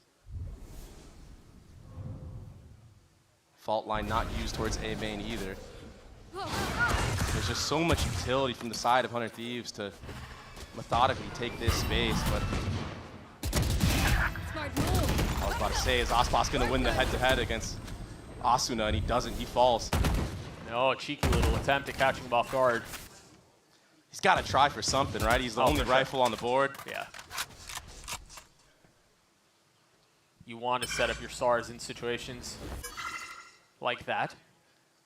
And they just weren't able to net any success. So now you've got the 4 sheriffs that remain to try to keep back this unrelenting pace from 100 Thieves that we've seen. Asuna with the jump shot as well. Getting plucked out of the sky. Still just sheriffs. The scraps that they've been asked to 30 seconds left. find success with, they've really just kind of fallen apart as well. Yeah, 100 Thieves are looking so strong at this attacking side. Spike plant. They've been so decisive. The pacing has been perfect. I mean, the way that they're changing it. Aggressiveness in the beginning, then they freeze. If they get a pick, then they freeze again. Then they explode on the site with the rechargeables back up.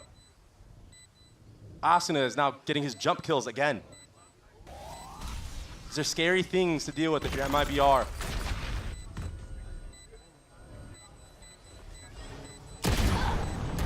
Young Gun not able, the Young Gun not able to find any success there as 100 Thieves get their 4th. You got Boostio 2 points away from his ult. And I think what made it obvious that maybe there was somebody fighting around that C mound area was that breach stun not coming out towards A main like it has been before for MIBR. Maybe they need to try to feint a little bit better for Aspas to get a little bit more aggressive.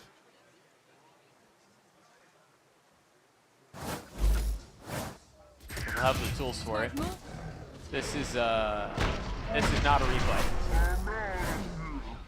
This is a timeout. As MIBR calls an early one right before starting the 5th round of the half. Again, they haven't seen very much as far as gun rounds go, but the little that they have seen has just kind of left more questions than answers. Yeah, and this is the perfect timeout for MIBR. You have to stop the bleeding now. If not now, then it's going to be too late for you because, especially with this comp that you're running for MIBR on the attacking side is where it's going to be the strongest, right? You're going to have very strong executes. You're going to guarantee some sights, but you need to win rounds on the defense to give yourself a chance. Right, yeah. Just be within striking reach as you get to halftime, and maybe there's a conversation to be had on the other side of it. Anything. You got to scrape by with anything. They're also, you know, we were talking about some of the old situations on the side of 100 Thieves as Boostio was pretty close to theirs, but if memory serves me right for MIBR, they're pretty close to having a couple considerable ones of their own. Yeah, you see it there. Nazar's 1 away, Aspas 2 away. You know, maybe they build a plan around that. Yeah, Shinam also 1 off of that Omen ultimate for quick rotate.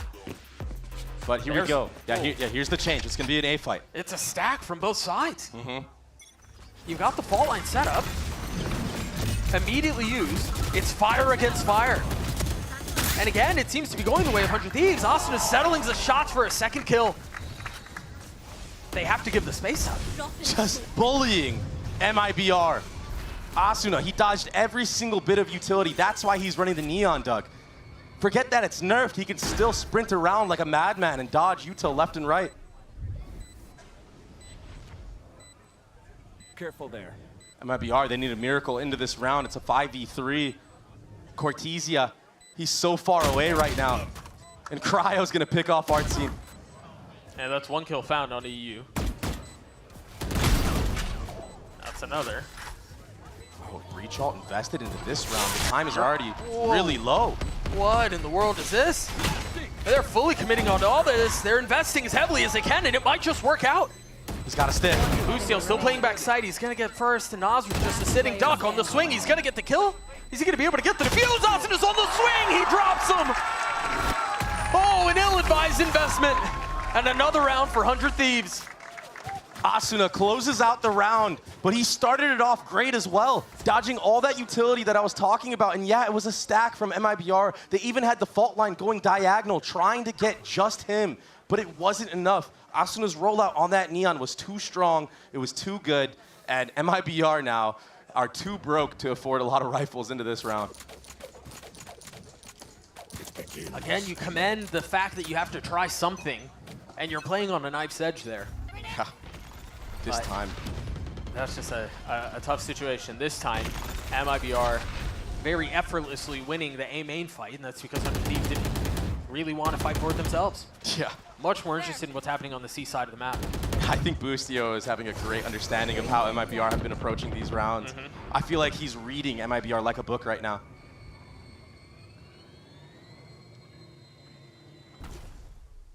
Little tap of the door to clear out all of front feed. Info now gathered from the side of 100 Thieves. Boostio understands that Tejo is front feed. Asuna is just baiting out a lot of utility. EU somehow is finding a pick on the top site. Doug, it's madness. I mean, he goes through all of that unpunished. Yeah. Did he even take any damage? Okay, he barely took damage. Bit, yeah. I mean, the alarm bot is still there. They're going to rotate back towards A, but keep a close eye on Xenon. Off the paranoia. Already down to 52 HP. Stunned. And dunked on. Yeah. Whoa. Great response, but this tit for tat just really isn't going to be enough. They've got to find a way to get a meaningful advantage, and they have finally found that. Boostio, he's going to have to do the world right now.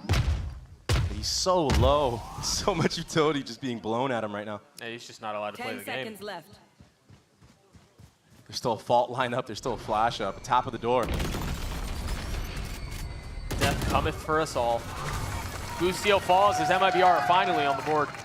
Yeah, and winning eco rounds like this could be what MIBR needs to swing this back into their favor a little bit. Gives you a little bit of momentum. If you can do it with sheriffs, surely you can do it with rifles. He's going in. Hope everybody out there heard him. But again, nice shots from the sheriff across the board, but it's Artsine that started it off. All these headshots he's been getting. Wow. One enemy. Nice round, guys. There it is. Getting the dap up from Osboss as well. Back towards A we go. Again, all here with the exception of one. Rockets traded, kills found on either side, and now the ult used. But EU has been so good at getting the trades here. Osboss, a lot of pre-firing going on. They know he's here. Cryo takes him out. Osboss again, silenced.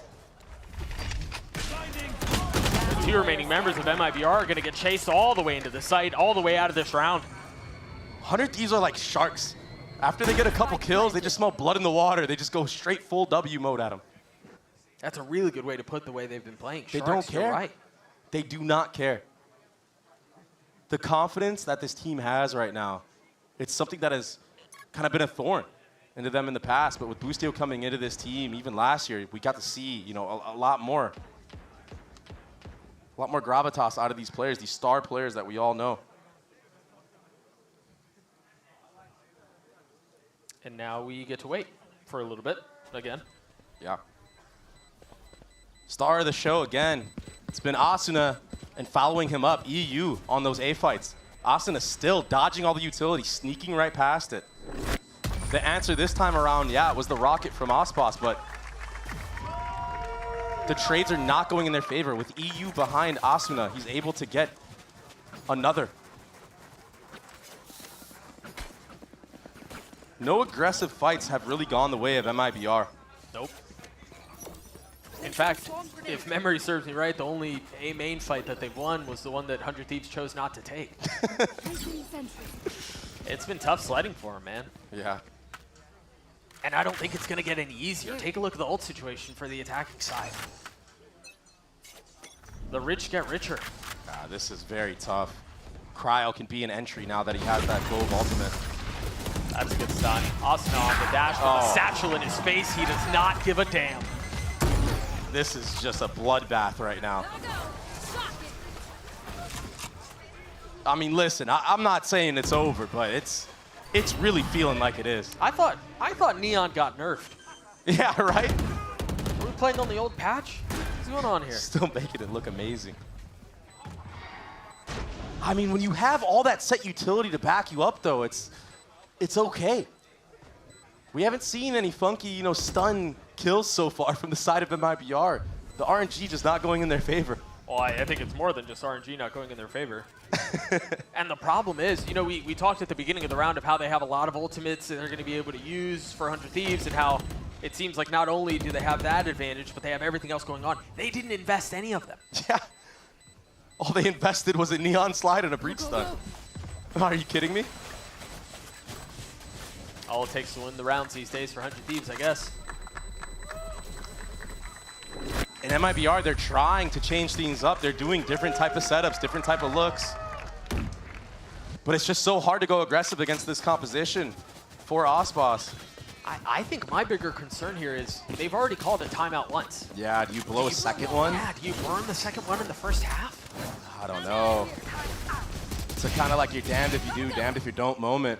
I mean, those kills just look effortless. You whiff one shot, you got a Prowler coming at you, a stun.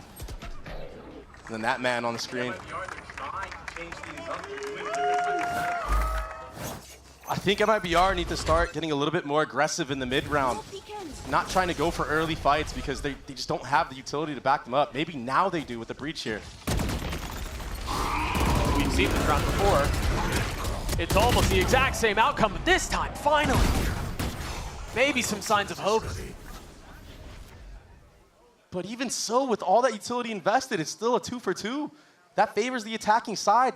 It's a 3v2 on the actual site here. Contact being made.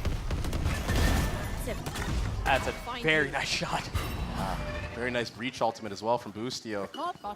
Cortesia, he's been kind of quiet, but he's kind of been playing retake simulator. Little tap of the spike from Boosty. This is not a done deal here. E's weak, they've got the spike down. What utility do they have? Nazar has a little bit, but he's only got a Sheriff. Can they find a space to get out onto the site? A difficult task in a situation like this, but it has to be converted.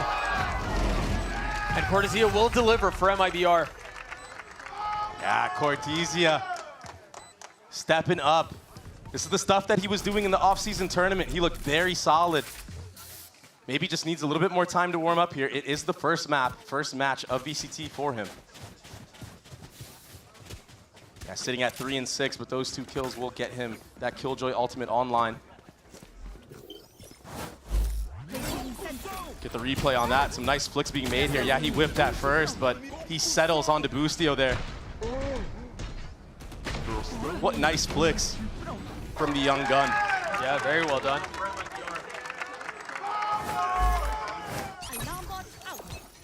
Armageddon available. Lockdown available.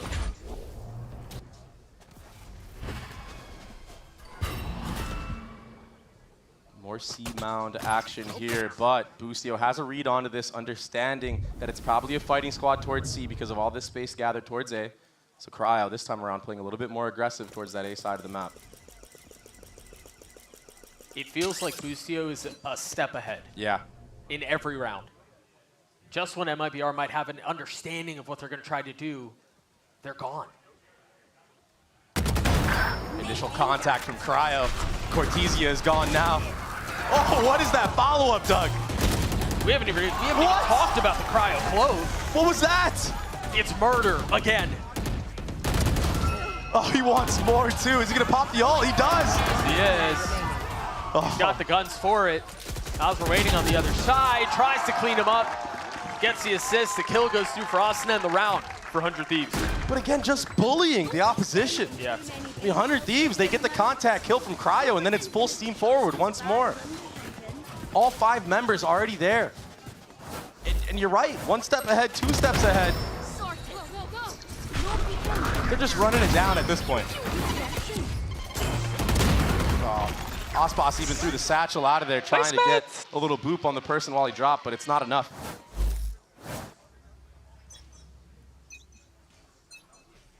And it really has been a team effort across the board from 100 Thieves. Yeah, Asuna, he's been the forefront. He's gotten a lot of the first kills.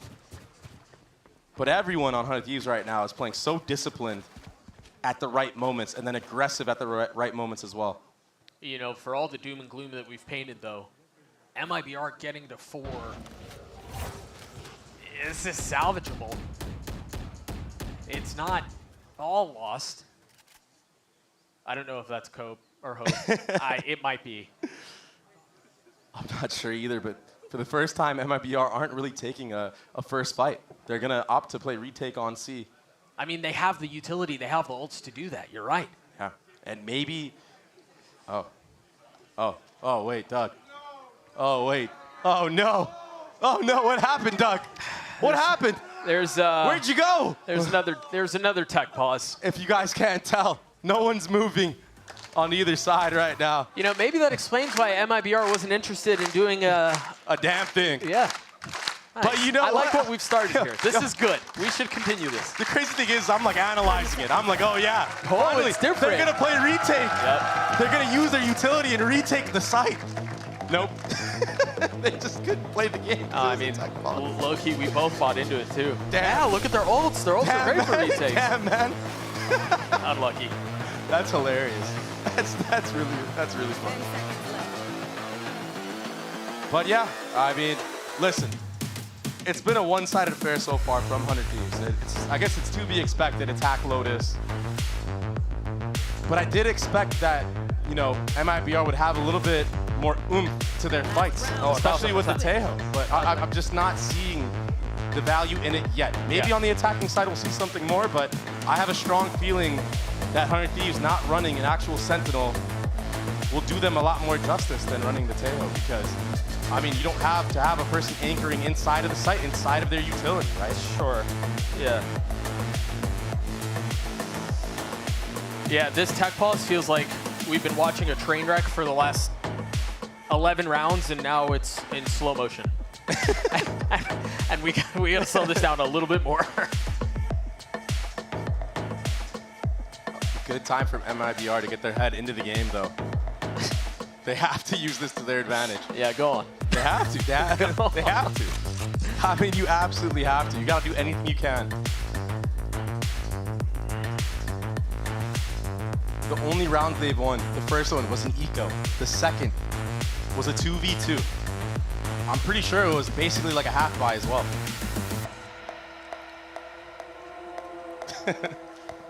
Boostio dancing on the stage. I'm getting a tech pause gear, but I'm not seeing anyone messing with anyone's gear. So a little confused about that. I am being told that we're just a few seconds out, maybe a minute out from getting back into the action. We are going to roll that round back. Again, the heavy hitting analysis that Dre dropped on us was because nobody was playing the game. Quick maths? I guess. Oh, here we go. Is this the first time he stood up? Yeah. First time he stood up this year. There it is. Oh, is that how long the tech pause has gone on? That you're counting how many times he stood up this year? Yeah. We're hurting up here. Hey, usually he steps up and he's talking a lot of smack. Yeah. A lot. None of that yet. But by golly, we might just play a little bit more Valorant here. Some things I think that MIBR could do is probably try to avoid the initial fights and just go for more trap setups. Try to catch 100 Thieves out when they're already in mount. Don't try to take the fight in the actual choke. Or try to catch 100 Thieves out when they're creeping up A. And it's so hard to know if they're there or not, but sometimes you just gotta take a guess. You gotta have a trap there. You gotta just go for it blindly after, 20, 30 seconds, because 100 Thieves so far have been defaulting very slowly. Yeah, maybe that. I mean, any difference here, I think, could be beneficial, could be helpful. We are going back into the game. Again, we rolled back that previous round. That one never happened. It's been erased from everyone's memory, and now we're back into it. 6 rounds up for 100 Thieves. Asuna has that ult. We saw him explosively use it a couple of times now. But again, what's the difference for MIBR? It seems like it's more of this A main fight. Yeah, and a change of a strat now. 100 Thieves last round went towards C-Mount. Now they're going to do their A fight as well. So historically, 100 Thieves have won this. Can they punish Asuna this time? This is a slightly different flavor. They've got the Nihil within. They're trying to get up, but it's the same thing. Same story. It's the same approach. They're slamming their heads into this wall, and nothing's changing. Nauser couldn't settle on the Boostio there. Now, Cortesia again, Doug. He's playing Retake Simulator. I feel so bad for him. That's the life of a Sentinel, though, bro. I feel so bad for him. Yeah. Hopefully on the attacking side, he'll be able to lurk, get some kind of contact plays, maybe get a little bit of a warm-up in. I mean, he's really seen no one. A 3v1 with a Sheriff to his name. Surely Cryocells hits a one-tap here as well. Oh. Yeah, he does. No, he still did. you were surprisingly still correct. You just know Cryo's going for those type of kills as well. Yeah. Like he loves the one tap. Again, effortless. I mean, they get out of A main easy. Asuna not getting fought at all. The utility has not changed from the side of MIBR on that fight. It's just like they're unaware of what his rollout is and how he's just sneaking into that door area, the Dorb/orb area. But hey, look. They're going to do the same thing again. They're going to fight A main. And then you get offed in the face. The first time Cortesia gets contact, it's an operator to the dome, Doug. It's just not real. He really cannot play the game right now. Yeah, when I said the rich get richer earlier, I didn't think it would become this. Yeah, and with your Sentinel gone now, you kind of have to compensate. You saw a heavy lean already towards that C side of the map. Right there. But 100 Thieves, they're doing a re-clear towards A, so. I mean, really, the options are endless right now for 100 Thieves. You can really just do whatever you want. You know, the truth is 100 Thieves have shown us a lot to be excited about. And I know it's only been a half of Valorant, but even what we're seeing right here is worth noting. They have played very pacey, they've played very aggressive, they've played in your face. They've also, in a numbers advantage, slowed the round down to a screeching halt, and then they decide to go. They're playing this push and pull game very nicely. Oh my goodness, and the pacing from everybody, the pacing, the spacing.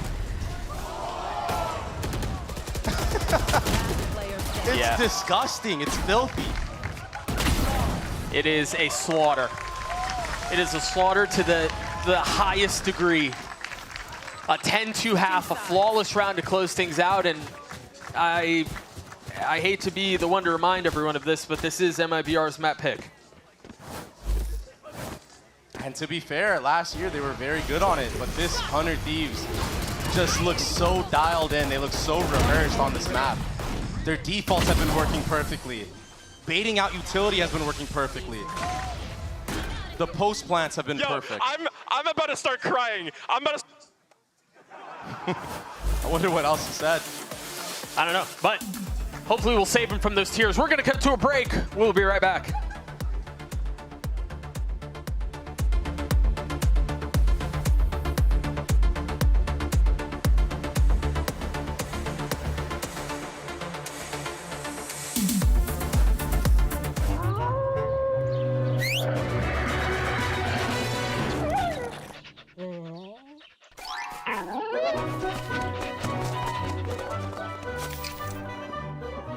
Red Bull gives you wings.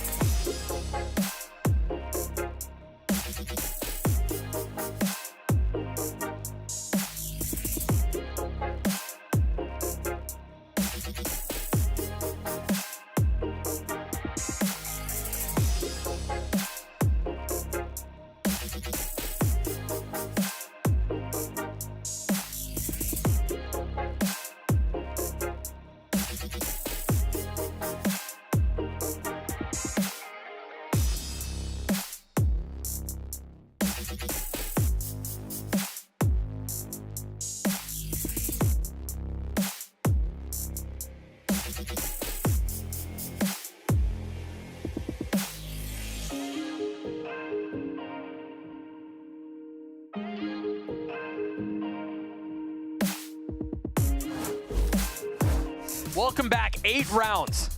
100 Thieves are up, and MIBR will try to find some footing to get back into this game on the attacking side. We've talked about the composition and how it's built for that a little bit more. What's this penguin violence, man? That was crazy. That was crazy. Poor little guy. Look, it's MIBR. Oh. Low blow, man. Look, but the comp is built to find a little bit more success on the attacking side. Yeah. And so maybe we will see some of that play out. We have to. Otherwise, they're going to have to scrap this comp, run it back another day. Will be a contact approach in B main. Ooh. Shoulder seen, but EU gets out of dodge. I missed who it was, but someone has regen. No, it's Aspas has a ghost regen armor. He's fully raid bossing, but it's Nazar who's getting the kills. 3, make that 4. Boostio left in a 1v2. He hasn't had a clutch moment in a little while, and he will not this time. Full faith in Aspas, and he delivers. The light armor. He leads into B site, sees the little shoulder of EU, nades him off the angle, and then he's able to just take sight and just play aim labs at that point. Yeah, I want to say it was regen armor too. It wasn't even just light armor. Yeah. And it's something we saw in the offseason as well. They will hero buy him from time to time. As one should. And they needed it. They needed it. Now, they can actually build a little bit here. They need to start building all those ults, and they need to win this clean. They don't want to drop rifles here. If they want a chance of coming back, you need every type of advantage you can have. You've managed to check the first box, overcome the first obstacle in a comeback attempt. You're right, you don't want to stumble here. Still, I feel like it's just so hard, this 100 Thieves squad, with the confidence that they've had, that they've mustered, even just in this opening half that they had. Even with classics, I feel like they could do a lot of damage.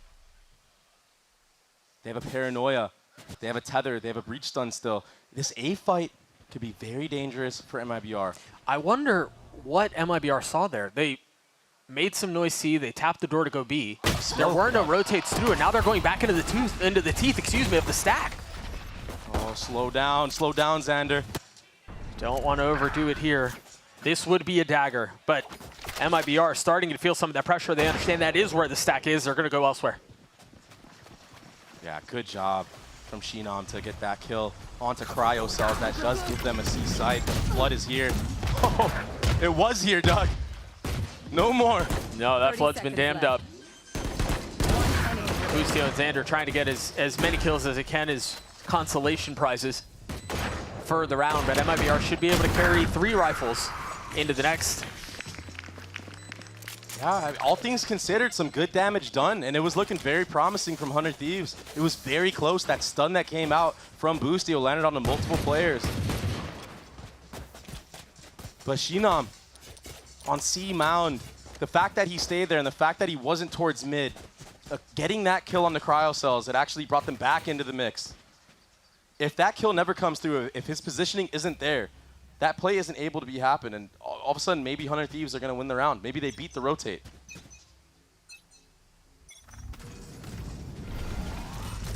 That'll deny any early AC main space. Absolutely. That's what I expected out of this comp as well. Very strong space taking. Well, we're seeing that play out. This one's interesting. They still have a little bit of presence towards B main, but they try to satchel out. I thought they were going to try to fake and then go back B, but that was not the case. Instead, they decided to brute force their way, or at least try to, into C. And again, they're stuffed. And Boostio knew that was going to happen. Nobody plays Breach in the corner like that. Nobody. I've never seen a single player with utility on a character like Breach play that up front and personal. But Boostio will do that when he has a read on you. That champs run that he made, there were so many times that he took 1v1s on this specific map, on Killjoy, just running into B site. And he was winning all of them. Right? And those are just plays that he makes because he knows what you're doing. He knows what the gaps are. He knows what you're not going to clear fully. Shadows traveling. Shinam has managed to get the spike down left in 1v3.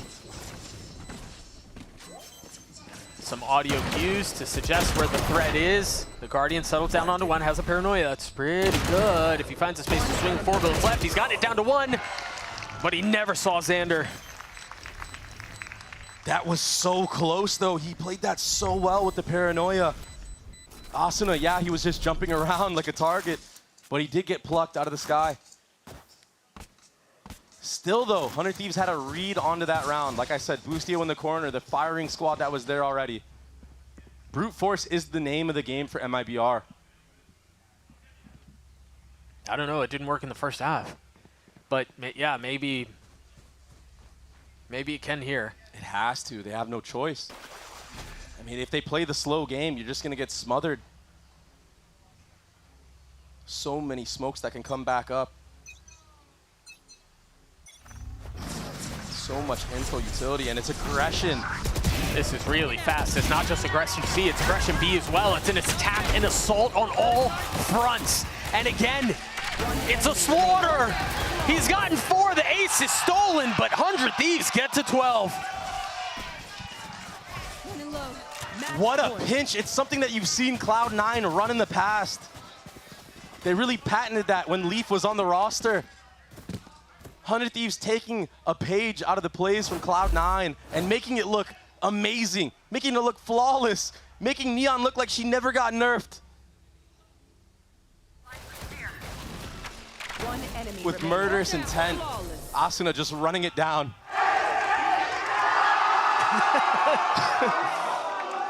That's the face of a man who's had an ace stolen from him. Yeah, he's pissed. It's probably more than once by Boostio too.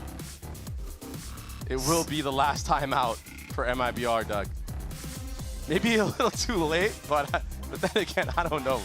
It's just definitely not MIBR's day on this map, that's for sure. No, this is not going well.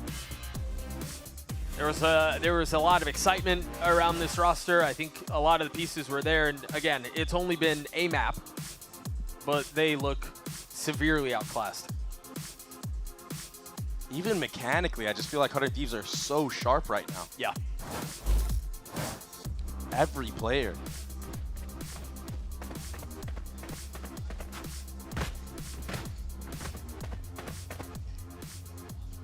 Close to breach ult, maybe that'll be something that they grab over towards this C mound area for MIBR. There's already some aggression there if that's where they decide to go. What's Cryo up to here? Oh, the breach stun and then a peek. No, he's going to try to take some space. They concerted him. One found, ducks the flash, gets a kill. Oh, what is this over on this side of the map? Asuna's playing a different game. He's really just running it down. No more dream. One tap as well onto the Omen ult. It's finishing touches. This is. They're trying to get out of this as quickly as they can. Wow. Flawless round, Doug, to close it out. And going into this map, we talked about brute force being the answer for MIBR, but it was actually brute force being the answer for 100 Thieves. I mean, you can tell what the you can tell what the intent was. You can tell what the game plan was. They're going to play at their pace. They're going to play their way. 100 Thieves are. And it worked. And it worked to perfection. I think there wasn't ever really a time where MIBR looked comfortable, where they looked settled, and where they could try to execute the plans they wanted to coming into this. Yeah, and 100 Thieves didn't sweat at all in this entire game. I mean, the closest round there was a 2v2. And yeah, it didn't go in their favor, but still, if that's one of the rounds that you lost, you're doing something right. Right, yeah. One of the 2 that you lost, sorry. I mean, that was a highlight from the fake pistol round that we saw. But yeah. And this was really where the tone was set, was in that 3rd round. Yeah. When Asuna had the ult, dashes out onto C. And from that point forward, it was just kind of done. Yeah. Every time a first blood was accumulated from 100 Thieves, they just seemed to keep it rolling. Bind on the other side of this break. We're going to step away. When we return, the desk will talk about how awesome 100 Thieves looked. We'll be right back.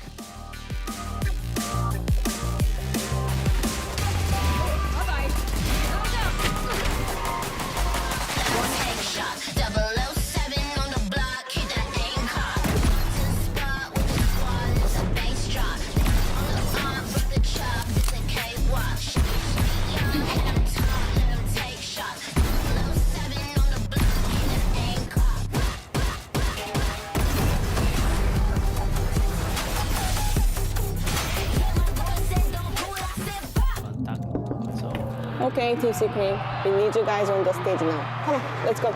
Let's go. Let's go. Let's go. Let's go, let's go.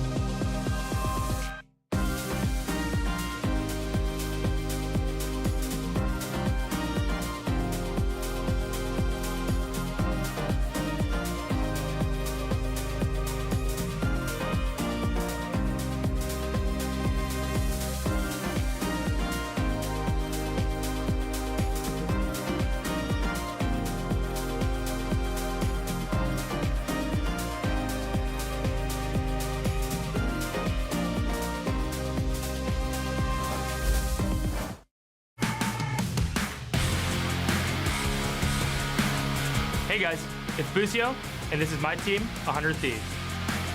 First up, Asuna, my anime protagonist. Next up, we got Cryo, Mr. 4K himself. EU, my initiator of the year. Not yours, mine. Finally, we got Xander, my Canadian model. Just look at him, he's beautiful.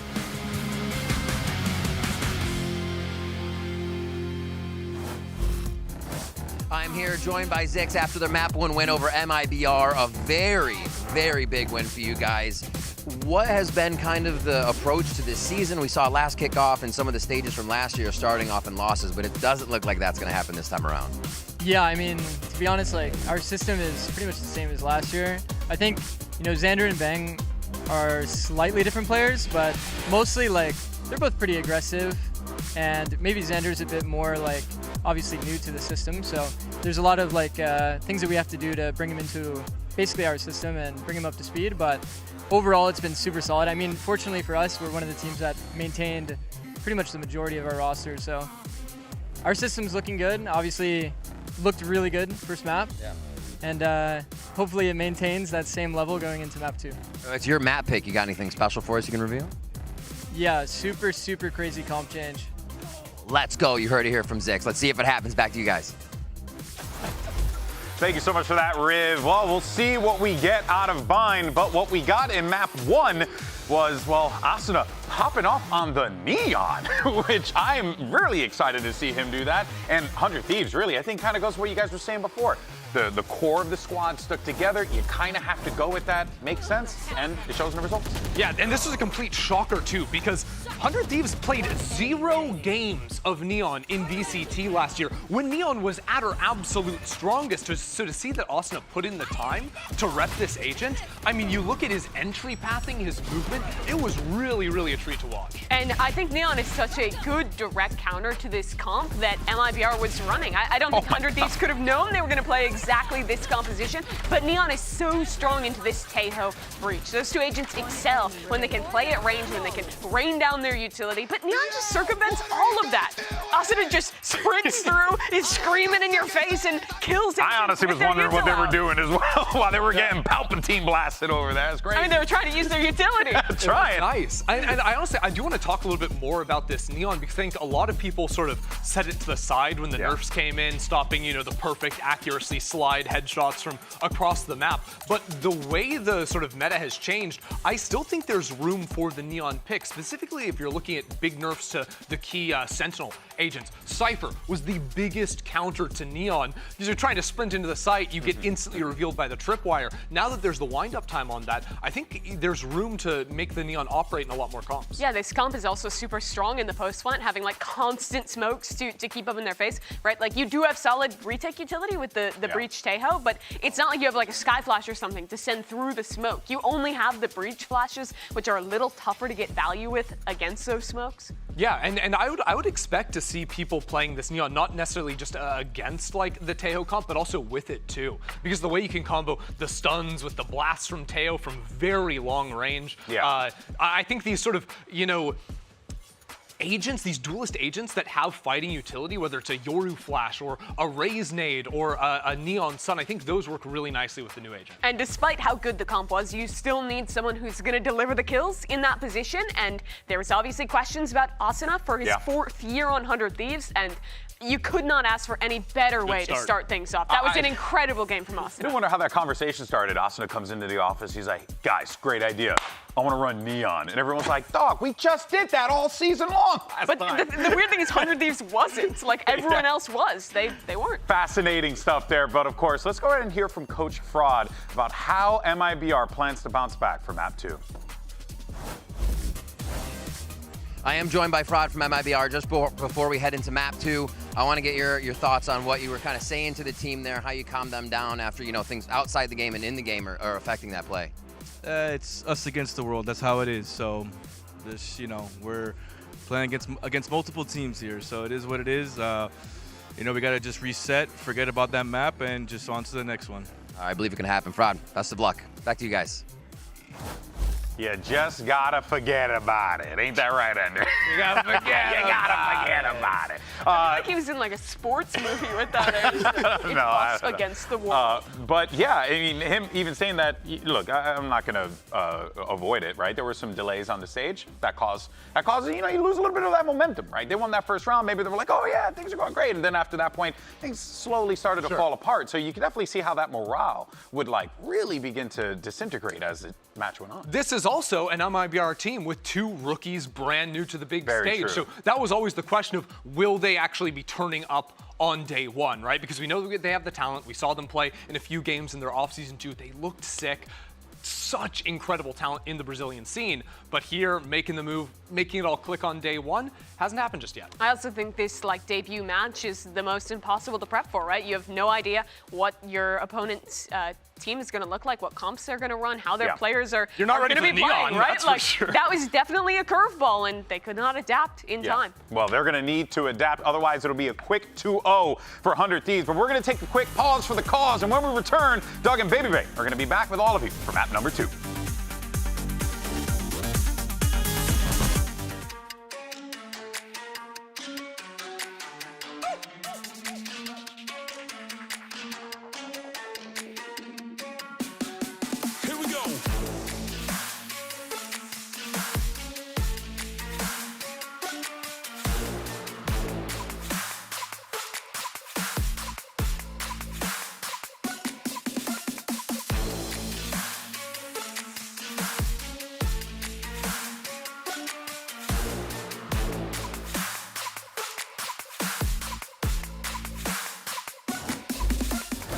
We are back. Thank you so much for sticking with us through that break. We've got map 2 just around the corner, and we've got Agent Select that we're going to get to talk through as well. I'm Doug. With me is Dre, and if you want to very quickly try to describe what happened on that first map in one word, what would you say? Slaughter.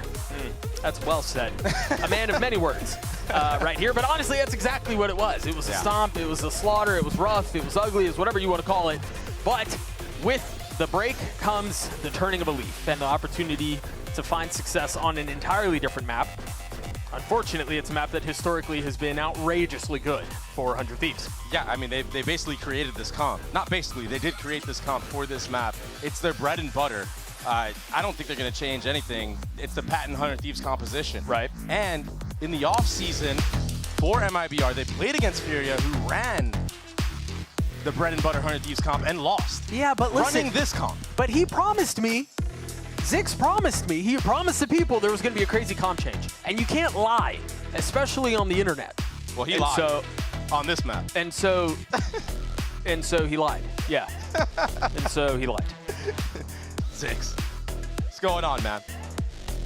But yeah, historically, a month ago, MIBR lost against this composition when Furia was running it. Right. Now you're going up against the originators, the ones that know every in and out about the composition itself. I just feel like it's going to be very, very tough. Now, MIBR has had a month to make some changes, put a little bit more into the playbook.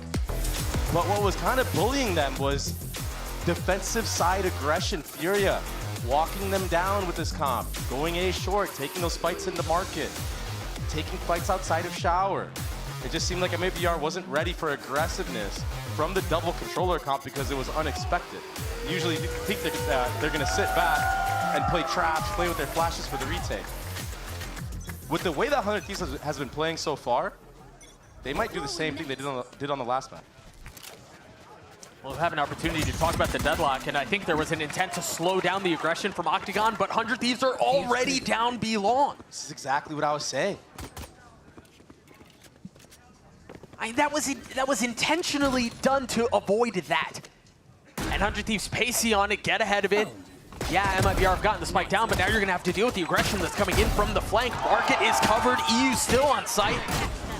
Aspas nipping at his heels, able to clean him up and get the best of him, but Asuna on the trade.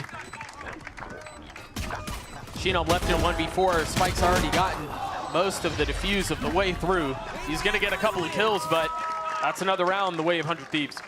Yeah, aggression from the side of 100 Thieves. I think someone did their VOD review. Boostio definitely was watching that tournament when MIBR was playing and saw the weaknesses. And the weaknesses are, MIBR is pretty bad at holding those aggressive peaks from the defensive side.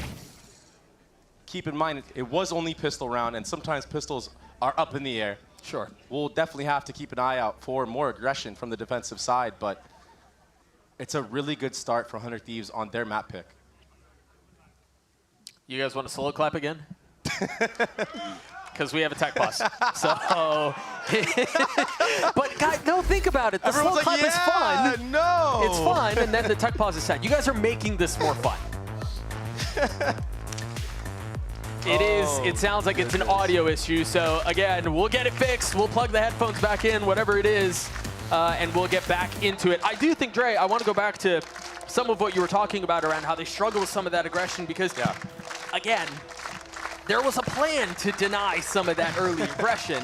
It just so happens that when you're getting stymied, and they're ahead of it, there's really nothing you can do to counter that. Either there has to be a second layer to it, or you just kind of have to know you're going to lose those, and you got to pick a site and you're just going to go. And to be fair, they did that. They did just go towards that A site. But the problem was EU, who's just sitting in U-Haul alone. They don't expect these random plays, random swing timings, random aggressiveness.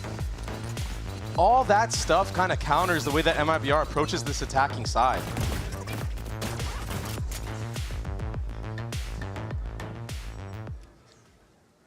Will be an anti-eco here for 100 Thieves, though. They're taking Shower's control with that fade and Brimstone. Oh, it's a Bucky. And Asuno wins a long-range duel against the Sheriff with a Stinger. He's nasty with that gun. Perfectly normal, not strange thing to say. Yeah. Oh, wants the Roomba for some info, has some kind of intuition. EU now backing him up. What are the odds he kills Aspas here? Pretty high? No, he's one pumping him for sure. Boostio doesn't miss these. He got a little glimpse of a shoulder. There it is. Boom! Headshot. And now stop me if you've heard this one before. Shinom is left in a 1vx situation at the end of the round. Yeah. And no guns so far taken out of the hands of 100 Thieves. Asuna is on the hunt. Boostio gets the spot, and Xander from the top. Man, 100 Thieves are looking clean. I know it was just an anti-eco, but... Well, but I think at this point we can say that given what we saw in Lotus as well. I don't think it's disingenuous to point that out. I think they looked really comfortable on the first map, and yes, it's only been a couple rounds, but they seem to have carried that into this one. I had a lot of questions. I was like, can Xander fill the shoes of Bang? Yeah. You know, but I just feel like maybe the prior team chemistry with Xander and EU, and honestly, Xander hangs out with all these guys on Discord all the time anyway before even joining the team. I just feel like it's showing in the server right now. The synergy is on point. If they can keep this up, I mean, who knows what can happen for this 100 Thieves roster this year. A gun round for MIBR here. And the need for success. You've got Asuna playing really close. On the swing, drops one already, upgrades the gun and gets out.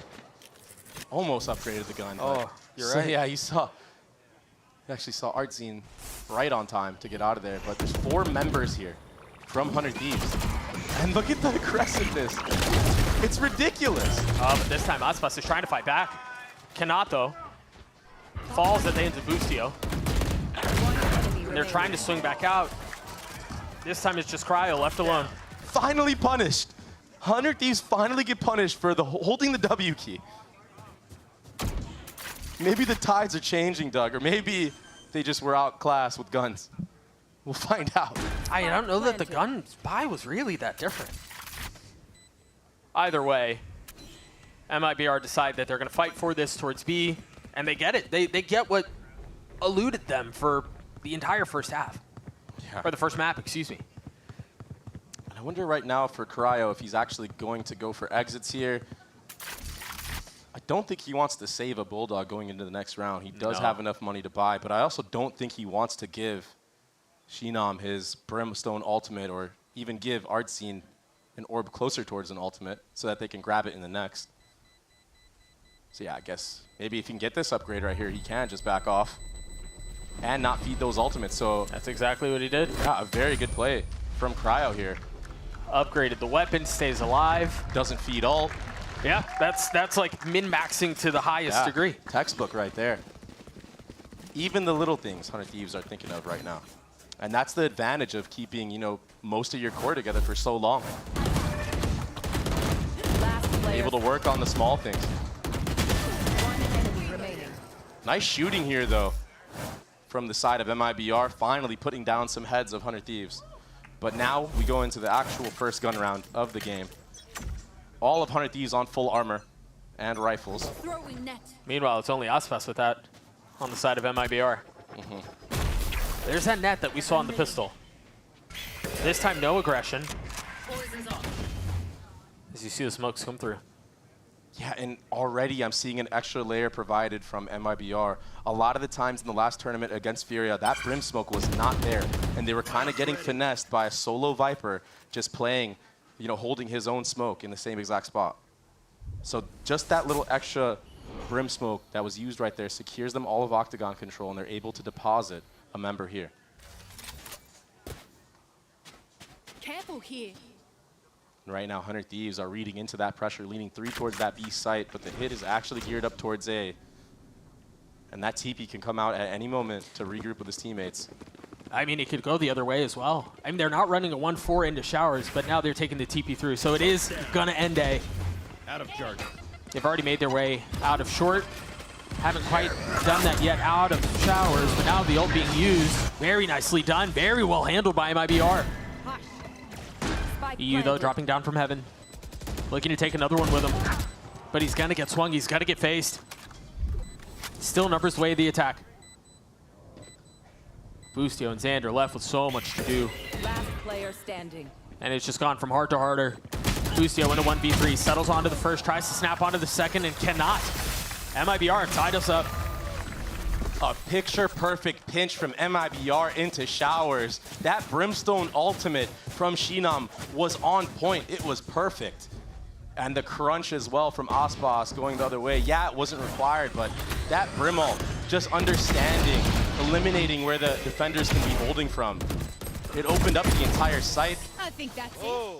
Linda. And the daps going across the board for MIBR. That was a big, big round win for them. Maybe they can get some momentum here, string some rounds together. Yeah, I mean, 100 Thieves are on a broken bye. So it's certainly possible.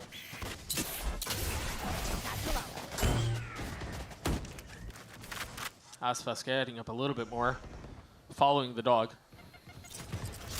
They're gonna try to hunker down onto the site here. That's a big kill out from Xander. And that was the go button for MIBR.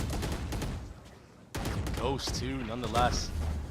They're still gonna commit to this site. They're kind of just pushing their heads into a wall, but it's a firing squad from 100 Thieves here, Doug. And be careful here. They don't have really the same thing to fight back with. Xander gets 2 with the Ghost, but they've gotten what they needed. Waiting for the second ping to come through. Asuna flirting with fire. That Singer's been good. Can he do it again? No, not this time. Cryo left into 1v2. Weapon upgraded. Both close. He's gotten it down to 1. Can he do it again? He's weak, and he will fall. The 1v1 goes the way of MIBR. He may have fell, but he had a chance. He did get a bullet off. It just didn't quite connect to the head of Nauser. So yeah, it was scrappy. It wasn't that clean for MIBR, but a round is a round. And just like that, they're able to get up that deadlock ultimate. They're close to the showstopper. They're close to so many ults. On the opposing end, you have Asuna with that showstopper. Boostio, he's got that Thrash online and available as well. Right now, I think 100 Thieves, they need to keep trying to take that aggressive approach. Try to take the 1v1 fights. Yeah, you're on the defensive side. It might make you feel like you shouldn't go for those, but it worked on the pistol. You gotta test the waters with a rifle. I'm a little concerned at the fact that people aren't moving much. Yeah, PTSD already, huh? I've been burned too many times today. Well, that Skydog is definitely moving, getting some action in. Baits out. Have Viper smoke, but the reposition here from Xander. Yeah, he's tucking behind the word. And a nice flash to reclear, and I don't think MIBR were close enough to hear that, so this should prompt a lean. 400 Thieves towards that A side of the map. And one thing to note, Doug, is when MIBR like to fight this A side, they do like to actually fight back side. They should be able to catch one here. He's been caught. Where's the swing from Cryo? There it is. So carefully considered, but on the trade, Asuna tries to stop him, and Aspas gets the best of him. 3's up as Cryo gets another. Now with 3 HP, Boostio's gonna fall. Xander left in 1v2. Aspas is weak, and he's been left. Is he gonna be able to cut off the rotations? No, he's gonna go through spawn. 10 seconds left. So now Xander in a very difficult situation. Extremely difficult. There's still a Brim smoke to play as well. And a Brim ult, and a Raze ult. Another Brim ult, by the way. And he's not going to clear this. There's no way. Shinam will take his head clean off, and it was chaos onto the actual ace site hit. But the deadlock nade caught one of the members of 100 Thieves with their pants down. I don't know who it was, Doug, but it was so perfectly timed that once they jumped on top of that short box, it was just a free kill. Hopefully we'll get that in the replay. As 100 Thieves call a timeout, a moment to settle things and think through what the second plan is. It was Nauser who got the kill onto EU. What was even more impressive, what we just saw, was Aspas dodging the rocket. There's the hype from the side of MIBR. But Aspas dodging Asuna's rocket. It was like this weird anime battle in the sky. But the satchels from Aspas were too clean. And Asuna actually landing on him, but still going for the jump shot. I think if he would have just settled the shots there, he probably gets that kill, and maybe the round is completely different at that moment. But that 1v1 is really what it came down to. Momentum right now in favor of MIBR. 100 Thieves, they're on the back foot for the first time this series.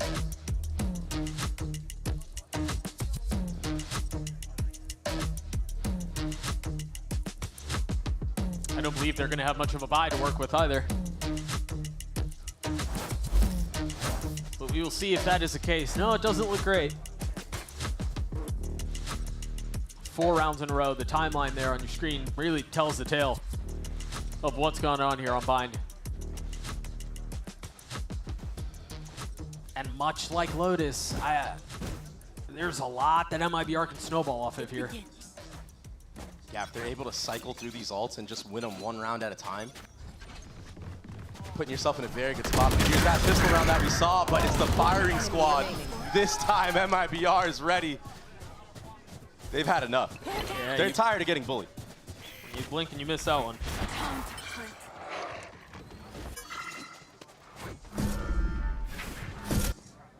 Gonna TP all the way across. EU's ahead of this. A Stinger, which we decided earlier was the best weapon in the game. Even with all the nerfs.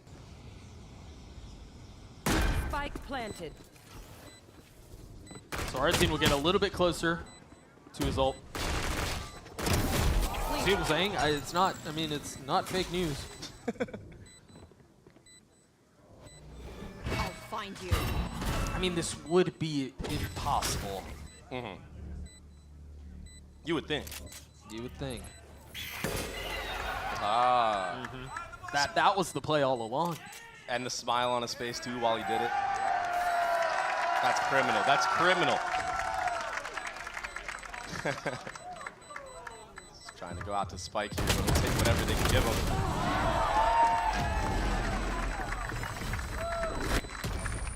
Clean round from MIBR. In the early round, it gets a little scrappy at the end. They lose quite a bit of weaponry, but they're still healthy. Oh, I say that, but actually 2 of the players are gonna have to get bought up. So 100 Thieves, they are cracking down a little bit on the economy of MIBR, even though MIBR has won 5 rounds in a row. Yeah, I don't see them hitting a dent in that. Probably for 2 rounds, if assuming they don't go their way. Yeah. Still not too much aggression from the side of 100 Thieves on this defensive side, opting to play more in the backside. The problem is against this deadlock composition is if you're playing in the backside, there's so much utility to just get thrown at you, and even when that wall comes out in CT, you can't really flood out. That's a really good move. And a suck. A rocket not connecting. Bustio does fall. This is what I was talking about, Doug. He'd like to fight this backside area. And it's hard to do, man. It's so hard to hold this. I mean, it's hard without all of that utility. Get him. But it kind of feels like a necessity on this A site. We've seen too many times before 100 Thieves playing all the way back and just delaying the bomb plant infinitely. So if MIBR can take that backside fight more often and win it, why not? I mean, this round is done. Yeah, this has been done for a little bit. A lot of the success that Furia had against MIBR was not playing in the back site of that A site or back site of that B site. They kind of played a lot more close and up front and personal to you. But I think that 100 Thieves is so scared because of that brimstone crunch that happened early in the half that they're just so scared to play forward now. They don't want to give out free kills. They don't want to get smothered like that by the showstopper that was in this round or even the brimstone ult that is still in play. Yeah, I mean, you're... Right? Right, okay. But this is the second time that Nowswer has gotten a kill up on that top box in the same spot. Yeah. 100 Thieves are crumbling a little bit. Down 4 rounds. Another Bucky in the hands of Bustio. 6 in a row for the attack.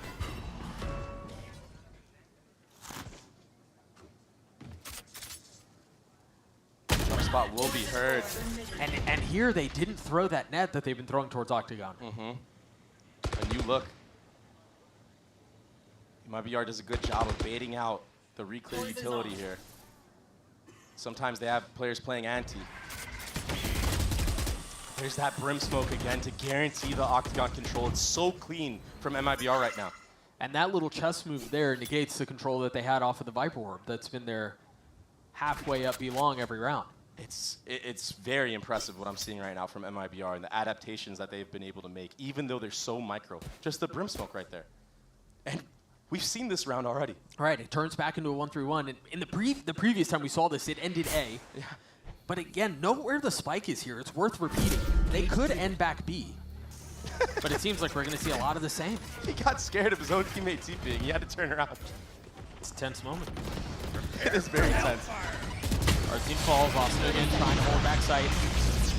Is able to take one for his troubles as Cryo takes a step back. That's a huge pick on the art scene as well because that's the deadlock that denies the control of backside.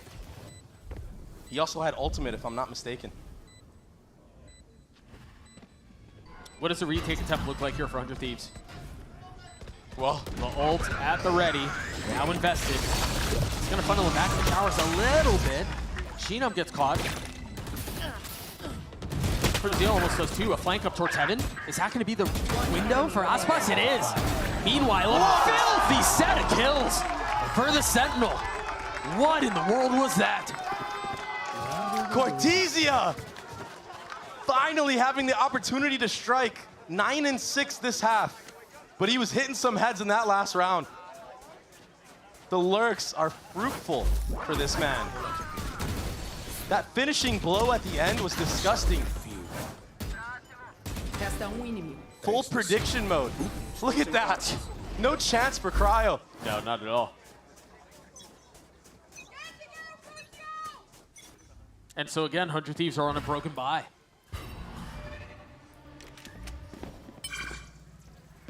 Showers denial this time around. They've had enough of giving all of that space. There's a rifle in the hands of Asuna. And again, they're going to get pushed A. Little chip damage from the nade, but that's all it is. Made out of facility, and now here comes the real approach for MIBR. We're going to see the fight back sight. I'm certain of it. Oh, that wall's actually to keep the players in showers trapped in. Maybe a new look this time. How much is 100 Thieves willing to invest here? Do they use ult? Oh, man. You're on a nice edge right now. If you're 100 Thieves, if you overpeak, you got to be worried about multiple riflers walking up on you. The benefit to them is that they didn't invest a lot into this as far as the buy goes. Yeah. Here's the only rifle, and it gets one. Down A. Not connecting on the ult, on the swing. Artsy able to get him with Aspas over his shoulder. Xander's left standing. He had happy feet right there, just the left and right. AD. Asuna could not track him. This is looking just like the attacking side of 100 Thieves, but this time it's MIBR on bind. On each respective team's map pick.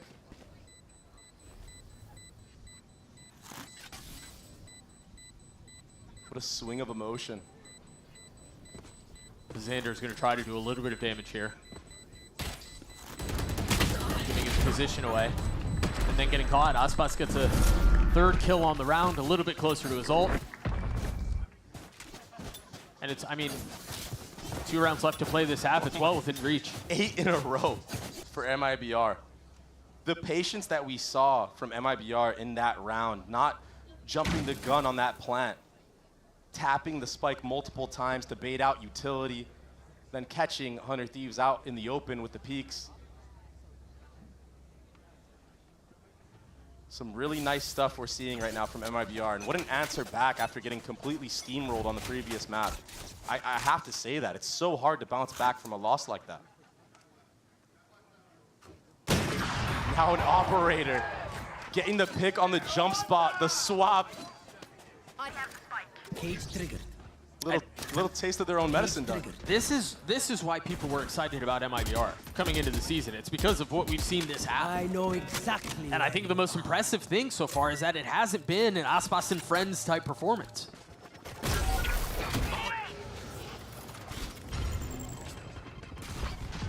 Cryo will free himself. A tap, and that's all it is. They're gonna flip the map. Running circles around 100 Thieves. He was already so far up. Sheenom's able to get one onto EU. Well, warning shots as they double face into it, and 2 kills found. Now, the opportunity for a little bit more. They're gonna drop the Thrash, full tag onto Aspas. Nosworth disposed of as well. What a retake from 100 Thieves. I thought it was in the bag for MIBR. I think everybody else thought it was in the bag for them as well. But a little bit too over-eager, done. Too overconfident. Yeah, you've won 8 in a row, but 100 Thieves are never going to give up. They're never going to back down. If you give them an inch, they'll take a mile. Every round that 100 Thieves can scavenge just brings more momentum into their own side. We'll see if they're able to net this last one with 2 ults to play around.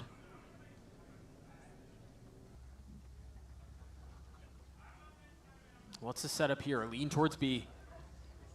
From the attack with Spike in hand, it seems like there's a lineup setup for that grav net that we've seen towards C, or towards B, excuse me. And it was thrown, you hear it. Now on the tag. Do they speed up here? There is a judge on the other side of this.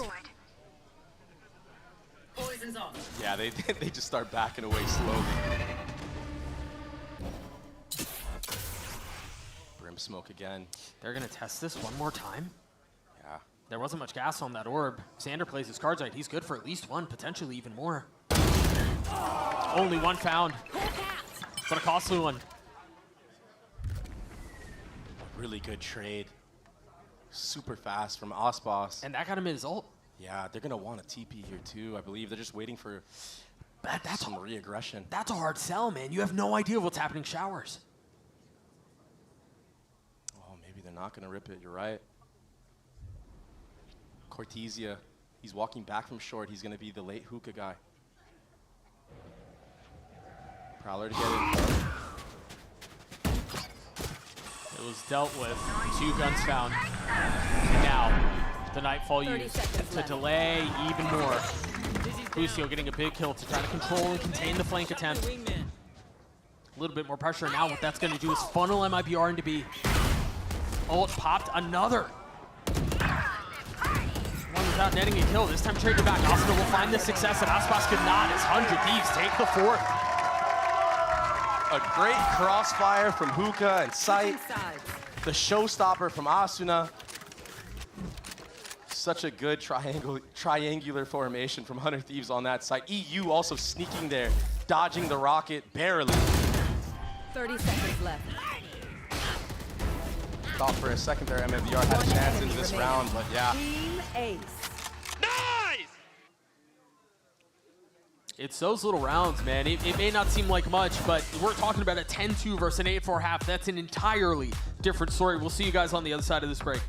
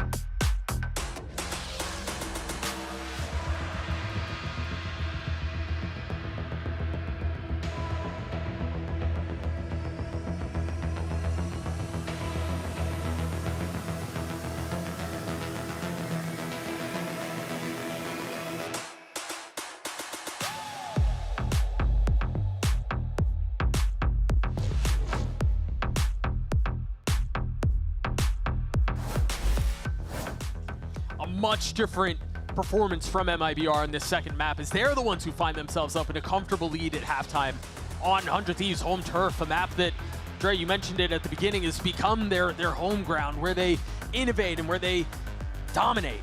That just hasn't been the case here. Yeah, I was very surprised that defensive side. I thought they had a great start as well with their aggressiveness, but it just kind of fell off after that crunch from MIBR on the bonus round. It just felt like after that happened, 100 Thieves, they just got a little bit scared. Started playing a little bit too far back.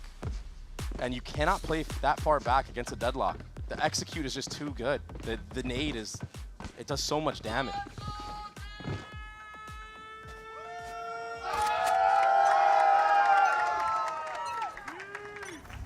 Riot Games Arena trying to will them back into this map.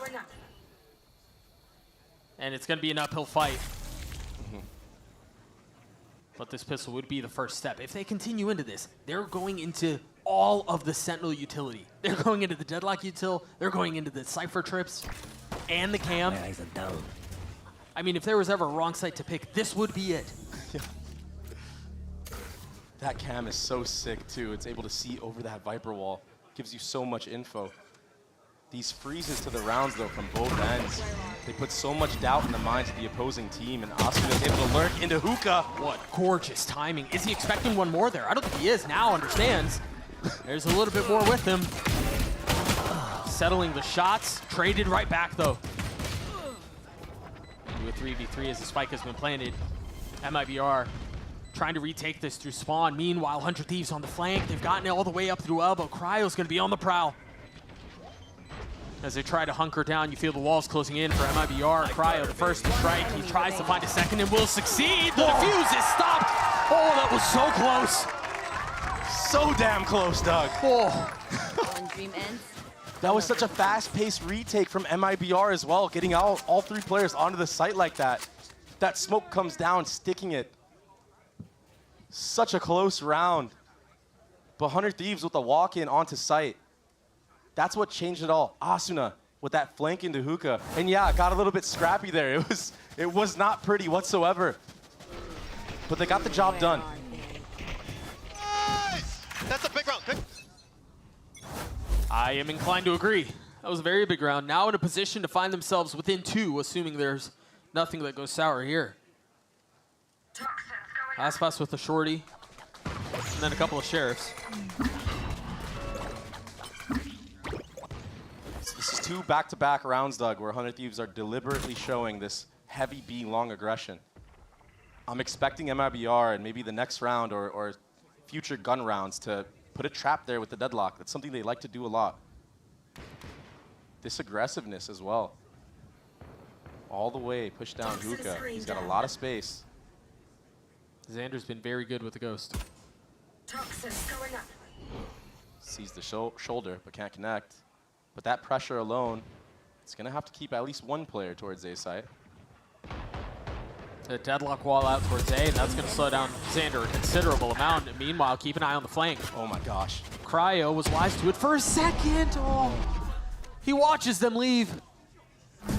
Now pace towards A, and look who's here. It's a classic, but he's gone undetected. The goop in his face, he still gets a kill. Spike planted. An opportunity for something here. But that window's closing real fast. Cryo's very weak, 5 HP, not able to snap. And that should secure things. Yeah, I was going to say, if Aspas can take out Cryo in that moment because he's so low, maybe there's a chance. But now it just feels like that this should be all she wrote for 100 Thieves. Oh my God, what a shot. Not enough though. 100 Thieves do get the spike planted. They keep 2 rifles into the next round. But it was a very big investment and a lot of money lost. It was, but they find themselves within 2. That gap is slowly getting smaller. But you're right, the investment that they put into the previous round and how it played out has them in this situation where they've got light armor on a couple. You can't really buy into the next if you lose this. So this is a very big round, a swing round. I want to note again how this Sentinel utility is being set up. A little, I mean, most of it is towards B, but there's a little bit of help with 1 sound sensor A. 100 Thieves right now, they're taking a very slow approach. I think this is something they need to do. They need to be able to identify where the Sentinel utility is, identify where the deadlock is to not get trapped. I mean, they found some of it. They cleared 1 of the sound sensors, and then they invested a satchel to clear the trip. So if the intent was to just like carefully chip away at every bit that they had, so far they've done it. Something that MIBR struggled with quite a bit is inserts on a map like this. Being able to get that info is Asuna, or in this case Xander, both inserted towards that B side of the map. They're leaving themselves so many options still, regardless of how this goes. They could fully commit to A, they could flip back B. Some of the benefits of bind. Yeah. A lot shown towards that B side of the map for 100 Thieves. But I think also enough to show that they want to head back A. Yeah, you're not having to deal with any of the Sentinel utility, but you are going to have to deal with the sack, and with 13 seconds left, there's not much time to look for a plan B or to change your options here. 7 seconds left. The Spike has to fully commit here. Cryo's able to get 3 kills on the round. Beautifully done. Close, but it's done. He's just a one-man army. He runs out of U-Haul and takes out everybody in backside, including the player running through CT smoke. And he gets the 4th into the round as well. That was uncomfortably close. You know, star players make plays like this in such crucial rounds. 10 seconds. That round breaks the economy of MIBR. And for him to do it by himself is a statement to be made in itself. Nice, Matt. That's all you, baby.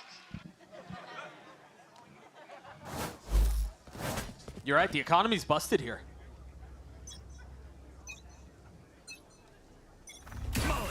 Now a chance to get even more ultimates online and available for the next round. This is a fast approach against an eco duck. This is the rollout that we saw so many times. This double satchel out on the box outside of U-Haul. Yes. Shenum just was not expecting that satchel on the top right there. And again, that's a path he's taken many, many times. MIBR not finding any success this round. Asuna, what, 2 pips away, 1 away from having his ult? Yeah, he's gonna get it, whether he lives or dies, and he will go down. Have it into the next. Aspas upgrades a weapon, cuts his losses, and gets out. Yeah, if I'm EU right now, maybe I'm going hunting. Might be hunting season for me, but maybe just saving all the weapons. Speaking of the longer haul here, is the better play. 400 Thieves. And so far, we've seen a lot of different looks. We've seen a change of pace already. That aggressiveness towards A. We've seen slow defaults towards B long. Slow default in hookah as well to break out a lot of that utility. Right now, if I'm MIBR, it's kind of hard to get a read on what 100 Thieves are liking to do. It will be a double sentinel approach again for MIBR towards that B side of the map, the fighting squad on A. It's interesting that they have not changed that up until this point. Oh yeah, monster on the loose. Another fast-paced round, this time hookah. That Thrash gets deleted really early on. Oh, he's committing. I thought he was just gonna get inserted. Doesn't connect on the ult. And he dodges the trip as well. And this is all a ruse. He is making as much noise as he possibly can. The rest of the hit is A. The spike's out that way. Nazar's starting to rotate over. He understands there might be something afoot. No way. But Asuna getting away with yet another. No way, the spike's already planted as well. There's a deep Viper smoke into CT. Nazar with regen armor. Trying to make the best out of a situation in which they've been hoodwinked. Look at the flank. It's another one.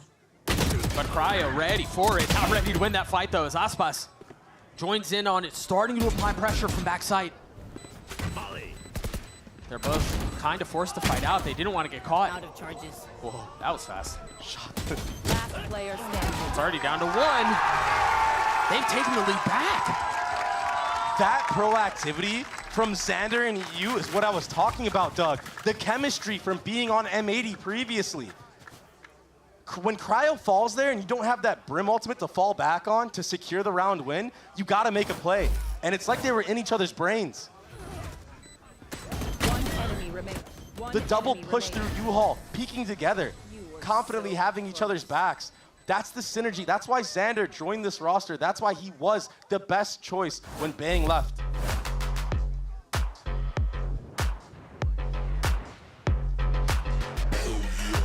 What a comeback so far for 100 Thieves. They haven't lost a round on this attacking side. The shifting of the tides has been insane. And they're not falling for this double sentinel utility at all. I haven't really seen anybody get hit by a trip or get hit by the nade. No, I mean, you're right. They've done an excellent job of either avoiding it or going over to it and picking it apart, and then still not going that way. The deadlock wall's not really getting much value either. It's not really denying any space. You're just so limited on this composition that MIBR is running when you're up against all the utility that 100 Thieves likes to use. And I feel like that's a common theme for 100 Thieves. They like to basically smother you with utility. They like to have more than you, so they're able to win that trading game. All right, note the defensive adjustments on the other side of this timeout.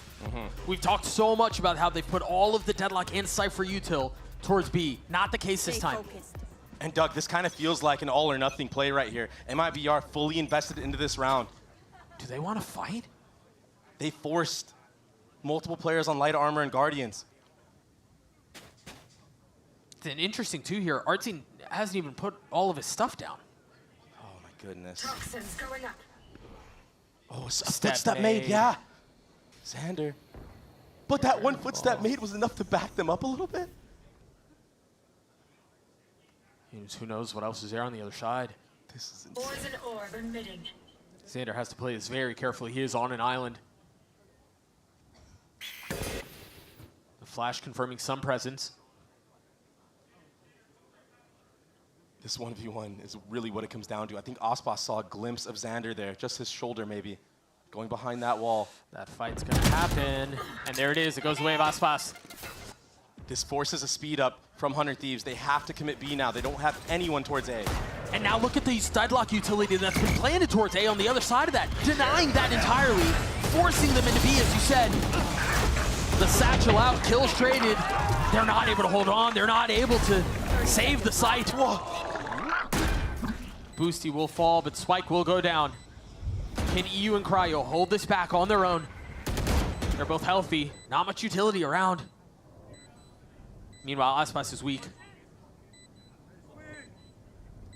With every second that passes, the possibility of this gets smaller and smaller. EU waiting on the other side of the smoke.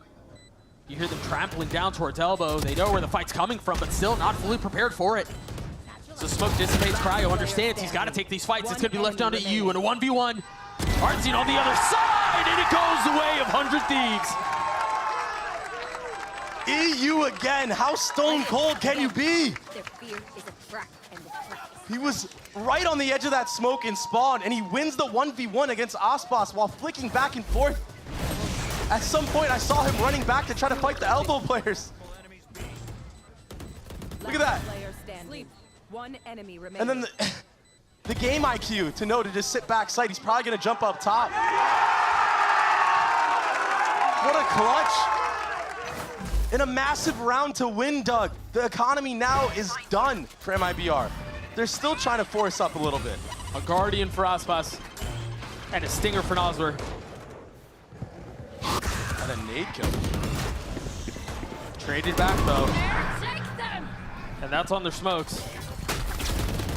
The Nightfall through as 100 Thieves just prance their way in. Yeah, I feel like I've seen this one before, where they just get the first blood and just hold W. And in a lot of ways, this feels reminiscent to Lotus. Yeah. You mentioned blood in the water, and they go. They get it. There's blood in the water here. When they see the opening, they're not hesitant. They just go for it. I think that is a big difference that we're seeing from this year and last year.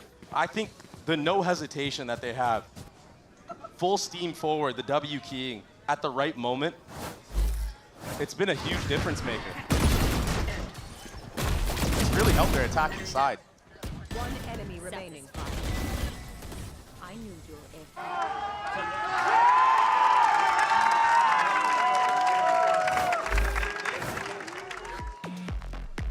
Second and final timeout called by MIBR. They're trying to hang on to this thing. But what's that? 7 rounds in a row on attack. Yeah, that's insane.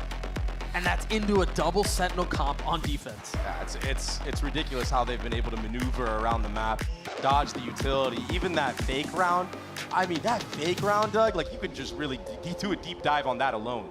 How Asuna was not only able to draw all 5 players towards the B site, but also get one and get out. I mean, it was picture perfect.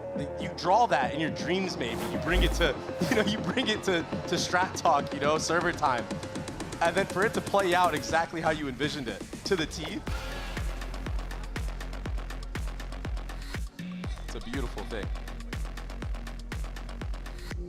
And so here it seems like it's a minor adjustment. There's still a lot of the Sentinel util towards B, but there's this, that's where the stack is. And they're leaving their smokes and their duelists alone here. This is dangerous too. Oh! The danger might just be Aspas. The third. Spike planted. Maybe leaving them on an island is the play. Yeah. It must be. He's getting a little cheeky here. They're outbanded, so why not try something? Aspas on the cards for the ace. Our team will get the last though. And the defuse through. That's going to give him the rocket for the next round. Yeah, it was a fast A approach from 100 Thieves, but Aspas, he was the warrior this time around. Getting multiple nade kills into the round. It reset, I think, twice already. He's sitting up there very pretty, 21 and 14. He gets a showstopper because of that round. And we'll take a look at it one more time. He gets the first kill and then the nade. Gets a second, and then he gets a second nade to get the third. Yeah, and just to go back to your previous point, like from before, is Artzine's little trap right there in that pocket area. That is what it's for. It's to set up Aspas for a play like that, of people jumping around that smoke in short. So it's cool to finally see it get fruit. And for as much as momentum has really left the sails of MIBR, they're still in it. It's still just 2 rounds. It's still such a close game. 3 ults in silence across the map. Again, all of that Sentinel utility towards B. This time, Aspas is back, is B though. Not left A. Yeah, this is a trap setup this time around. They haven't really shown one yet. But also note here the difference in where they're setting up their util. We talked so much about how 100 Thieves like to go in. They clear some of it out. That satchel intended to clear some of the troops that we've seen there or in the past. So much of their utility is further into the site now, making it a little bit harder to deal with. When they commit to the site, that's when they'll know what's there. It's a very smart adaptation. The problem is this reclear at B long is a little too late, so I think MIBR, they're going to have to concede the site here at A and play a retake with a Flint coming in. Which is honestly fine. They have the utility to do it. Yeah, they're going to drop one of their ults to delay a little bit longer, but the question is now, do they flood? Do they fully commit onto this? It seems like they're going to try. They still have 3 members backside, but Asuna goes unchecked. U-Haul's left open. And it's disaster for MIBR. The fight back site, it's bloody murder. They did everything right except for that box. That's what was left unchecked. Yeah. Wait a second, though. That's just one with a long way to go. If anyone can do it, though, it's got to be Aspas. The spike has been ticking for a while. That high-low on top of truck. There's just no shot. Yeah, that was hopeful for sure. And so 100 Thieves will get to series point after an 8-4 deficit at halftime. You're so right, though. I feel like in 2 of the most important rounds, it's just been one person running out of that U-Haul area that's gotten 3 kills unchecked, unlooked at. First it was Cryo, now it's Asuna.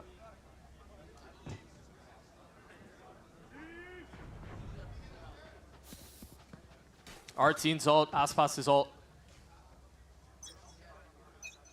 Yeah, Aspas is trying to get into some action, but he's doing that little short play again, trying to take the 1v1 against Xander. He heard the footsteps on the drop right there. Oh, he's ulting. He's gone. He gets the kill. But it's traded. 1 for 1. Again, they're going into all of these trips. They're going into all of the sound sensors, and he somehow finds a way to get around all of it. And he's going to get the kill on Nosworth. Unreal. The trips are still up, Doug. He's just Tom Cruising his way around all of it. Mission impossible. And now there are just 2 left. I mean, look at how much of it is still up. Wait a second, though. Artzine, he snuck back sight.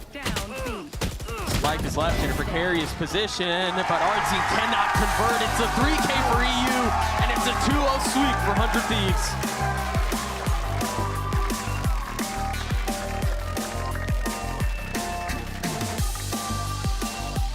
Resilience shown as well from 100 Thieves. The comeback in that half, they looked so dominant on the attacking side. Their Lotus was flawless. They look good, Doug. They look good on attack, yeah. I mean, I think they had circles run around them on their defensive side of bind, Yeah. but other than that, I mean, it's hard to really point out much else. And I think, you know, it's funny, you come into this match, and at least for me, I had some certain thoughts around MIBR, and I thought the pieces were there. My biggest question was really on how Xander would do filling in for Bang. And I walk away from this series with those positions switched. Yeah, he looks great. 100 Thieves look great. Xander filled in beautifully. He didn't really have to do much more than the team asked him for, and it worked. And honestly, I'm more surprised and have more questions on MIBR and what that looks like moving forward. I do think, though, in MIBR's defense, they are a new team. We got to keep that in mind. 100 Thieves have had the same core for years. And that chemistry matters. You're absolutely right. Good addition. So I think, MIBR, they lose this first match, but I think mid-season is when you're going to see this team really bear fruit. And you're going to see a different type of level. I saw a lot of promising things from MIBR. Genuinely. A lot of changes that I saw on even this map of Vine that they kind of got washed away with against Fear a month ago.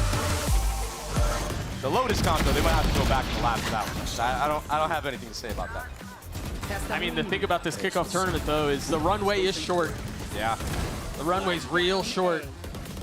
And for 100 Thieves, that's a big step towards Bangkok. One enemy remaining. They're going to make a run. Yeah, you got to be able to beat some of these teams that are fringe or should be kind of punching up, kind of upper half or maybe even upper third of the league. Yeah, it is a great start. Taking out Osbos, your first match, best player in the world, like regarded as the best player in the world. Osbos, Noswer, again, Artsy, and then the pieces are all there for MIBR to find success. I think, again, it goes back to what we were saying earlier. The runway's so short for MIBR. You're on last life. Yeah. Just like that. Dreams of Bangkok already one step away. That's a tough situation to be in. And again, for 100 Thieves, I think there's a lot to be excited about. Xander has filled in beautifully. You wouldn't really know that they had just undergone a roster change. We're going to throw it down to Riv on the stage behind me for the Verizon post-match interview.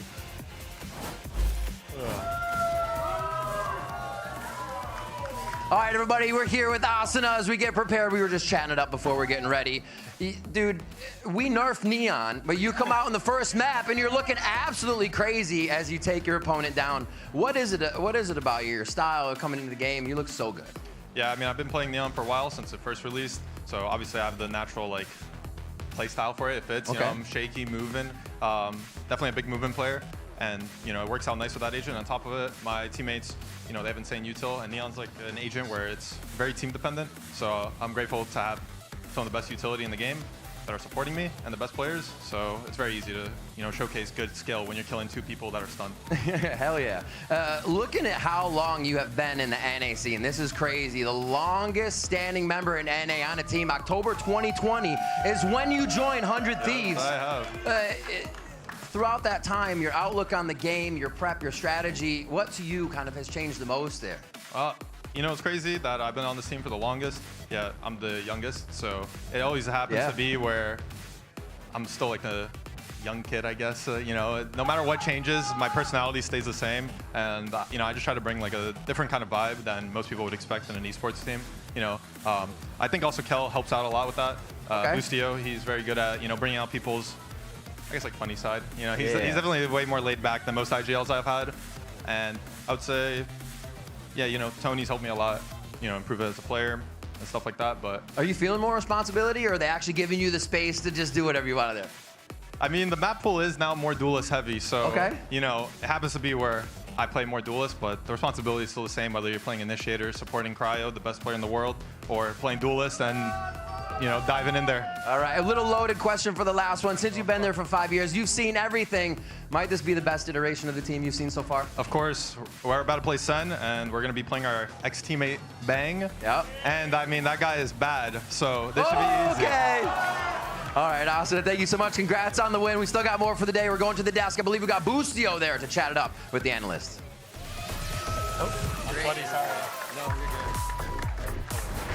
Thank you so much for that, Riv, and welcome to Match Point. That's right, we got a show now. We called it. Oh, do I have the bomb? Welcome to Match Point. Explosion.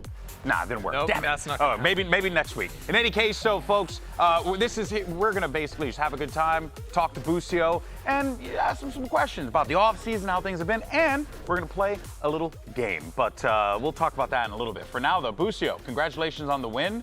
How you feeling, man? Feeling great. That's a good win. I said it in like another interview before. MIBR is a very good team. Yeah. So being able to get this win over like Aspas and his friends, Yeah. it's good. It's really good confidence for us. Now, I have to ask, as someone who is follically challenged, how do I grow the hair that you have? Because you just grew this real quick, buddy. Where did this come from? I mean, we lost like 6 months ago. I'm gonna be honest. It's like, fair. that might be like a you problem. Honestly, this is like from six months of growing. It's a genetics problem. So I lost that battle. Come on, really? Anyway, Kendra, take it away from me, please. Yeah, I mean, honestly, first of all, the comeback in that second game was sweet. But I do want to touch a little bit on, they were asking Austin about the Neon coming in. Because you guys played 0 games of Neon in VCT last year when it was like really strong. Yeah. So first of all, why did we never see the Neon last year? And like, what's been like the change coming in to bring that out now? Yeah, I think Neon pairs really well with Breach. And we played a lot of Gecko because Tony thought, or Zix really thought that Gecko was like super broken. So it kind of just never worked out where we could put Peter on Neon or Asuna. But Asuna, if you watch his streams, like he's insane at Neon. He's always been very good at Neon. So we could have played it. It just, I think Zix thought just the Gecko comp was better than like a Neon Breach or Neon KO, something like that. That's fair. Do you also think like, because I was thinking about like other patch changes too with like nerfs to Cypher, which was like really annoying for Neon players in the past. Like that's another for factor. sure helps Neon. But yeah, the Neon did get nerfed a little bit, but like we tested it and it still is broken, to be honest. Yeah. It's very good. His pathing was really good today. Yeah, he's amazing. At a macro level, I just want to really hone in on your time with 100 Thieves now. You know, win a world championship, join the roster, don't find the success you necessarily wanted. I know you did, you had a great year, but I know you always want more. Yeah. But what were the learnings that you pulled away from last year to this year with the 100 Thieves organization specifically? I mean, I would say like EG year was kind of like a dream. Like I really wasn't like present in the moment because we were like one of the worst teams in the league. And then randomly we just win and, you know, win second place at Masters, first at Champ. So I feel like I didn't learn that much as like a player. But over this past year on 100T, like, you know, you have to do a lot of problem solving and like really try to figure out how to win again. Yeah. And I think it was just like a good challenge. And now, you know, we forced it together, added Xander, who's amazing. So like this year, I think it's going to be an amazing year for us. Awesome, man. All right, well, we said we had a game for you. All right, let's hope it works out. We got Mimi standing by over there to handle it. This game, we call it Mimi. Stick It. That's right, Stick It. That's the name. We chose that one. We sat in a boardroom and we all decided Stick It was the name that we were going to roll with. Sounds like Bop It. I don't know. Stick It. Here's how it works. You need to defuse the spike and get as close to 0 as possible. But first, you have to answer a trivia question, and the spike has just been planted. So, the question, before it detonates, the spike beeps, blank amount of times. Go. 45. Under. 40. Oh, so higher. 45? Higher than 45. 47? Much higher than 47. Oh, shit. Sorry. 68. Higher. 78. Higher. 98. Lower. 95. Lower. 93. Lower. 91. Lower. 89. Lower. 88. Lower. 85. Lower. 84. Lower. 81. Lower. 79. Higher. 80. Very good. Very good. Get over there. Go. Now you got to get it close to 0. Close to 0, it's possible, Busio. It's playing a backside. Can you find it? You're waiting. Oh, no, I'm not even close. Oh, no. You're not even close. That's a second and a half off. Oof. You can't hear it. I'm not going to lie. It's so hard. That's fun. That was fun. That's good. That's why we made it. Yeah, second and a half is pretty So close. I just lose for the rest of the year? Yeah, you're a Everyone beats loser. me? I mean, if you come back again, you want to come back on our brand new show, Match Point, so that you could play again? You just got to keep winning games, and we'll invite you back. We're going to win. Yeah, we're going to win. We're going to have a leaderboard come up in a little bit with Busio's DNF just right on the side. That's so rough. It's crazy because we had Ender do it first, and you kind of beefed it. But okay, so I had 0 audio. I diffused it with 1 second left. So I played it a little it's hard. safe. I'm going to be honest. I could not tell when it started speeding up. and to be fair, I don't know anything, so I would have lost immediately. But guys, look, day 1 of kickoff is in the books. Let's go ahead and take a quick look at our bracket, shall we? Because we got some results in, some big matches are going to be coming up in a little bit here. And these are the matches as they're set. So you boys are going to be playing against Sentinels. Moving forward from that, you have Crew versus Loud, which is going to be a dynamic game. And then, of course, we still have NRG versus C9 and 2G making their debut against Furia, which will be happening tomorrow, I believe. So, thoughts on Sentinels, man? Bang's gonna regret his decision. It's gonna be good. Wow. No, it's gonna be so good. I cannot wait to make him go to lower bracket. It's gonna be amazing. Were you taken aback when he decided to? No, I mean, if Sen offers you, you might as well go. Like, yeah. You make the most money, you're more famous, you might as well. Yeah, no, it's nice. No, totally Sentinels, but I do. But you know what though? I hear it in your voice. A little bit of like. No, I'm gonna destroy him. I'm definitely gonna destroy him. Okay. I hope he regrets it so bad. I love this. I cannot wait. I love it. All right, this is our stick it game where Why you gotta show the replay, that's guys? just messed up. That's just messed up. Hey, you won today, so we could at least. That's true. No, you know, for sure. Take the L somewhere. Now let's go ahead and see the leaderboard where Ender ended up, as a matter of fact. I don't think they put me on the leaderboard. Did they not? No. No? Because I was ashamed because I was like, I can do so much better if I have real audio. Yeah. But maybe having no audio was actually the hack. I actually really like that the audio is so jank that no one's going to be able to get this right. Who was the other player that did it? No one else. You were the first one. Oh, okay. You That's awesome. I'm glad I failed then. Yeah. It's not bad. It's funny because I was trying to think of ways to make it harder, like, oh, you have to send Wingman out and like change the distance he's traveling from, but it's hard enough still as hard. is. It's still hard. Yeah. It's definitely still hard. Leaderboard should be coming up in a little bit, but if it doesn't, no big deal. I did want to ask you one thing though. I know for the year you guys want to go really far, win the whole dang thing. Yeah. But now that you've been on this team for 2 years here, or this will be your second year. You know, I know last year I asked you the question, you were confident, typical Busio, but this year I feel like a little bit more mature, a little bit more honed in. You're like, this is the squad to go all the way? Well, we're definitely going to be very good. I think we'll be one of the better teams in NA again. I think we'll make a lot more internationals. I feel like we definitely kind of got, not unlucky, we played really bad at the end of last year, but yeah, I think we're a lot better this year, to be honest. We had like a whole year together, and we're looking very good in scrims, and in that match we looked amazing. So I'm ready. I think there's got to be a big advantage to sticking together for, I mean, 4 players and the coach. Like most other teams are making pretty drastic changes. Yep. It's, I mean, I think it's very important because like if you looked at the EG or me, John, Com, we're teammates for like 2 years before 2023. So I think it's like a huge deal to all stay together. Yeah, now as we get ready for the rest of the year and what is to come here, any teams in particular, now that you guys are in this, in the flow, that you're like really eager to play against outside of Sen? Well, now Sen, yeah. No, this is my, like, the person I wanted to, that's awesome. Hey, you're number 1 though. That's awesome. That's got to count for something. I didn't know we were running the graphic. That's good. That's even better. But yeah, definitely Sen, so I'm excited I get to play them next. And then definitely NRG. I love beating Ethan. And I want him to keep losing because if he loses this year with this team, then that just means like I made his career in 2023. What do you make of Jog on G2? They're really good. Yeah. They're definitely going to be insane. I hope they're terrible. Like, I hope something, like, they just don't mesh. But they're amazing. Like, they are going to be very good. I'm excited to watch them play. Hey, man, Boosie, always a pleasure to have you here, buddy. brother. Thank you so much for your time. Ender, Mimi as well. And to the entire crew, we thank you so much for joining us for day 1 of Kickoff 2025. And we have so much more in store for you beautiful people. But for now, I leave you with this, our Samsung SSD, fast replay. And we'll see you guys tomorrow. The Riot Games Arena. What a way to kick this year off. It's 2 World Championship organizations with no World Champion players left. Which is crazy. 3 total World Champions that made up these rosters last year are gone. The shoes to fill are enormous. Nature catches out Vinny Cowan's in waiting for them. And he bundles them up. It's all on Yay. And DigiZ will get the job done. The Outlaw would only require 1 shot, but I don't think he's going to be hitting a flick on that position. You see the double up from Loud over towards the Heaven side, then a fault line to herald their arrival. Yay has to set his feet. Cowansy was a healthy one. He gets taken down by a headshot. 16 points of health. Has to navigate his way. Yay is back. Nice little paranoia catch here. DigiZ had a shot there, but now the guiding light's going to make it a little bit awkward. He finds the pick. Showstopper now drawn out. Plays over towards that Heaven side, and Nature collides with the rocket midway through. Beautiful swing from DigiZ. Okay, we're doing it. Sick round from DigiZ. And after the worst year in Loud's history, they bounce back beautifully here in 2025. Get this map win of their choice split. That's Derek chiming in first, and that connector presence is starting to be neutralized. It's up to Cowanzine. Young Gun able to bring 3 players down. Now Icy will be lingering on the other side. Knives! What a round to win back.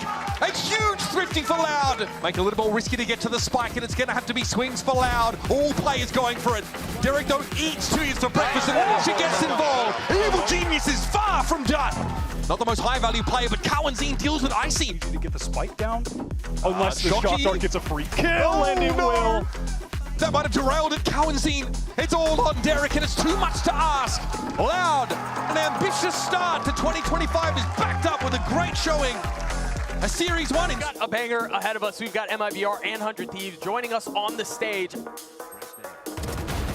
Initial contact with Cryo. Cortesia is gone now. Oh, what is that follow-up, Doug? We haven't even talked about the Cryo Clove. What was that? It's murder again. Is he gonna pop the ult? He does. Yes, he is. Bowser waiting on the other side, tries to clean him up, gets the assist. The kill goes through for Austin and the round for 100 Thieves. So much info utility, and it's aggression. This is really fast. It's not just aggression C, it's aggression B as well. It's an attack and assault on all fronts. And again, it's a slaughter.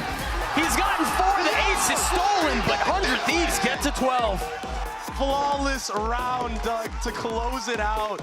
And going into this map, we talked about brute force being the answer for MIBR, but it was actually brute force being the answer for 100 Thieves. It is very tense. Artsy falls, Austin again trying to hold back sight.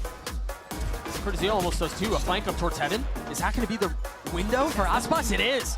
Meanwhile, a filthy 7 kills for the Sentinel. What in the world was that? There's not much time to look for a plan B or to change your options here. 7 seconds left. The spike has to fully commit here. Cryo's able to get 3 kills on the round. Running through CT smoke. And he gets the 4th into the round as well. And it's a 2-0 sweep for 100 Thieves.